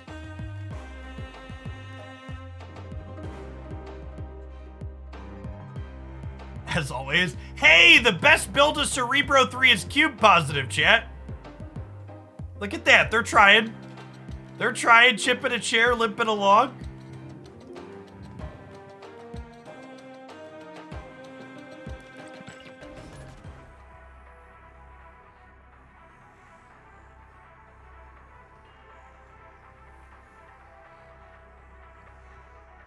To be fair, I don't know that I'd classify anything other than Galactus in there as really being too popular, right?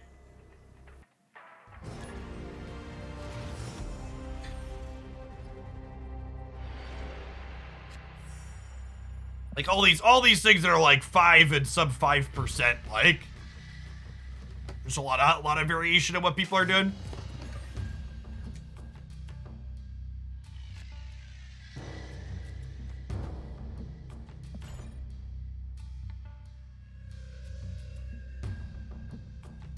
I die a little bit every time you show that list, and negative is hanging out at the bottom. You know, it's been a little while since we played some negative. Should we do that next? It's our last viewer deck submission of the take. Maybe we'll play a little bit of Mr. Negative today.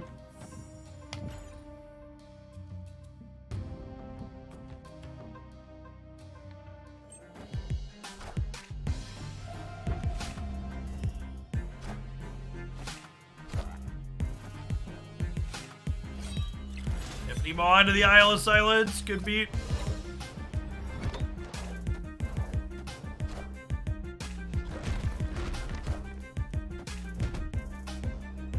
Huge expansion diff.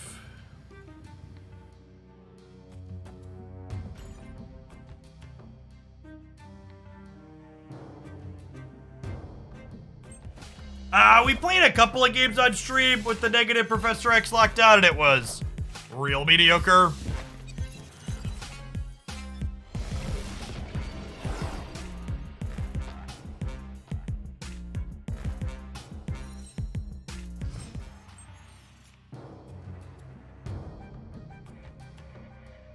Opponent snapped.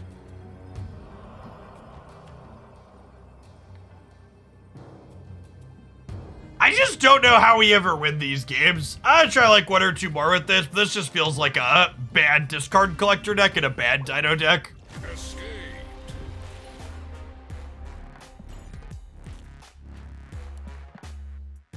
I keep like looking at these Modocs and Dinos in my hand next to each other, like these are awkward.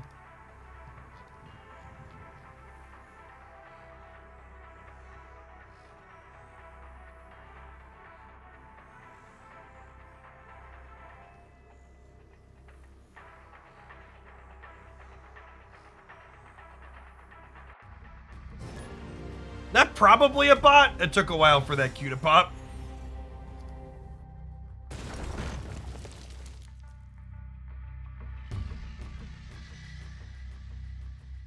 Hey, James. Thanks for checking out the HelloFresh sponsor. Appreciate it. Enjoy your 6-month sub gift to the channel as a thank you. Remember, if you live in the United States and you haven't checked out HelloFresh before, if you sign up for them using my link, get some fresh meal ingredients delivered right to your door. You can get a 6-month sub gift from me on the channel as a thank you for that. I get a little bit of a kickback whenever anybody uses that sponsorship, so I like to pass it back to you all. Ooh, candy.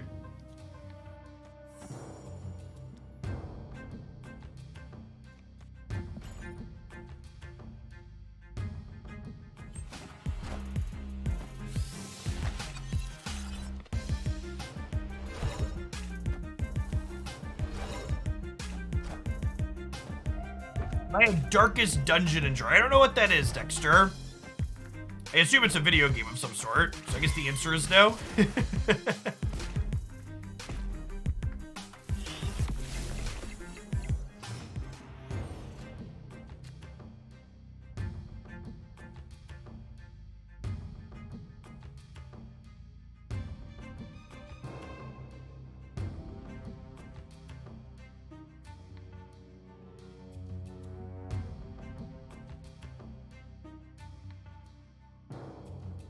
Oh, it's an extremely difficult video game.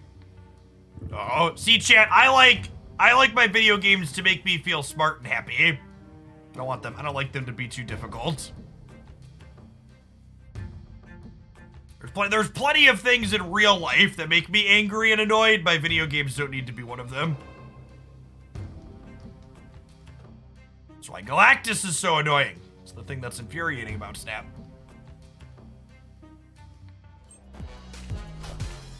I'm gonna sip Ghost Rider next turn, maybe, depending on what we draw.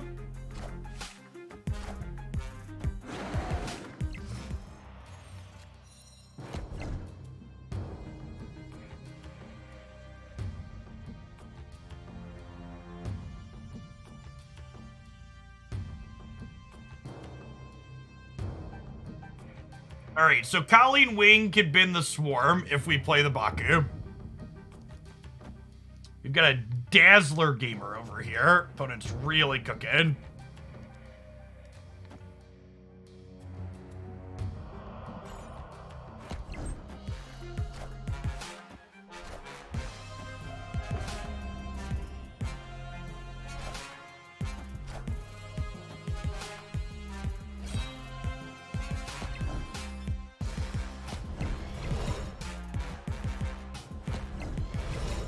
Chat, Christy wants to get lunch from somewhere. What should we get? They're way better at making decisions than we are.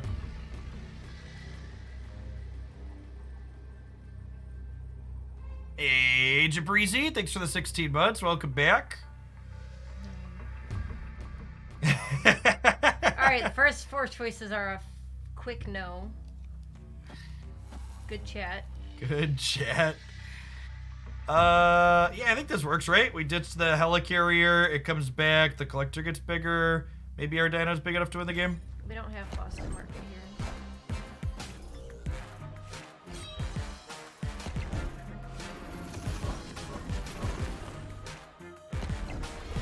Oh wait, we discarded a Swarm at some point too, right? Alright, we hit the helicarrier, we're skilled.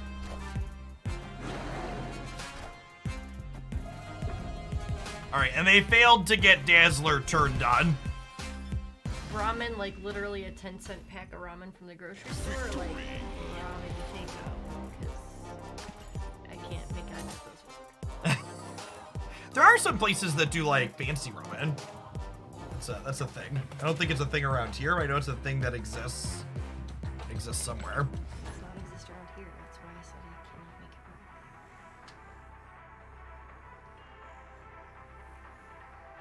That's the double downs. Are those a thing again? Weren't those around like a year or like a decade ago? Share your exact address with everyone so we can search locally. Dexter with the real helpful suggestions.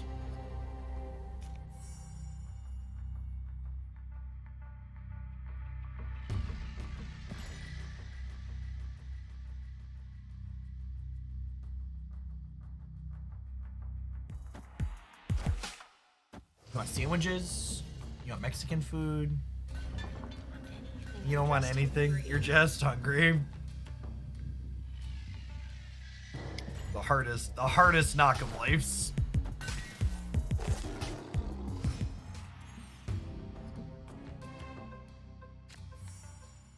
Begin Chinese. That doesn't sound like a thing. Gas station hot dogs.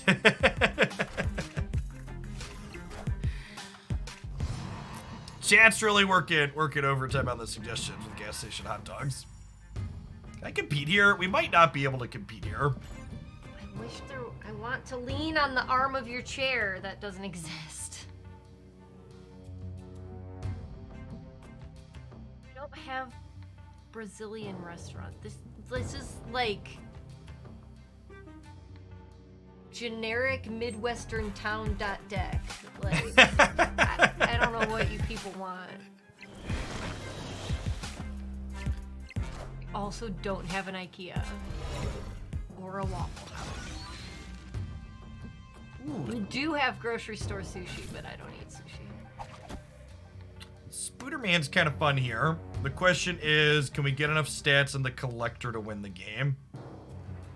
Probably not. We could draw Swarm. If I draw Swarm, does that work? I think so.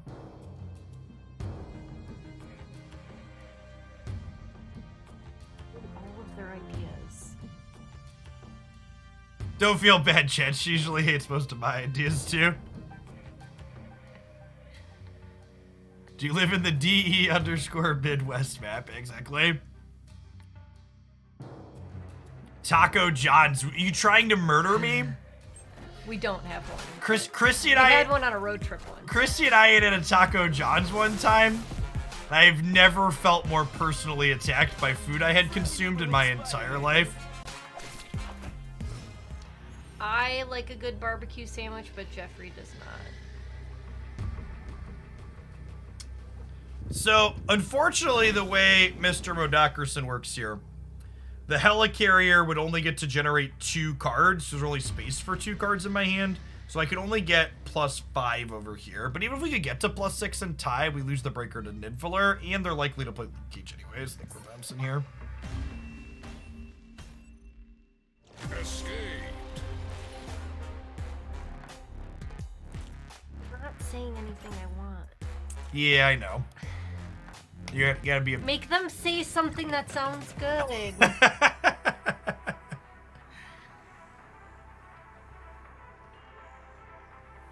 All right, this is my. I'm gonna take one more shot with this one. I think we're gonna play some Mr. Negative.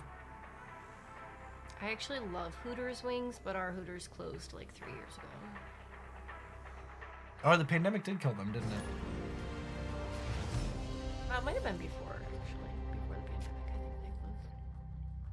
I think they closed. What about Moe's? That's been our default lately. No, we have that a lot.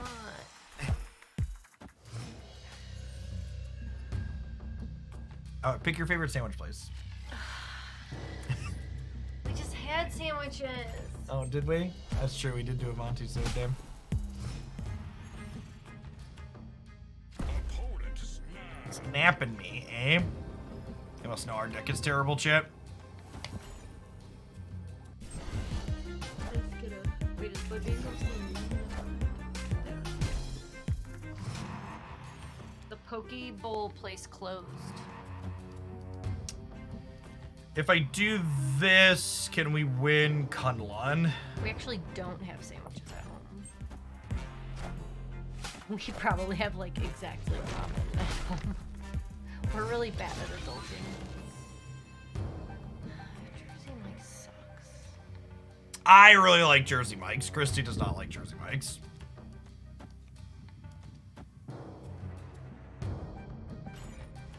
I just don't like anything anymore. Yeah, I know. Except you, baby. Okay. See, honey. See, chat. She likes me. That was a good save there on her part, huh?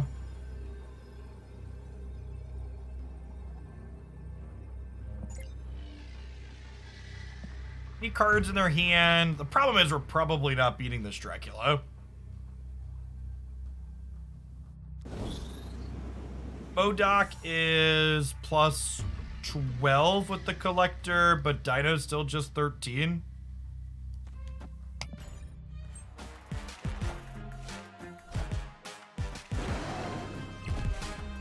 Alright, does 12 win the center? Does, alright. Burger King. We say Burger King for the days the children are eating. That's like one of the fast food places I don't mind if they have an Impossible Whopper, but... Can you qualify the statement where you said the days the children eat to the children are currently at school and won't be participating in this meal? We do feed them daily, multiple times a day. Phrasing. Chat, my children eat every day. They just often don't eat meals. They like graze. My children are 3, 8, and 9. Also, they're at school right now. That's true. They are also at school. But even when they're home, getting them to eat meals is like pulling teeth. All right, I'm gonna grab Mr. Negative because we haven't played that for a little bit. We're infinite, so we can. Here, read the chat now. You took the chat away. I took the chat away. Did your life improve? Mildly. Mildly. Hold on, chat. She'll be able to see you again in a moment. It's fine. They were giving bad suggestions anyway. What time is it where we're at? It's currently 1:15. You gotta go kind of quick though and figure out what you want, because I gotta leave at 3 to take the Pokemon Club. You have to make a decision. It's so frustrating that you have to eat every day, multiple times a day, because it's such a pain in the ass. You truly live the most difficult life. Bezos be mad, Daptos. Thanks for chipping in for lunch. Appreciate the prime. At this rate, the kids are gonna be home before you decide. That's true, you know? Oh, I forgot we have this magic variant. She's fun. I don't even have bread to make a PB&J. Like, there's no food here.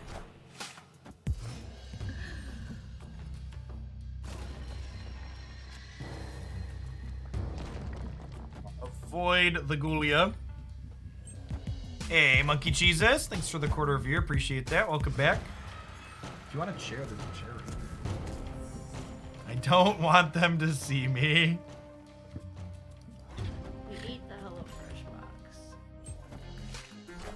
We did. We actually just finished our last HelloFresh meal.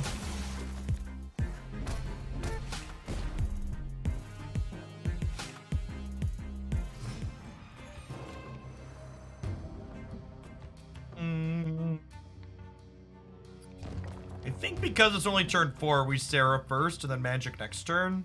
We snapping? We already snapped.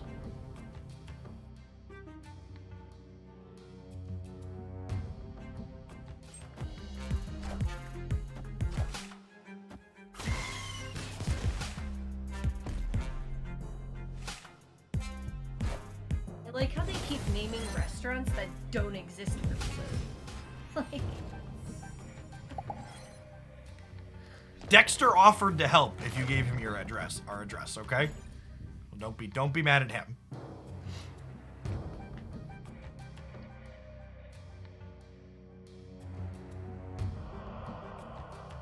No Valk variant. Valkyrie's actually one of the cards there's just never been a variant for in my shop.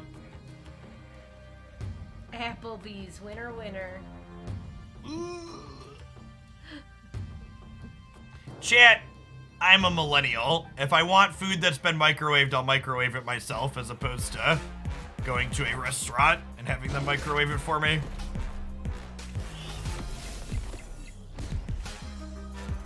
There's one thing I know how to do in the kitchen, it's microwave something.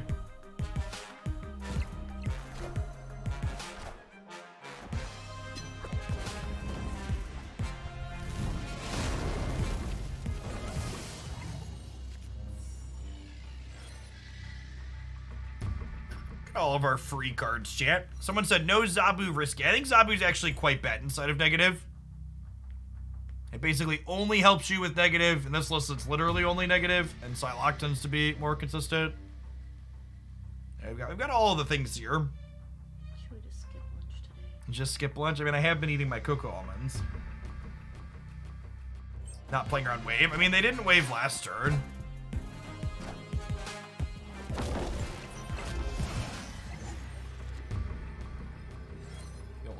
Feel like they would have waved last turn if they had it.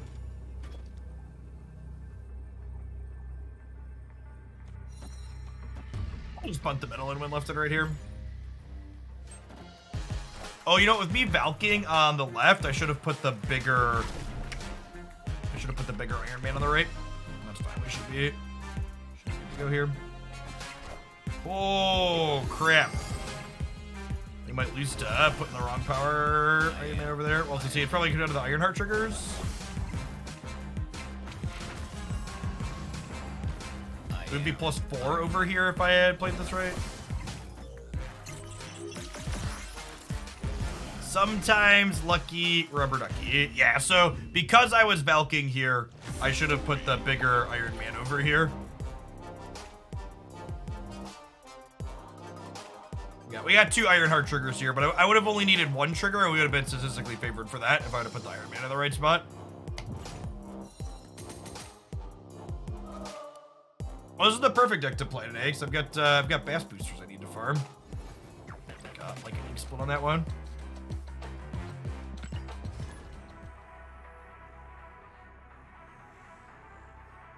Oh, Darkheart, because magic is better. Yeah, I don't think Darkheart's very good in this deck. Or Darkhawk, very good in this deck.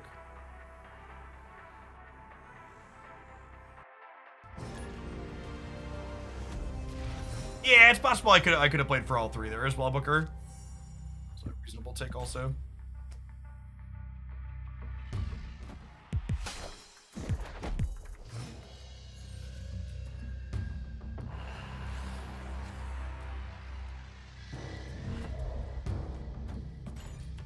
Opponent snapped. Oh, did they? Escaped. I get that. You just get some muffins, that way they get home from school like that. Deal. We made a decision, chat. Jason's Deli it is. This stream isn't sponsored or endorsed by Jason's Deli, but Jason Deli, for the low, low price of feeding me a couple of times per week, it could be. Let's talk.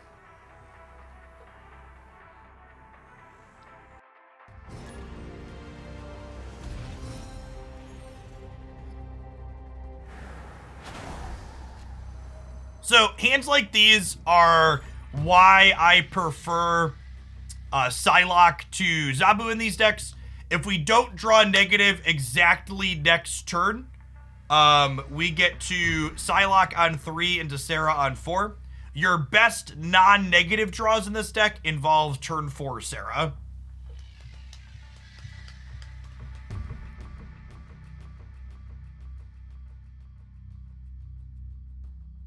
I think most of the non-baby Valk skins are pretty good. Victory. I think the baby Valk is the only one I dislike. What's my favorite sandwich place? Probably Jersey Mike's. Jersey Mike's has a grilled mushroom and pepper sandwich that I really like. But chat, let's be honest. You asked me about like my favorite food place. You don't get this form factor by disliking many types of food, okay? I'm not terribly picky.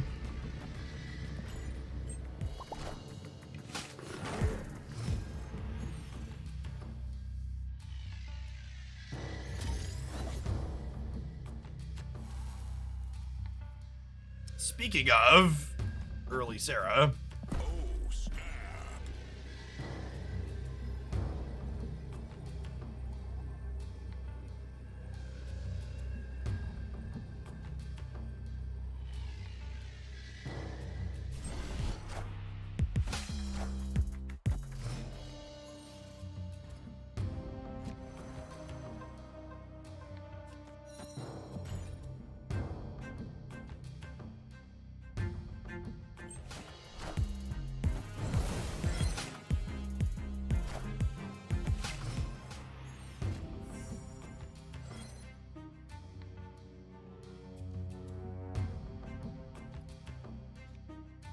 think we're just copying Blue Marvels here. I could be copying Iron Man too, actually.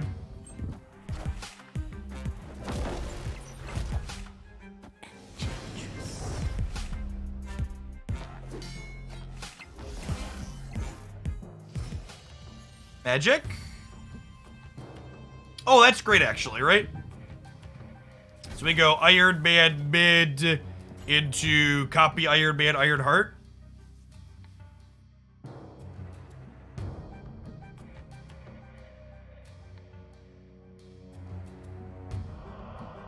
If you play Psylocke on turn 3 for turn 4 Sarah, but you draw negative, do you still Sarah or do you negative? I negative. I think high Evo will kill Cerebro decks. That which is dead may never die. Cerebro decks aren't good, and high Evo probably doesn't really move the needle on whether they're good or bad. I say that as a serial Cerebro enjoyer, they're just not good.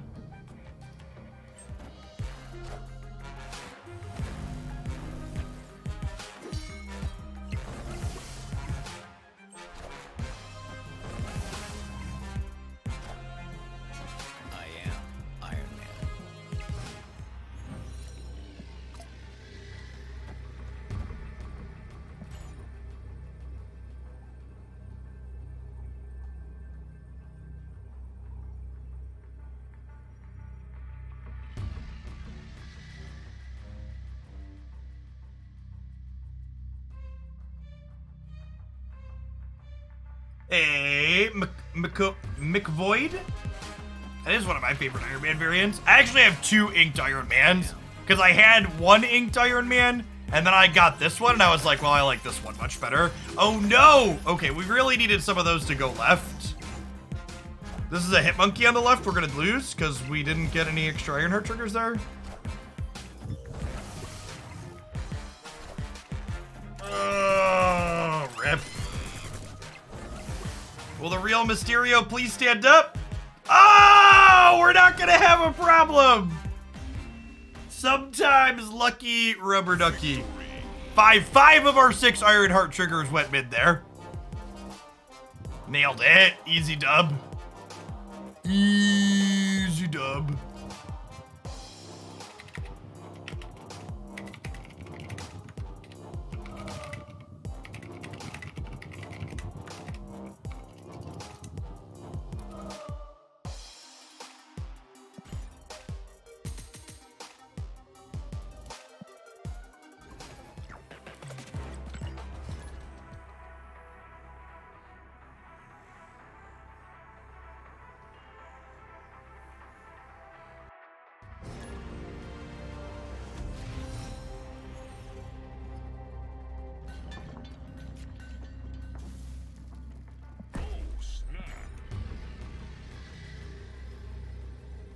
Iron Lad releases in 7.5 hours, 8.5 hours. Math, 8.5. Snapped on 1 here. Psylocke into negative.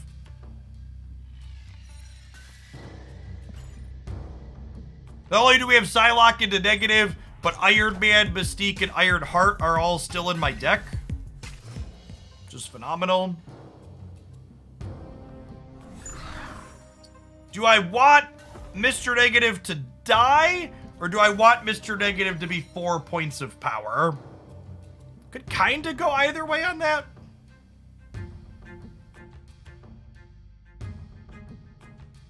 I think I'll take the 4 points of power.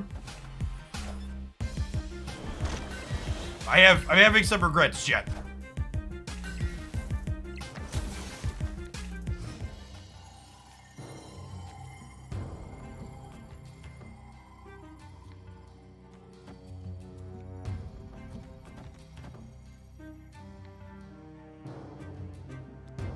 I guess I just shouldn't even play this, huh? Because it just, like, takes 1 power away here.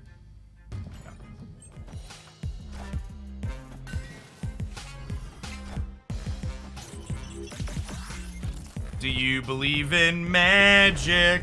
I'll take a turn 7. Do. Well, if I wasn't going to draw magic, that was the next best draw. So we need to, we're hoping to find Mystique here now.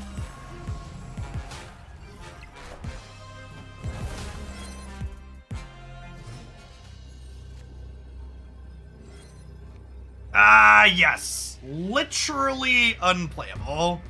Oof. Oof. I suppose we're dead. I suppose we're dead. Got Steground from a reserve. Is it worth playing or is it just bad? If you look back on my YouTube highlights, there is a Kraven Stegron deck that's actually one of my favorite decks right now. I might play some more of it later today. We'll see. I'm only live for another 90 minutes, but I think it's quite reasonable.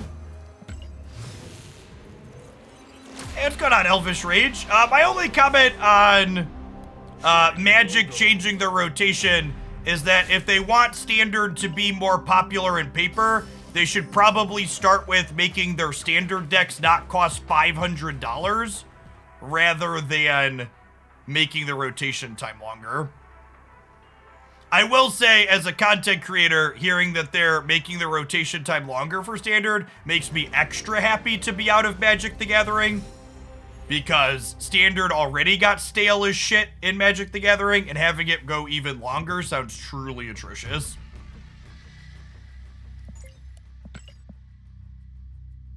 Like cards like Fable of the Mirror Breaker and Shieldred being legal for an extra calendar year, that sounds just awful.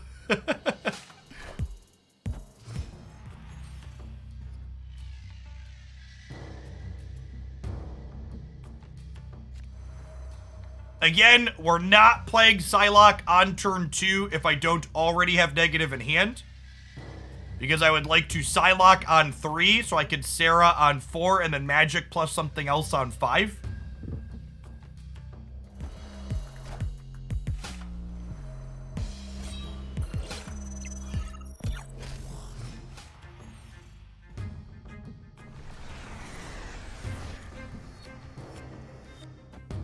Yeah?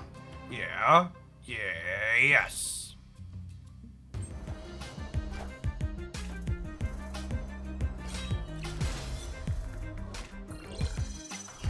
Today on weird Marvel Snap layers that don't need to exist, if you play a Bastard card into the Quantum Realm, your Bastard card will keep its 3 power.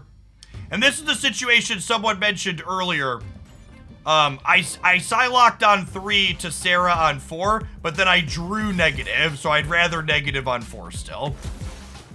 And now at this point, we'll wait till turn 6 to Sarah, because I would like to Magic the Rickety Bridge and get an extra draw here.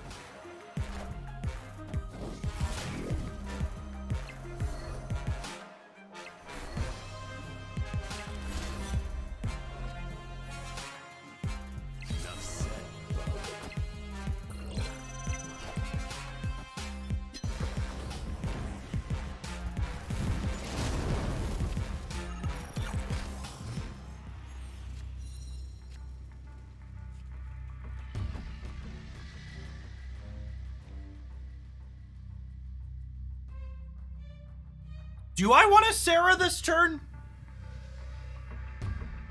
Or do I just Iron Man? If I Iron Man, next turn I can Marvel Ironheart Mystique.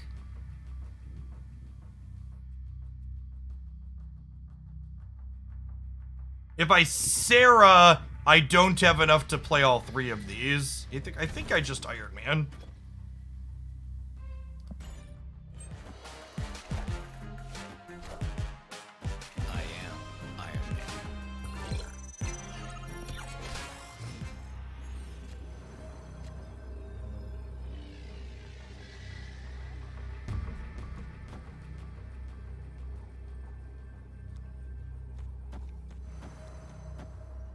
This is 10, which ends up being 20. And then if one of these goes here, I'm good. This guarantees I win here. And this probably wins the middle. I'm gonna be at 12, 24 here. They go Apocalypse, Swarm, Swarm. I need to hit one of these here.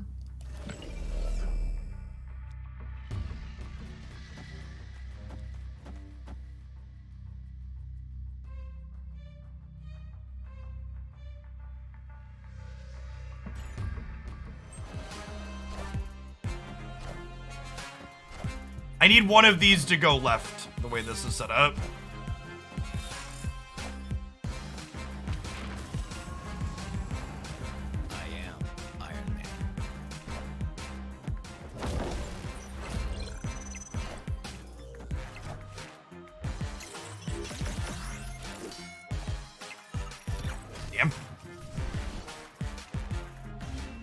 Ironheart is low-key a game winner very often. Yeah, she's great. Big agree. A lot of the games you win with this deck are the back of Ironheart. I wonder, was it possible that I was supposed to put Mystique into here? If I put Mystique into here, she would have been 4/15. Yeah, I messed up.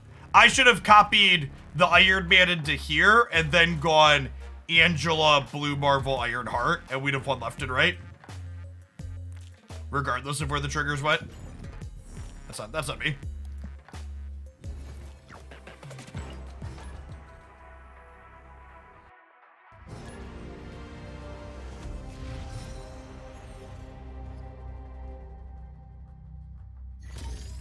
I flex Ironheart with Rogue. I think if you want to fit Rogue in this deck, you cut Valk. Valk's kind of the tech card slot.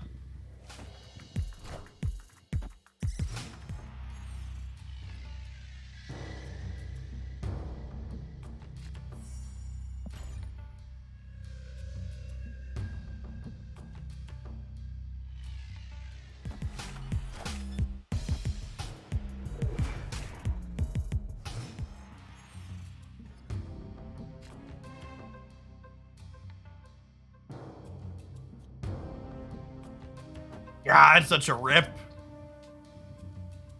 Maybe we'll get lucky and they'll play Magic somewhere, but this hand was really good until that one flipped up. Hey, Kashin Par, thanks for the entire year. Welcome back. Let's get you a sword to go with that shield. Appreciate you keeping me around.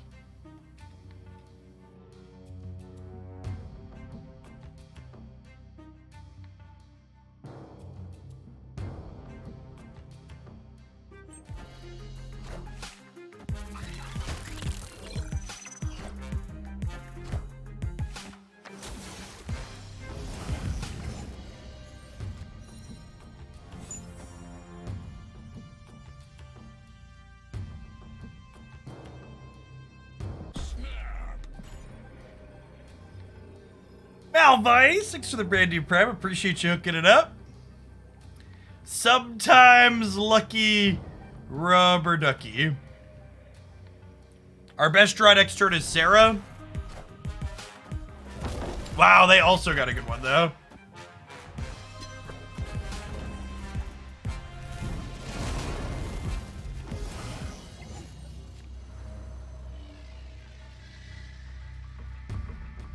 We could get stormed here.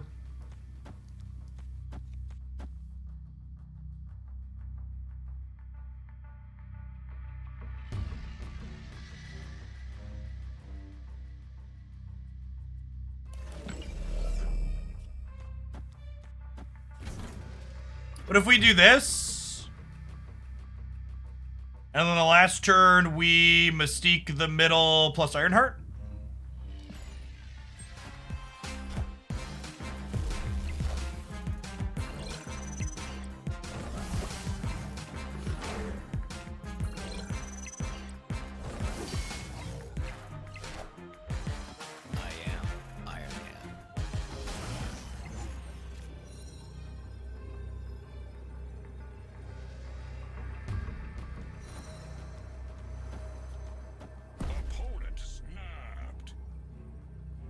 If they play Patriot here, they get plus 12 up to 31.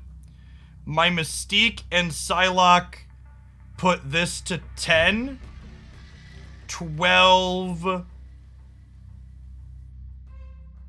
15, 17. Yeah, I'm beating Patriot. Watch us get like Enchantress or something dumb.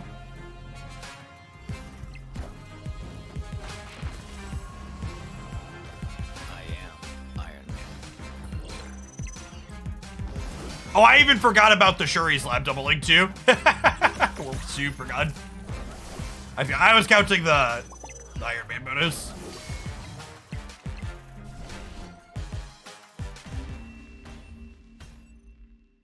Victory.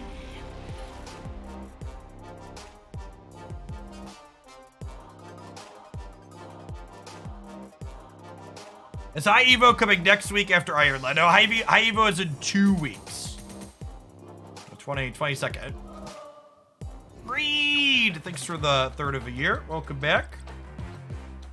Yeah, Howard the Duck is next week. Next week's also patch week 2. So we'll get card downgrades and Kitty. You know who the real release is next week, chat? Kitty Pride releases next week.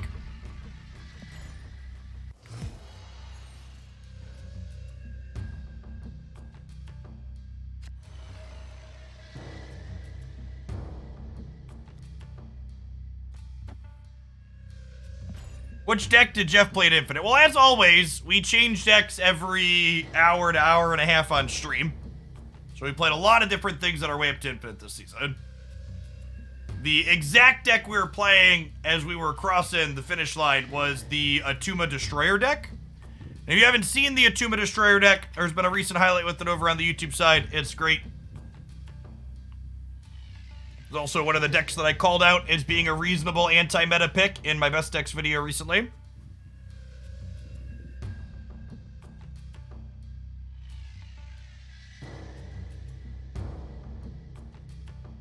Looking forward to opening all my collector's reserves on stream tomorrow before we buy Iron Lad. Do you always play Bast on 1? Well, I'm quite literally just waited to play Bast till turn 2 this game, so I'm gonna go with a firm no.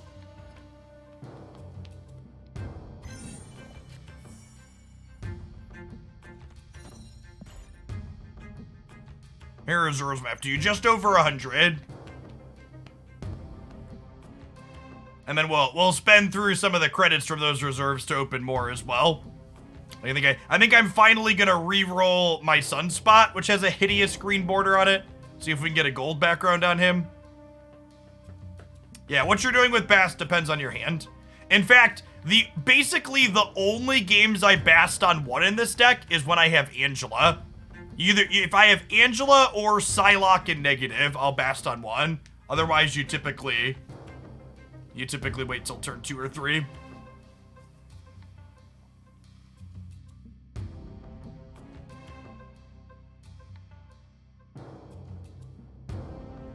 It's unclear to me if the Uncle Ben data mine is a joke or a real design they're gonna have, but it's a funny, flavorful card at least. It's beyond broken inside of Galactus. Yeah, I don't know why our opponent's taking so long. This must be a human, right? Bots don't rope you. Must be a human having connection problems. Which is good for us, because our hand is atrocious. Jeff played Orca. I just don't think there's anything very interesting to do with Orca. Like, if there was an Orca deck, I'd be playing it for the sake of posting a shitty YouTube video with it, but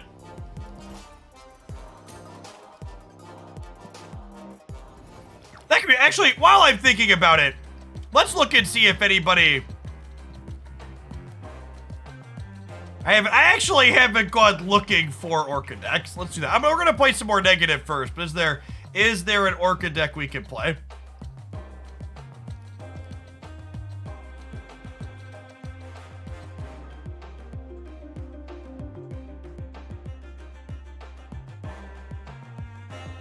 Hey, Methedris, thanks for the 11 months. Welcome back.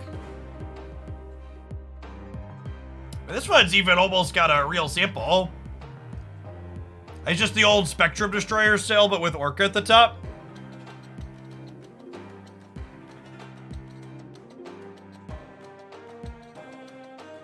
Is it actually just Destroyer and Orca?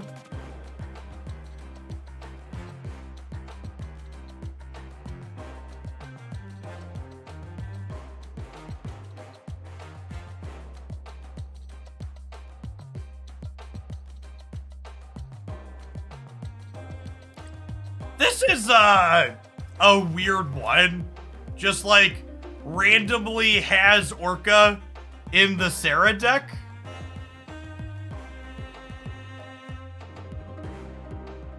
Is interesting. Kinda, yeah, there's like a random Drax and a Hawk in here too.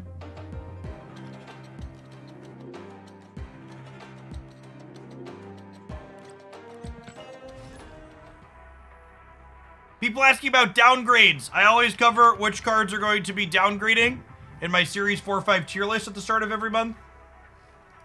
So May tier list can be found here.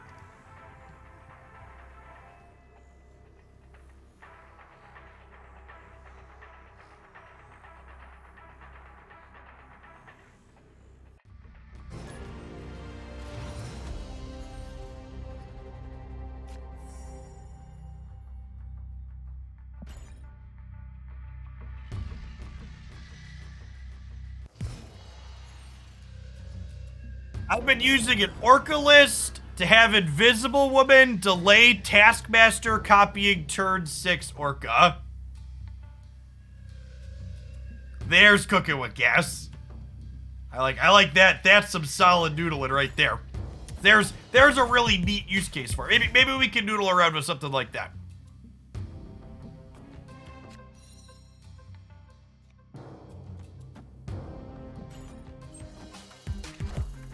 My video on the economy and tokens still usable. I mean, I do an updated video every month talking about whatever the latest bundles are, if that's what you're referring to.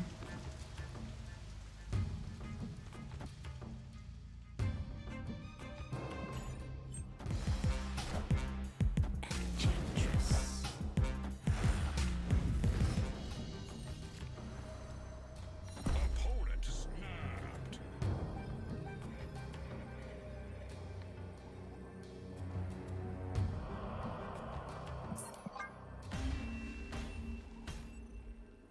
Escaped. Hey, Clerk Bird, thank you for the 2 months. Welcome back.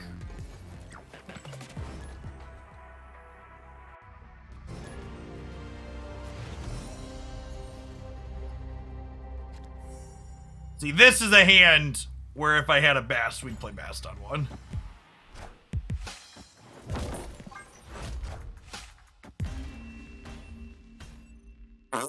Escaped. Big diff. Big diff.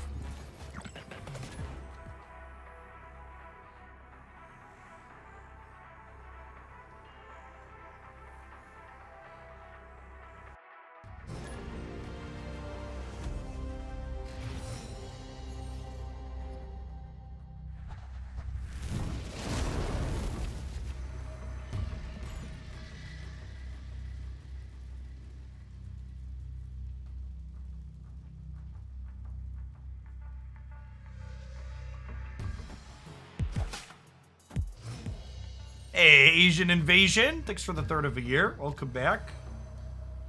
Free Limbo. Don't mind if it does. It's Crossbones viable. Crossbones is not played in any competitive decks at the moment, no.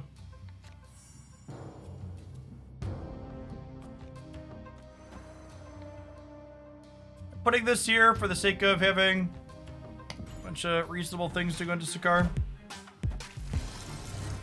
I am Iron Man.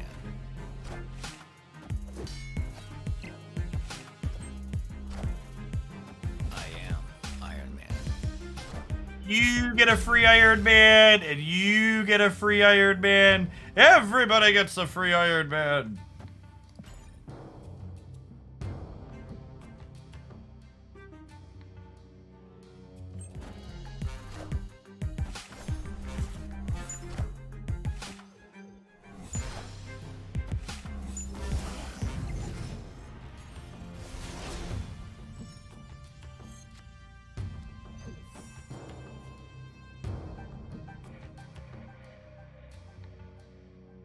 None of the cards in my deck are really worth Mr. Negative Egg, so... I am Iron Man.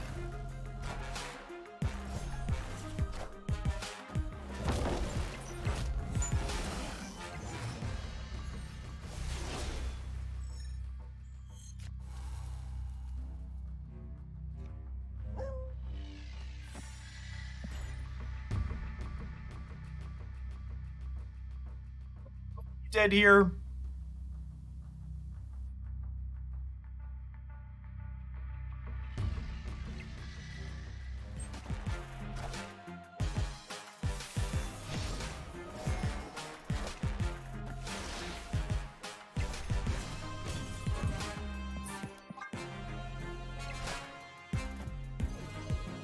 It's so weird to me that it doesn't, that you can retreat mid-animations on literally every other turn of the game except for this one. And it's also kind of unlucky that I almost just played Blue Marvel this turn. If we would have played Blue Marvel middle, it actually won the game here the way it played out. I should probably just assume Limbo's never staying around against a Thanos deck.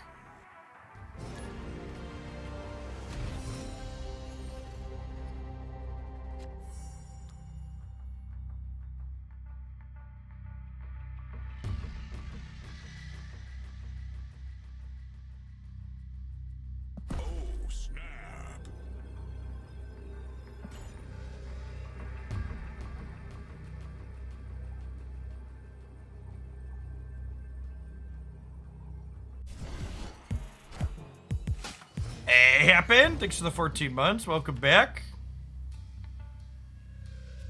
Thanks, Dan. Feels good to be out of the Magic game, if I'm being honest. Quality 11 power Bastier, +4 and negative, +3, and then 1 for itself.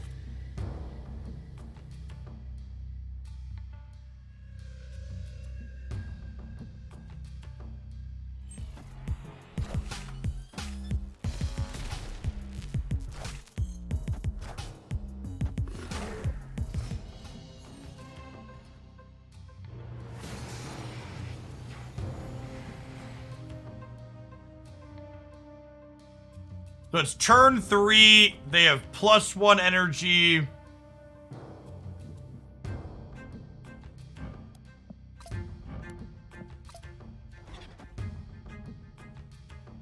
They can't Galactus us quite yet. Friendly neighborhood Spider-Man here.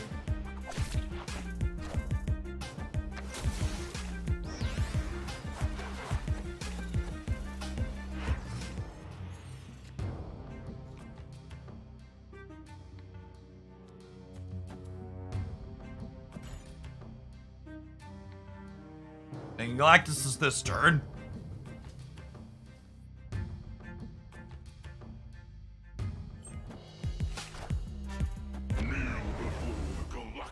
The person that said my opponent was a bot when they played Zetsu. This is why I asked that you please never say my opponents are bots. I will point out when I am playing against a bot. They were very clearly Galactus the entire time.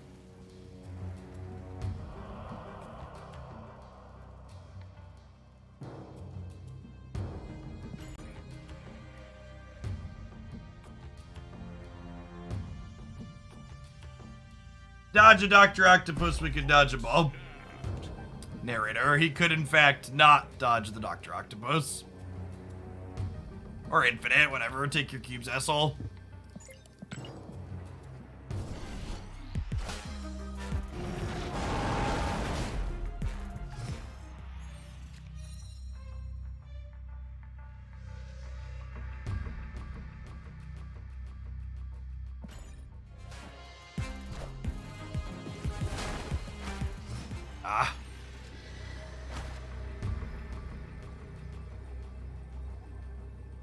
I should have played around Wave. If I'd have played around Wave, I could have played Sarah last turn, and then we could have gone Valk Iron Man in one.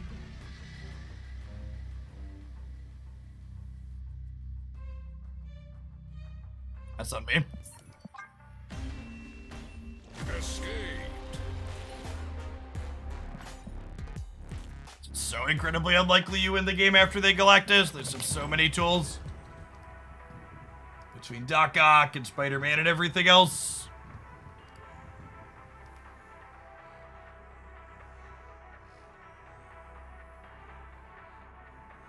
They just play Death the following turn. There's also value in not having priority going into the final turn of the game.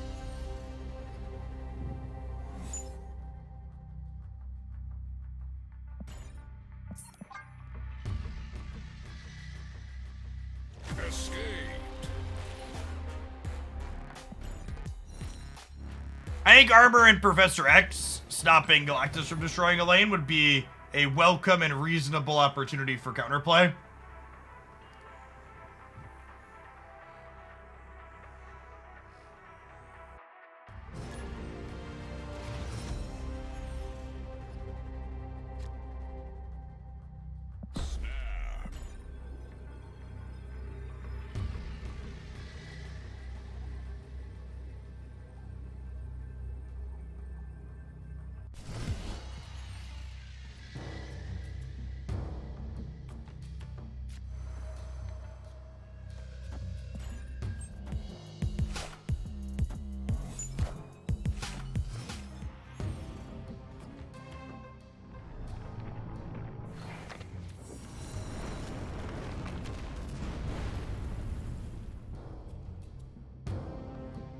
Opponent snapped.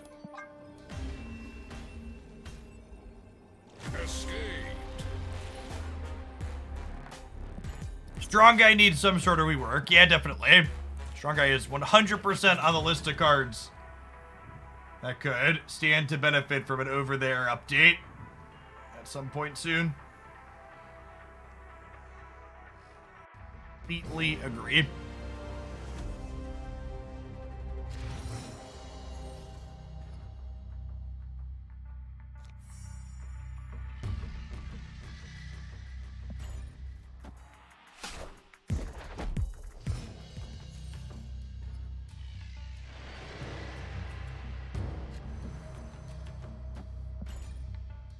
Hey, Lactose Lion, thanks for the 2 months. Welcome back.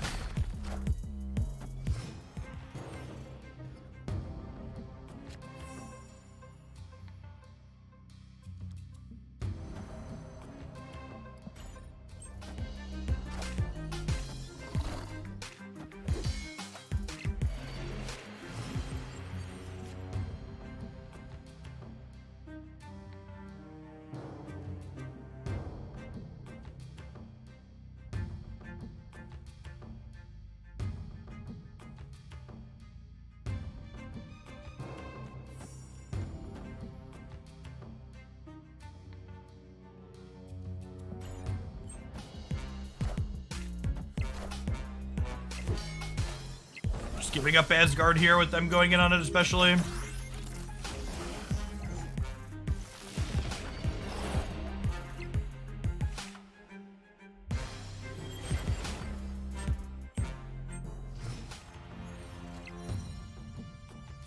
The magic number to be aware of when talking about the economy and free-to-play stuff is you get about 5,000 to 8,000 collector's tokens a month as a free-to-play player.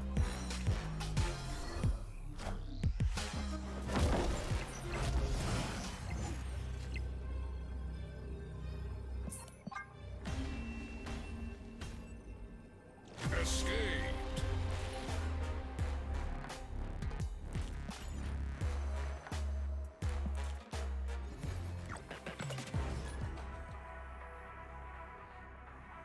5,000 to 8,000. And again, it's 5,000 to 8,000 because the exact number varies every single month depending on what bundles are going to be available. So every single month you could find a bundle review for May and June, for example, up on my YouTube channel now.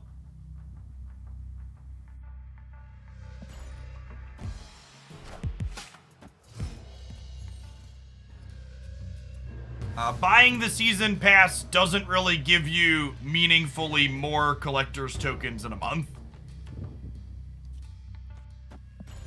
The season pass is 900 extra gold.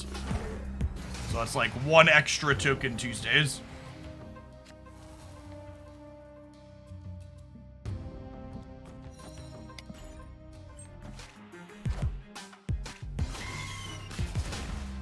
Yes, the 5,000 to 8,000 range counts tokens you get off the track, as well as spending any free gold you got in a given month on Token Tuesdays or whatever the highest value bundles are.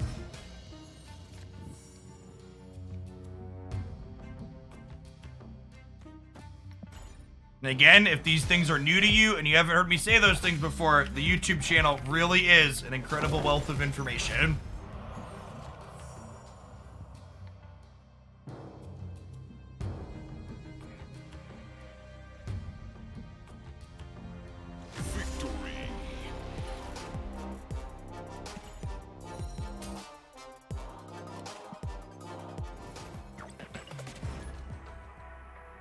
When playing this deck, how do you decide if you play Psylocke on turn 2 or turn 3? You only play Psylocke on turn 2 if you already have Mr. Negative in your hand.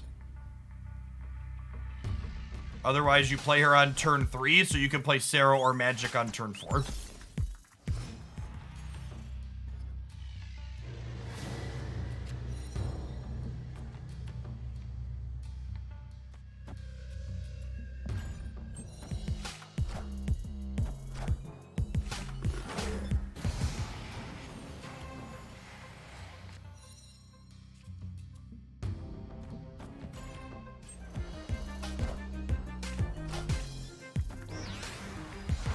Is there any info on card downranks happen? This video on the YouTube channel.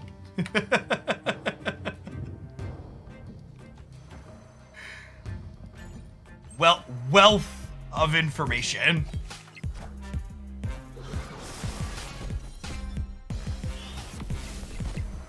Alright, I tunnel the best. I'm talking and clicking.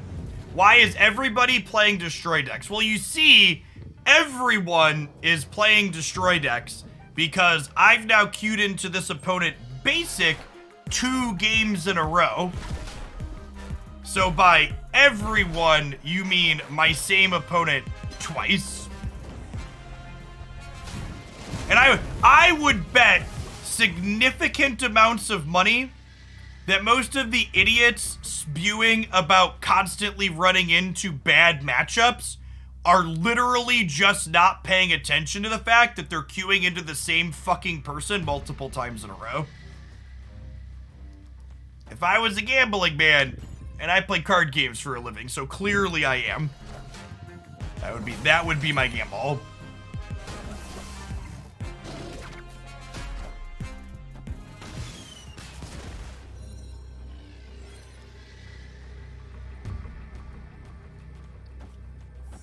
Is this enough to win here? Blue Marvel gives +3 up to 11.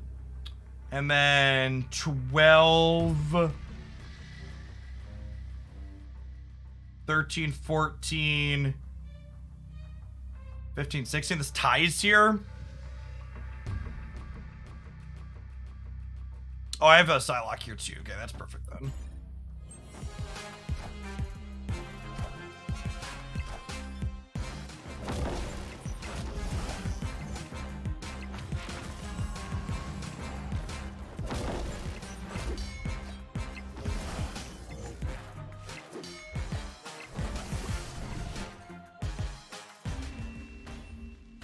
$69 XXX Vapelord 97 XD XXX 420.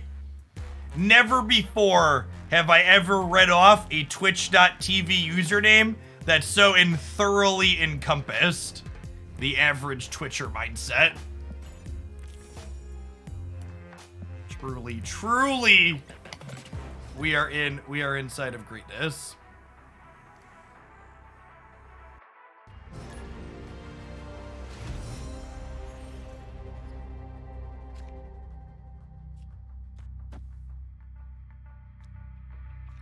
A Bast on 1 so we can Angel on 2. The one who was prophesized, exactly.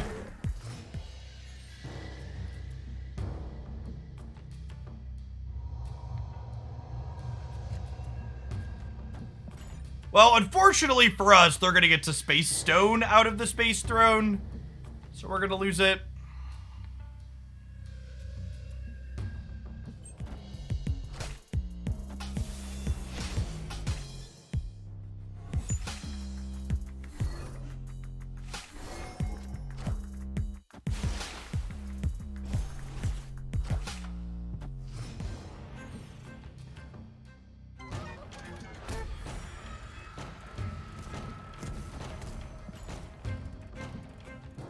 The new card releases in 8 hours. I am logging off in 50 minutes though, so we won't be playing with the new card here till tomorrow morning.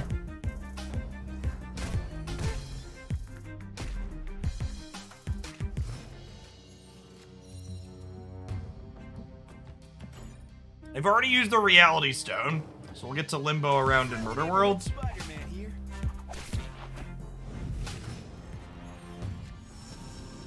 Oh, I assume we're getting Professor X relieving when they snap. How healthy is the metagame? Outside of Galactus, the format's very reasonable. Probably the best Marvel snap has had since release. No, High Evo releases in 2 weeks. Iron Lad is tomorrow.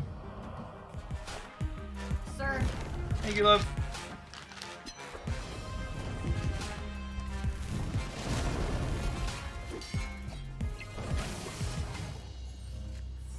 Opponent snapped.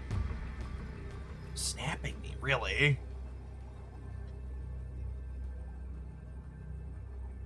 Yeah, the old card release schedule was much better than the current one. Does Blue Marvel win the game? What are they doing? What are they doing, chat? They can't Space Stone out. Blue Marvel gives us +3, +6, +9 here, up to 21.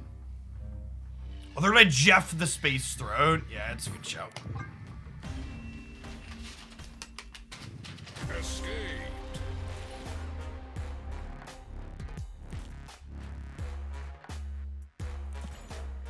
Alright, chat, pardon me while I play games quietly while I stuff my fat face. Please and thank you.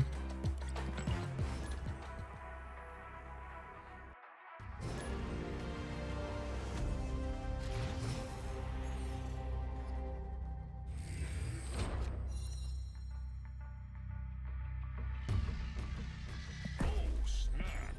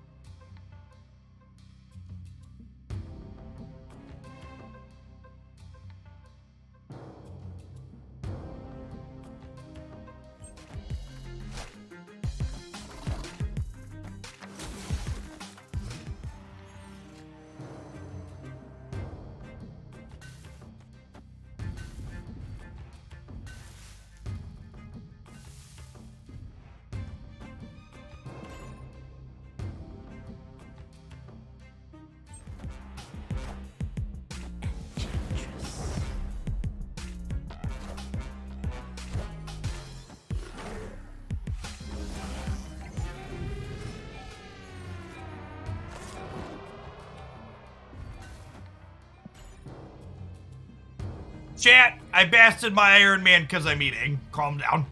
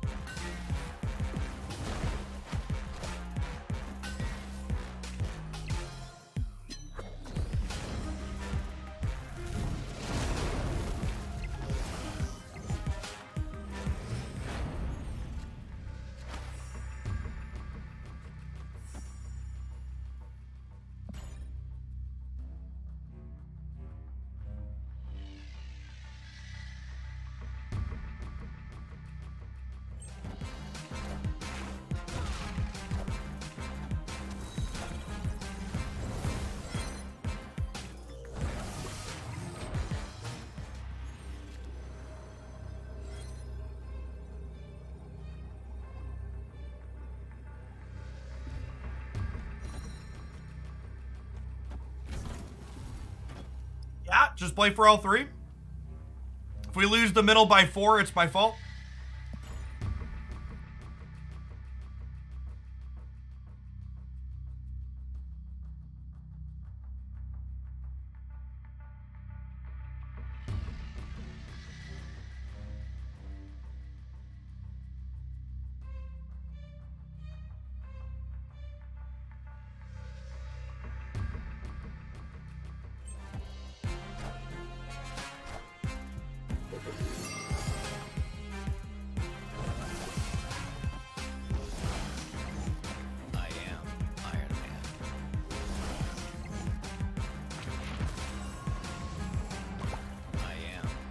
actually. Just get to win all three despite my misclick.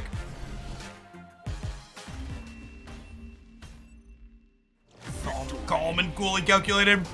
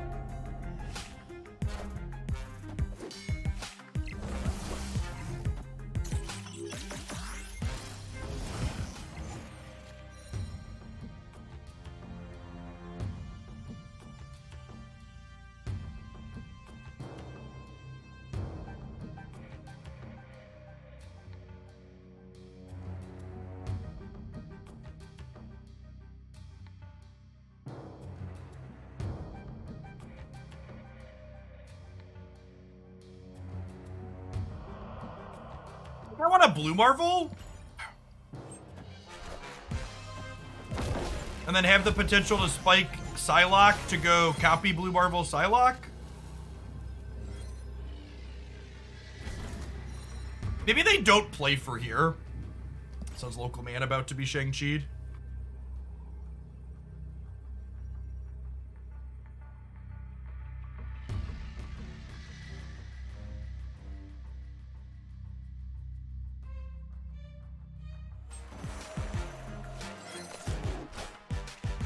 I am Iron Man.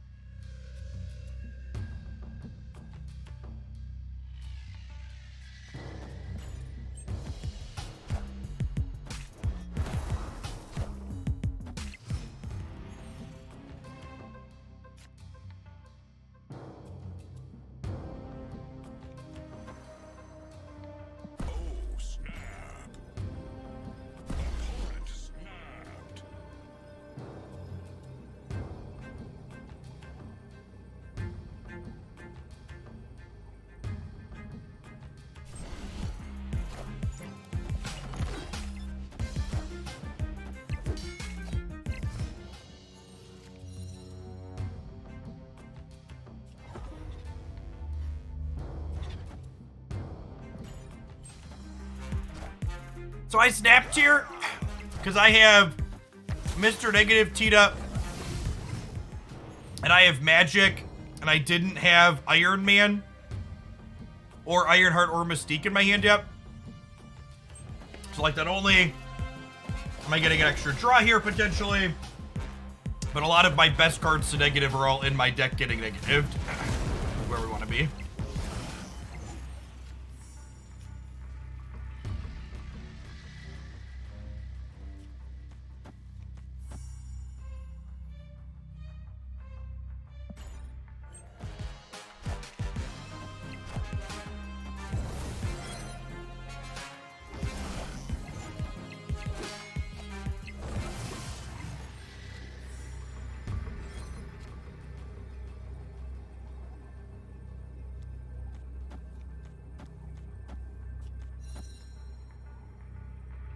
What does this put me to over here?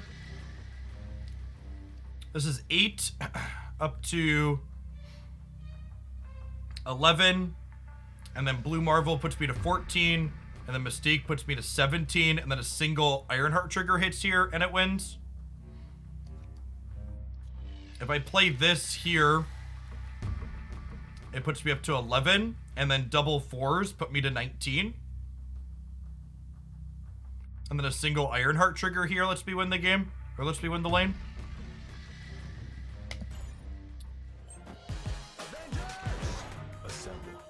Man, I put myself on too thin of margins left and right. Probably.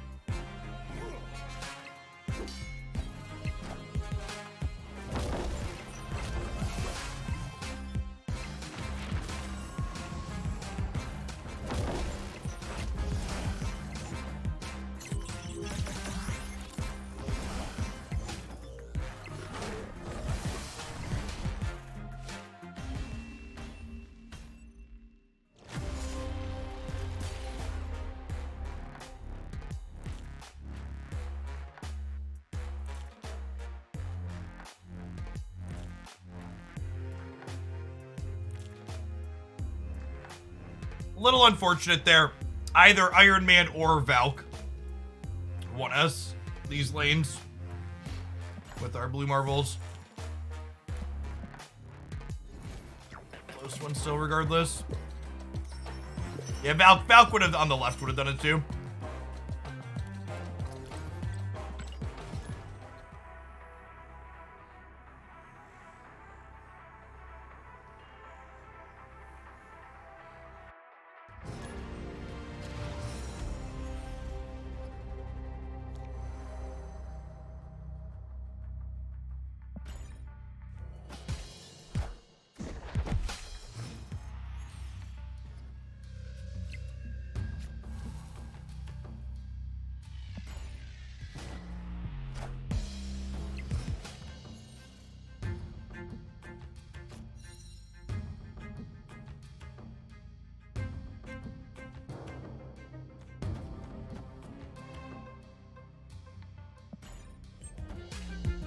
We're probably not winning Asgard here. Well, at least not give it to them for free.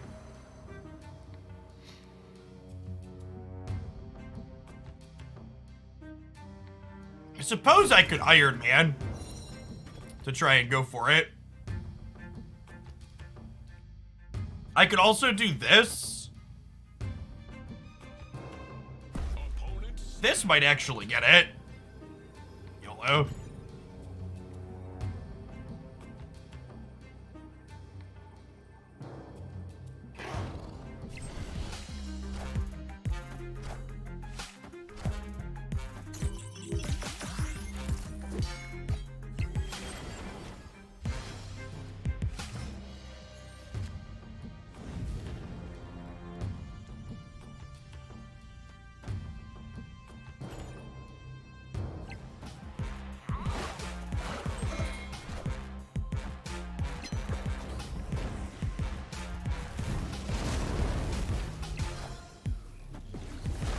Hey, Toadmaster, thank you for the 5 months. Appreciate the support. Magic is low-key, just one of the best things you could be doing against turn 5 wave.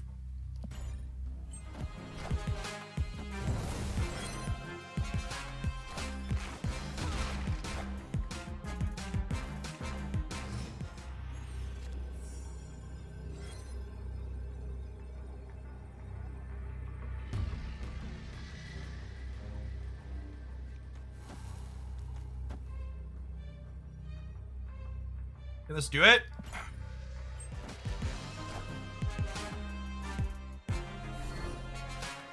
It's up to 4 here. Whoa! Did we eke it out? It's gonna be close. Win by 1 in the center, right? Neat build with the Moon Knight, the Ghost Rider in their stature deck. Victory.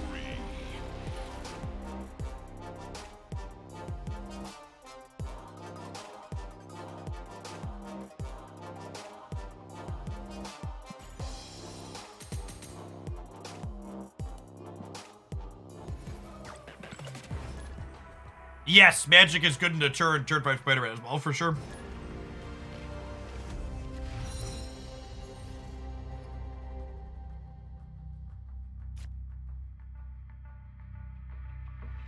Opponent snapped.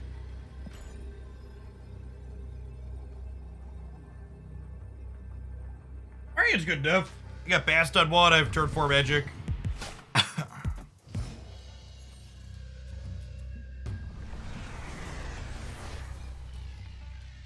Turn 4 Sarah now.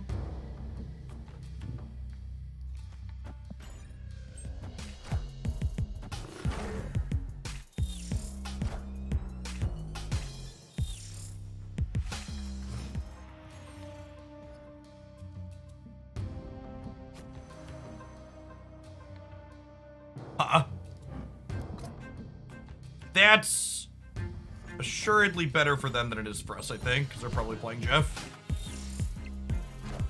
With Hood, they can have things like Viper as well, yep.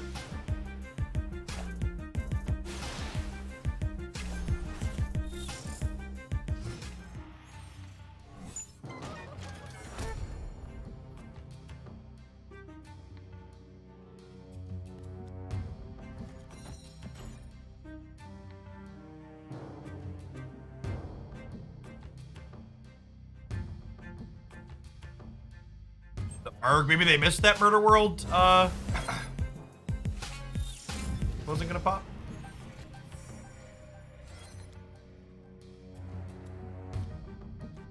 I'm looking for Valk for over here on the left. Oh, I guess I can't really magic, unfortunately, into their archetype, I don't think.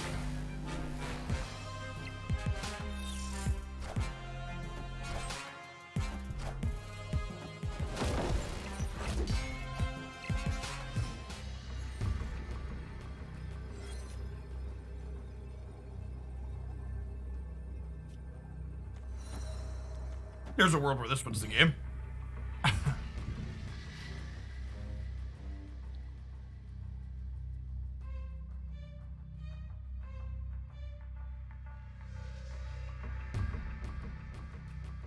Hospedler, thank you for the quarter viewer, by the way. I think I missed that one while I was stuffing my face a minute ago.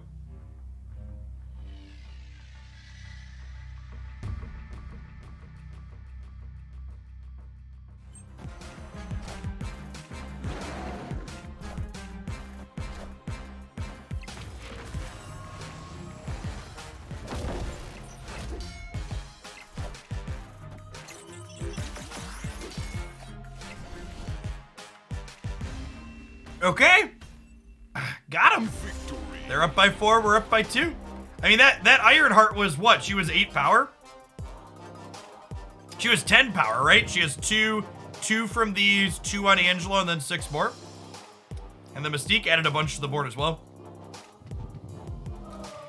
The number one thing I always hear from people who haven't played a lot of this deck is that this deck can't win games when you don't draw Mr. Negative. And as someone who's played a lot of this archetype, I can't begin to express how much I think that sentiment is very, very wrong. Like, there are a lot of games with Bast and Magic and Sarah that you get to scrape through and just play your cards out and win in situations like this.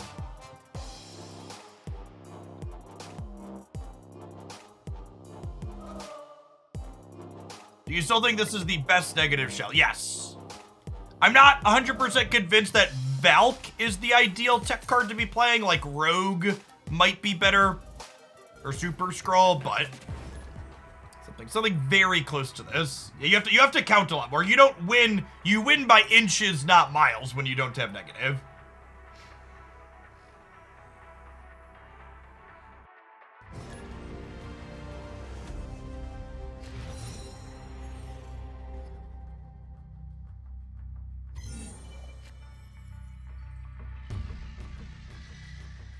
Solo, thanks for the 5 months. Welcome back.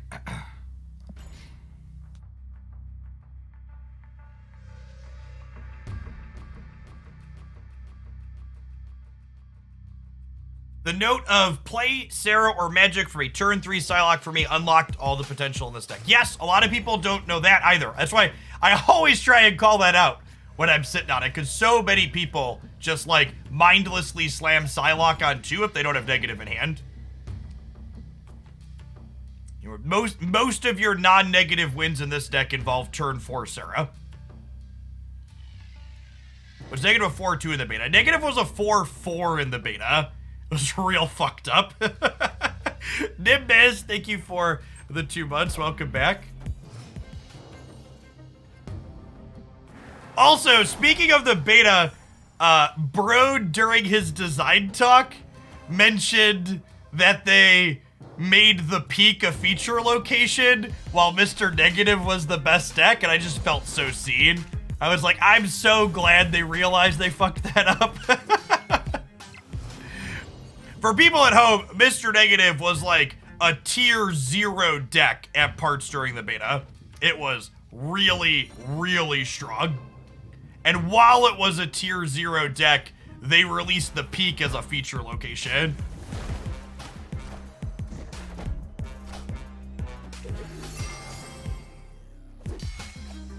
Rats.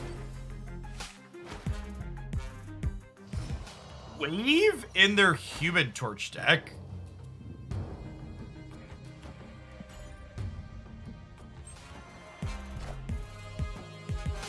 Kneel before Galactus.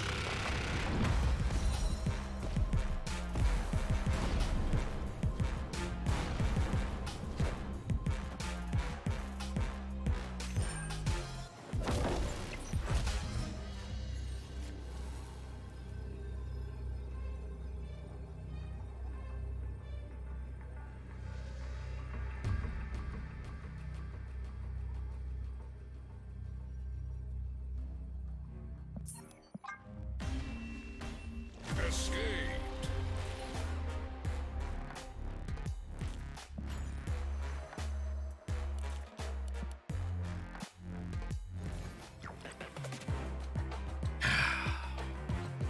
Let's go. Stand up and stretch real quick and show off our DC themed t-shirt. Dear DC Dual Force. Where you be? Where you be?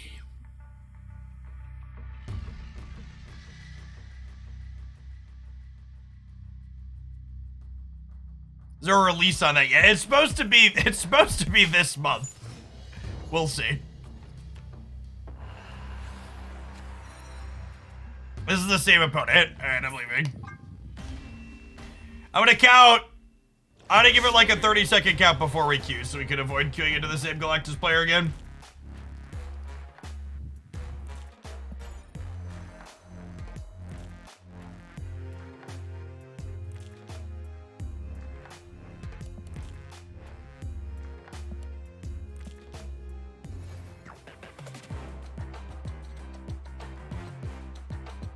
No referrals for Untapped for their premium subscription, Vitamin.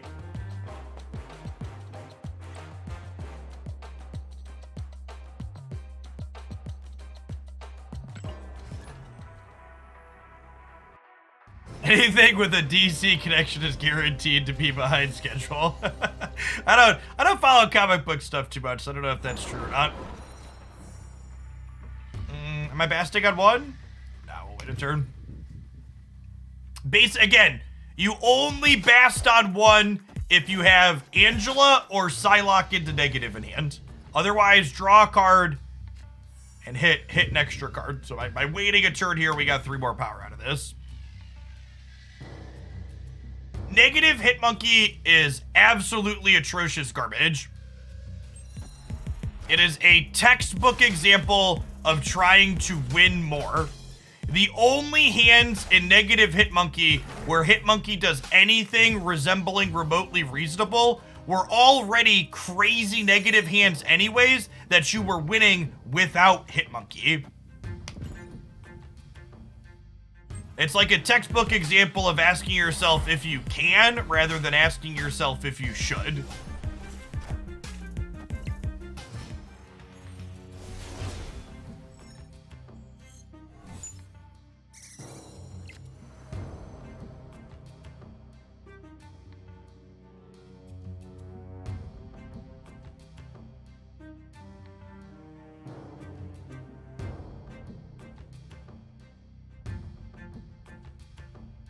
I just passed, right?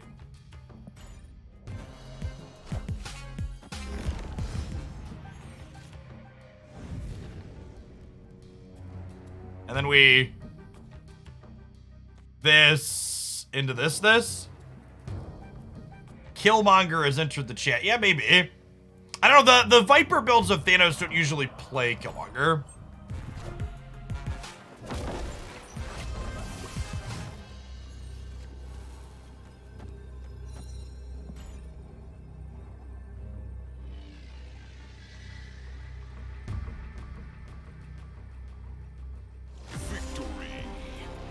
Little cluttered.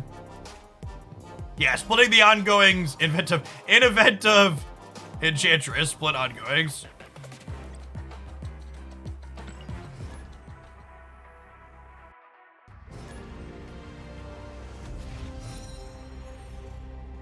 Everything is dumpstered by Galactus. I don't think that's true. I actually think Galactus isn't that good at the moment, if you look at the metrics. It's just like eternally frustrating to play against.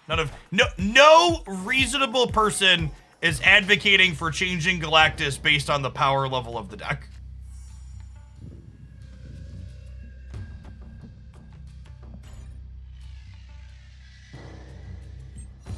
Why didn't I bast on one? Again, these are the little things you're doing wrong if you can't win with this deck if you don't get it. You only bast on one if you have Angela on 2 or Psylocke negative already lined up.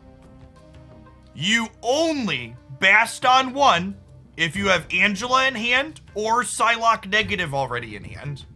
Otherwise, bast is a turn 2 play.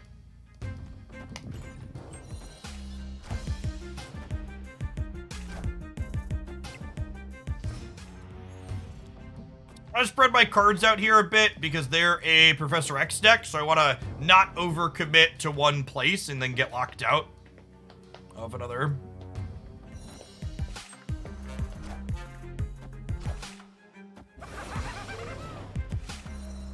Speaking of getting locked out, good stuff.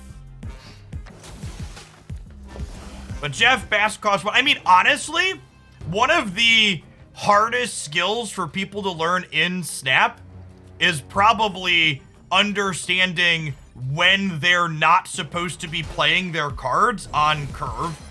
And that's one of the things that actually makes Marvel Snap quite different from a lot of other card games, is that in games like Magic and Hearthstone and Runeterra, you need to be using all of your energy or you're not playing the game well. And in Snap, giving up using energy doesn't really cost you tempo in the same way it costs you in those other games.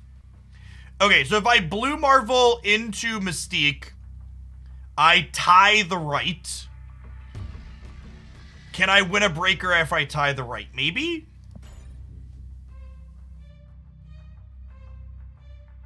So, the person that said you disagree about Runeterra because of spell mana. So, spell mana lets you conserve how you spend all of your energy in Runeterra, but you still need to be spending a lot of your energy every turn.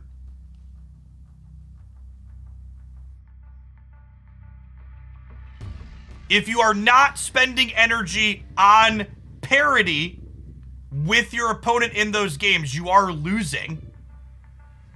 And you're right, control decks don't have to proactively spend their energy. They can just match your energy spending on curve, but you still need to be spending your energy matching your opponent or you get behind. Oh no. Oh no! Oh, we won anyways? Oh, we won anyways. Victory. What a... Everybody clench!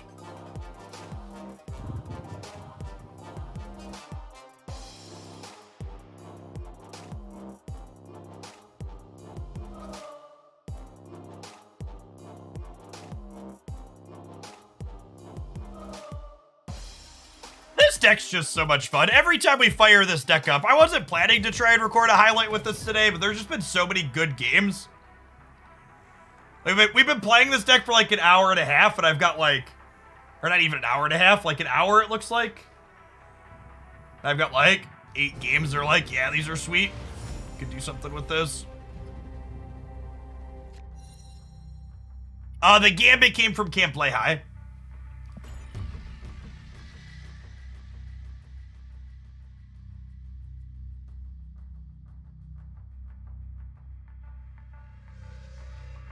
The Castle D, thanks for the brand new Prime, by the way.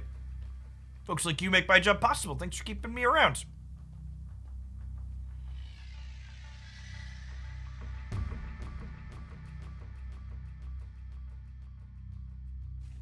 Have you streamed some Honkai Star Rail? Yeah, we did an hour of it last week or the week before. And I've played, I don't know, probably 6 or 7 hours of it off stream. Like I'm Trailblazer 17 or 18. That's good. Fun game.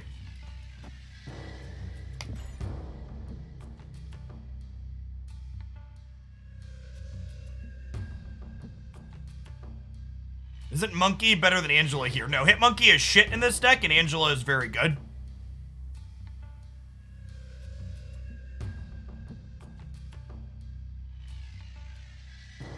Hitmonkey is only good in your draws that are already good, whereas Angela lets you add power to the table early, which is something this deck does not have a lot of efficient ways to do.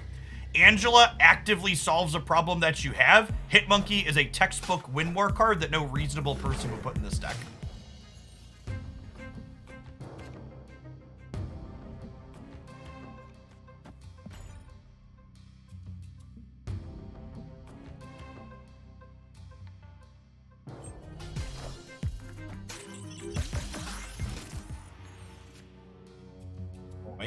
Noise.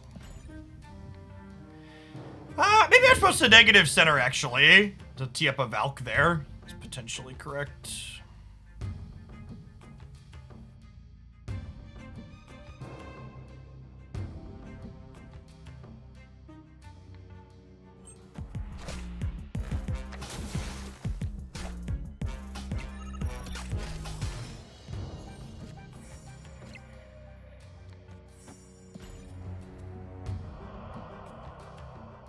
Is Angela better than Zabu in this deck? Yes, significantly.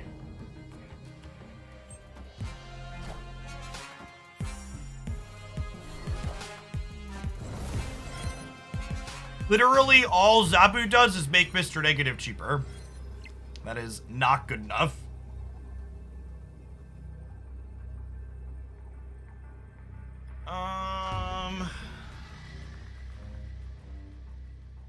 This puts us to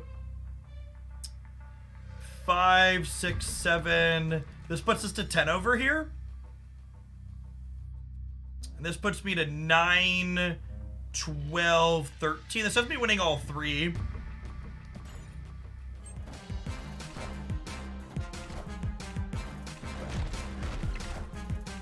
I think we're gonna lose the left by a little bit here. Oh, by 1! Close game. Super slim margins.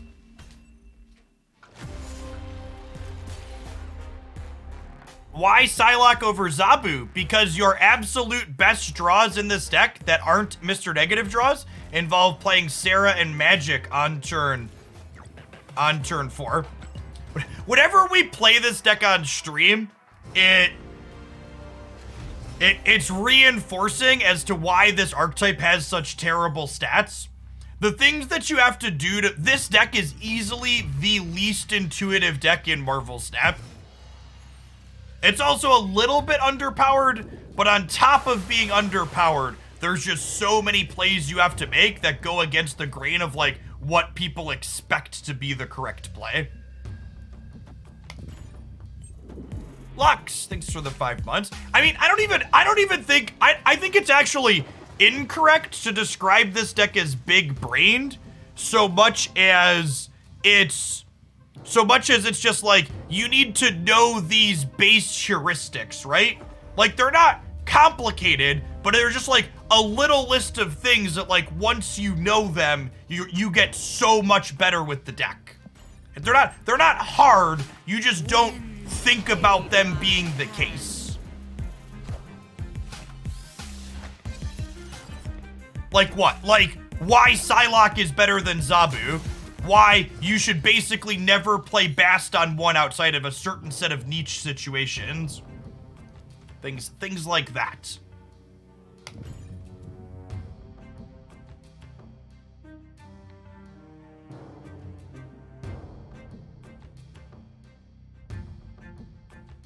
What's a heuristic? A heuristic is little things that you should follow to be well off. Little rules.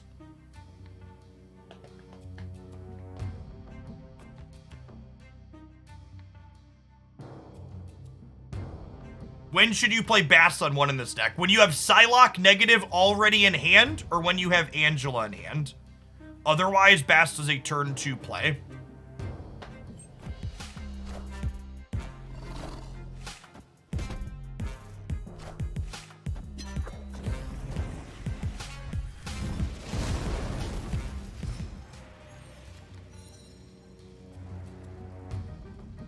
There's a beautiful Bast if I ever saw one. What a beautiful bastard.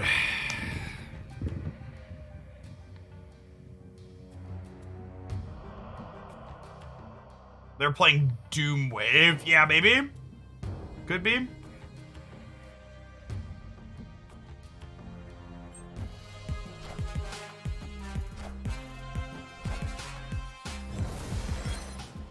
Oh! They might be, they could be Doom Wave, but they might be the what's it called deck?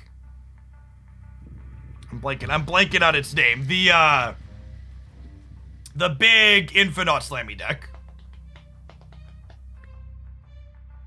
This might be a little greedy, but I'm gonna decline playing around Wave here, I think. Maybe I have to decline. Maybe I Psylocke for the extra energy next turn. If I Psylocke for the extra energy next turn, I can play 4 cards through Wave because I'll have 8. Yeah, I think they're the Infinite deck. They just played Chavez? Really? And now they're leaving? Sure.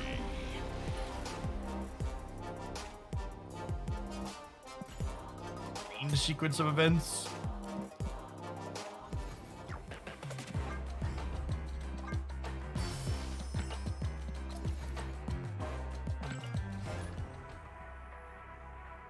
Yeah, maybe they forgot there was a turn 7. I could see that.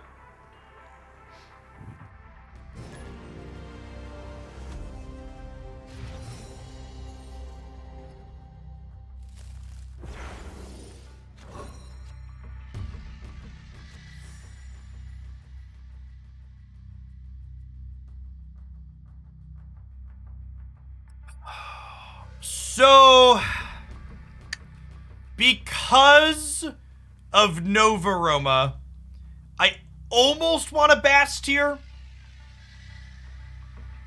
Just because we're more likely to draw negative.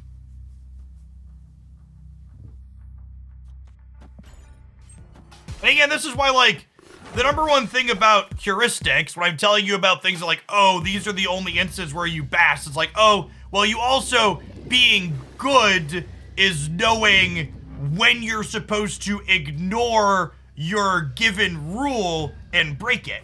right? When you go look at it and go, okay, this is an instance where this detail changed what I'm supposed to be doing.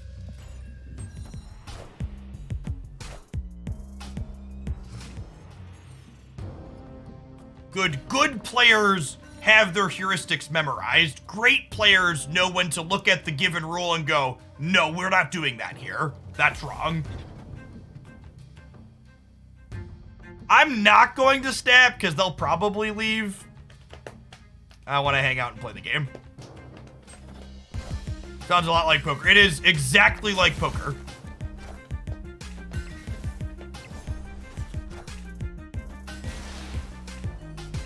Marvel Snap is like the poker card game, chat.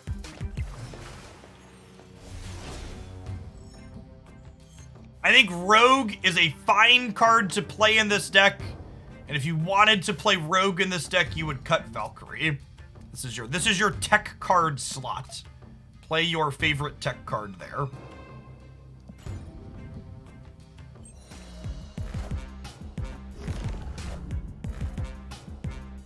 That was a little bit of a gamba.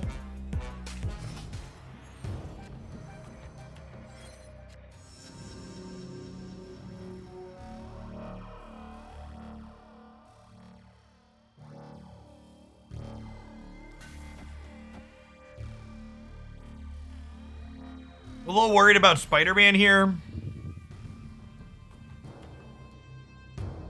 The fact that they played Professor X so aggressively with the gamble with the Daredevil in play kind of implies that Spider-Man's in their output range. You worry about a Goblin? Green Goblin's a possibility, but Green Goblin's not that good into Nidavellir, so I think if they're Green Goblining me on the Nidavellir, this is fine. Playing 2 cards here is also good in the event that they had Green Goblin Titania this turn. Is another thing they could realistically have.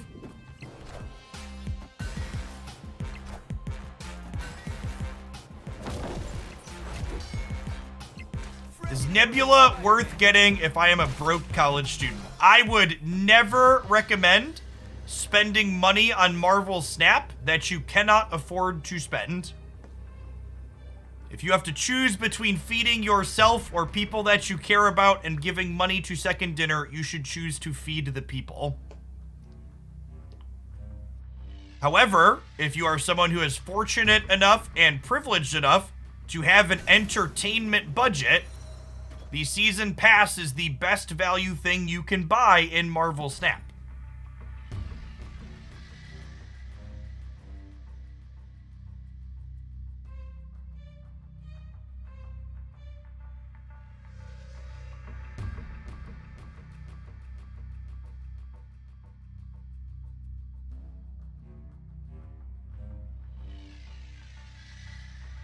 Shang-Chi could get us on the left. Yeah, that's true.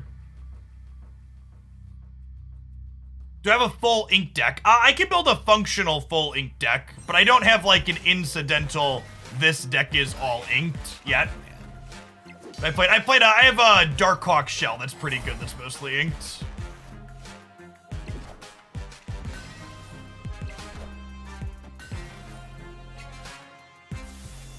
Second best value in Marvel Snap is a Prime sub to Jeff. That's true, you know. That's true, you know.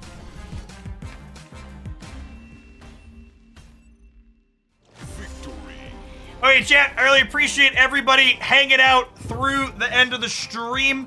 My kids have a Pokemon TCG Club at the local game store on Monday afternoons, so I'm gonna head off to take them over to there. If you enjoy my content and you want to do me a flavor and you haven't done it already, my video I posted this morning, YouTube has decided it does not like. Help me defeat our AI overlords. Click the video, watch the video, hit the thumbs up button on the video. Help me out. I'll be back tomorrow morning. Tomorrow morning, we've got how many reserves now? I think it's like over 100. I've got 105 reserves here in Marvel Snap. We're going to be opening them first thing tomorrow morning. When we are incredibly unlucky yet again and don't open Iron Lad in those 105 reserves, we will buy Iron Lad for tokens, and then we'll spend all day brewing with Iron Lad on stream. Everybody, enjoy the rest of your Monday wherever you're at. Hopefully see you around tomorrow. Thanks to everybody again that checks out the YouTube VOD.